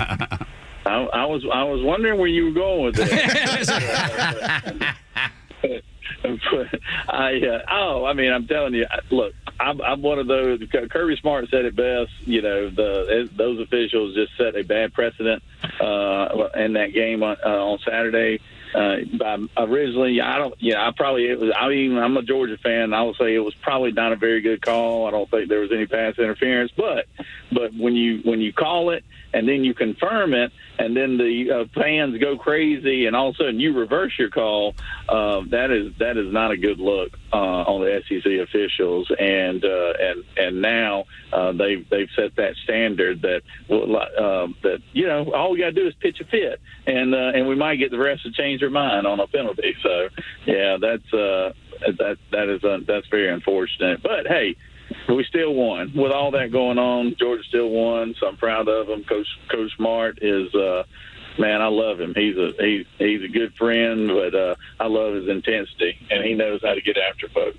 What made y'all decide to present that big old check to Hurricane Helene victims through the GoFundMe in Macon at the end of the Aldine show, last tour date on his tour? Why did you choose Macon? I know there was a video for Donald Trump that played. What was the reasoning behind it? Why'd you choose Macon? chose Macon because actually Jason had a concert there that night. Al Dean had a concert there on Saturday night already scheduled. He always comes in town and does a couple of shows in his hometown every year, and that was just the second leg of it. I was planning on, my family and I were planning on going to that concert anyways before, way before hurricane happened and way before, after it happened, I toured around the southeast and saw what the damage was. And so it really was just an idea. I was like, it was an idea I came up with after just seeing the destruction that I saw in a lot of those smaller communities that have not gotten a lot of attention on the national media. And it was something I felt like I needed to do, and then when I knew I could, when I was able to get good partners like Jason Aldean and Donald Trump to help really give it some legs, it just kind of all came together within a 3-day process. Lieutenant Governor Burt Jones joining us here on the Morning Extra. So we're seeing record numbers at the polls. We're seeing people really excited about this race. Polls don't even understand what's going on right now. They're very confused about everything. But one thing's for sure, President Trump looks like he's sitting in a pretty good position. From your view, how does the state of Georgia look to turning red once again? Oh, well, I like to remind folks that, we still, every one of our constitutional officers are Republicans, So even though we lost the presidential race back in 2020, I would tell you that we consider Georgia still red. And I think you're seeing it with the early turnout. People are very motivated. We went over 2 million people that have done early voting as of yesterday, and you just feel the momentum is with President Trump right now. Everywhere I go, whether it's a small town or bigger communities, the momentum seems to be with Donald Trump, as well it should be, because he's the one that's most qualified and most prepared to be a president in a very tough time in our country's history when you look at how we're viewed on the world stage and what our economy and our border looks like. Final thought here with Lieutenant Governor Burt Jones on the Morning Extra and Extra 106.3. I know you did the sit down with Donald Trump, and it was based on faith last night at the rally in Duluth. It was no one missed the fact that the good Lord was not afraid to be mentioned at that rally last night. And, of course, that's the exact opposite of Kamala Harris. Do you see that as a theme that's going to continue in the rallies and in the presentation interviews? Do you see that being a pivotal part of Donald Trump's reelection campaign? Well, I think it's obvious something that he's concentrating on because, look, we had the town hall meeting in a church in Middle Georgia, down in Zebulon, Georgia, a place of worship. He also, the day before yesterday, he was down in Miami meeting with Hispanic pastors, and before that, he was meeting with the Catholic clergy up in New York. So I think he is making his final case to the American public, but he's using people who always like he's doing a good job of touching those people who should be his natural voters already, but he's touching those folks that are influencers. When you have your church pastors and preachers all across the country, there's probably no more influencer in individual's life than their religious leader. So I think it's wise for him to do that, and he doesn't shy away. He doesn't carry his faith on his shoulders, but he is a man of God, and he does love the Lord, and there's nothing to be ashamed of on that front. Amen. And so I'm glad that we can talk about it when the other side is almost scared to talk about it. Yeah, or shuns it altogether. Burt Jones, Lieutenant Governor of the state of Georgia. Thank you, sir. We appreciate your time. Thank you. Yeah, absolutely. Always enjoyed being on with you guys. Hey, just think about this. Y'all were saying y'all were tired from last night's event. I did a couple of 3 events with the president myself yesterday. Yeah. And while we're talking about what a late night it was at the Turning Point thing, he was up this morning doing it all over again somewhere else in the country. He's amazing. The man's energy is amazing. But anyways, he's not exhausted. You're trying to tell me he's not exhausted like Kamala Harris seems to be. No, he didn't need a day off here in the home show. She took a couple days That's ago. what I thought you were getting at. Thanks, Bert. Thank you, sir. All right, man. All right, have a good day, bud. Morning Extra at Extra 106.3 when we come back. Hey, MSNBC, they want you to know it's not okay to accept a lower standard of living. Unless that is, it keeps Donald Trump out of office. Then you might want to think about it. Next at Extra 106.3. Quit kowtowing to less than 1% of the freaks, throwing out 20,000 years of human civilization for a bunch of freaks who are mentally ill. The Kimmer Show every afternoon from 3 to 6 p.m. on Extra 106.3 and the Extra app. Electrify your senses with user-friendly technology and earth-friendlier power. Meet the all-electric 2024 Mercedes-Benz EQE 350 sedan. Satisfying for both drivers and passengers with innovations that only Mercedes-Benz can deliver. Experience the all-electric 2024 Mercedes-Benz EQE 350 sedan today. Lease one today for just $549 per month for 36 months with $66.93 due at signing. Exclusively from RBM of Atlanta in Sandy Springs. Contact RBM of Atlanta for details on this vehicle and many other models. And visit today to see how to qualify. Special lease rate available only to qualified customers exclusively from Mercedes-Benz Financial Service through RBM of Atlanta, Sandy Springs through October 31st, 2024. Excludes tax, tag, title, and Georgia Lemon law fees. Contact RBM of Atlanta for details on this and other exciting offers. Visit rbmofatlanta.com or call us at 770-390-0700 for details. Listen up. This is David Van Sant from Van Sant Law. I usually use this time on the radio to remind you if you're in an accident to make the right call to Van Sant Law. While this is true, this upcoming election is so important, I just need to speak from the heart and shift the focus from my firm to the future of this great country and urge everyone not only to go vote, but to make the right vote and to cast your ballot for Donald J. Trump 2024 to make America great again. Thank you so much, and God bless America. Van Sant Law is responsible for the content of this ad, paid for by Van Sant Law. Hurricane Helene, a chemical plant fire, port strikes, Iranian attacks. These recent events remind us how critical it is to be prepared. While panic buying has led to shortages of some products, True Prep still has inventory on hand, with more arriving soon. Don't wait until disaster strikes. Prepare today for a worry-free tomorrow. And if you're unsure where to start, True Prep's knowledgeable staff is here to assist. Visit True Prep in Marietta on Cobb Parkway or online at trueprep.com. That's TRUprep.com. With Cybersecurity Awareness Month winding down, LifeLock wants to remind you to update your software. These updates are used to patch up security issues that identity thieves can exploit to gain access to your personal info. But for comprehensive identity theft protection, there's LifeLock. LifeLock alerts you to more uses of your personal info and fixes identity theft issues that arise.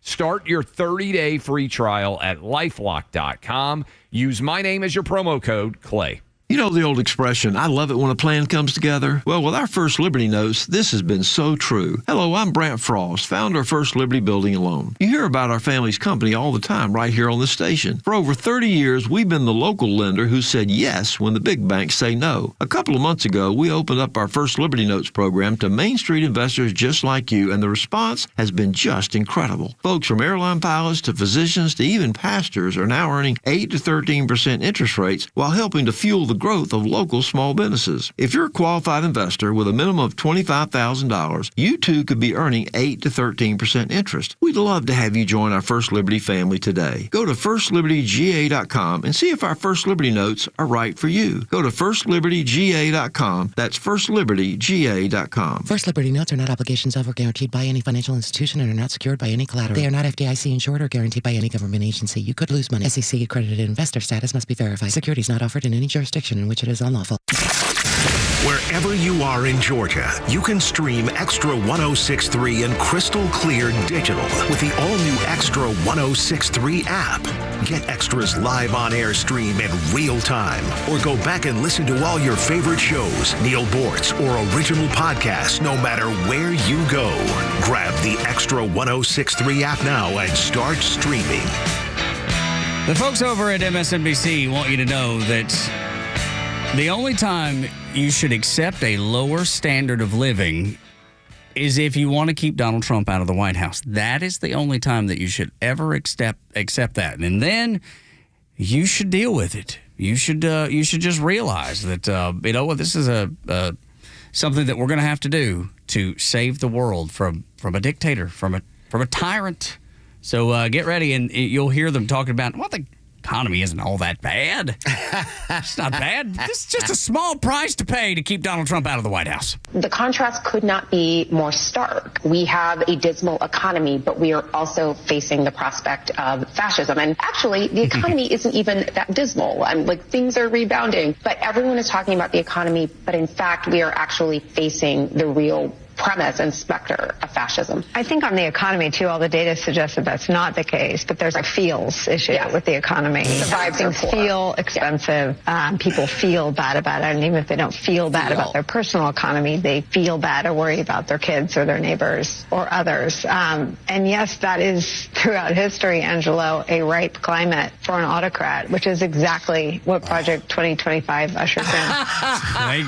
They talked in Tell so me many you're circles. a stupid, useless idiot They without talked saying in it. circles, and basically it said, I know the economy sucks, but it's okay. We just need you to shoulder this because we can't allow Donald Trump. And I know I'm not going to suffer, but you'll need to shoulder it. Wait, Carlos, can I ask you a question before you? Do they know what fascism means? Do they have any understanding? I don't think they have the slightest idea that you're talking about a partnership between the government and private industry in which the It's a government buzzword, man. They have no runs idea. everything. No, to me, they think fascist means mean. Fascism is back. All right. Tell me at what point were there, because I know that your administration has been much more involved in picking winners and losers within the private sector. It's specifically with COVID, with technology. When your representative for the White House, your nominee, is talking about price fixing, that's fascism. That's right. That's the heart of fascism. That's right. But I tell you, I could do that TV. Like, I hear it and I recognize this is so easy. It's just buzzwords. Yeah. All I got to say is Project 2025. It's so easy. It's so easy. I love it. The only person they fired or did anything to were soldiers who refused to take the vaccine. Or they tried to also force corporations to fire people and used OSHA, by the way. If you don't remember, Joe Biden went to go to OSHA to say, how do we make sure that people come back to work, that it's only safe if they get this vaccine that we're trying to force down them. That's called fascism. That's the reality of it. Fascism is when you try to lock up a political opponent, assassinate a political opponent. Fascism is when somebody's praying in front of an abortion clinic and you arrest them because you don't like their right to pray in front of it. That's what fascism is. The reality is, I don't think anybody who throws it out, it's a buzzword like Carlos said, they don't know what it means. Well, I'm just over here trying to prevent Project 2025. I'm not. I'm trying to implement it. Me too. I love it. I got a list on Twitter. I'm putting everybody that comes and calls us fascists. I'm putting them right on that list. You guys are fans of Hitler. Well, y'all have some Hitler-like tactics. I don't know. Yeah. I bet you don't believe all women. Neither does Kamala, apparently. Yeah. Don't look at me that way. I'm a minority. You can't say that to me that way. Gosh, I'm taking your white lashing here. Can I even make eye contact, or is that allowed? Probably not. I see you're judging. Yeah, I know. That's what I'm saying. That's why I said I shouldn't even try to look that way. She's just trying to be a black lesbian over there, and there's Tug just oh God, you're just so misogynistic and racist. It's not even funny. Trying to perpetuate your entitlement against me. Man, entitlement. That's my new favorite one. Dude, I get that one thrown. We got that one thrown at me and both Carlos. We are entitled minorities, by the way. We are entitled minorities. We are called. Sometimes I don't think people realize how diverse this show is. I'm the only honky. Yeah. All right. Well, you're the enemy number one. White honky Christian nationalist, blah, blah, blah. Veteran. Oh, my. Do you want me to? I'm not going to take off my CNN hat yet. Okay. Oh, okay. Yeah, I look at you and it says domestic terrorism. Well, yes. Oh, sure. I mean, because I was trained to shoot a gun. I mean, he's got an Indian on his hat. This disgusting. It's so funny because you own guns. That got brought up. Gross. I know, right? Yeah. That actually got brought up last night. Because they gave Rhino and I these press passes because of your white privilege. Yes, without a doubt. And this woman, as I'm sitting behind her, she's from Gainesville, and she looks down and she's like, "Press, huh?" And I was like, well, I mean, not all of us are bad. And she was like, yes, you are. Yeah. And I was like, well, she was like, well, how do I know you're not? And I was like, would a liberal wear this hat? Yeah. This is the old screaming, Indian. Now you know why I wear overalls and cowboy boots to all these rallies, to let them know I'm not It's your CNN. costume. Yeah, I get it. It's your costume. It's your camouflage. Like, Let you know blend in. I am one of you. I'm one of you. That's exactly right. I love it. All right. Those disgusting people, they probably don't even have a degree among them. No, I'm a 3-time college dropout.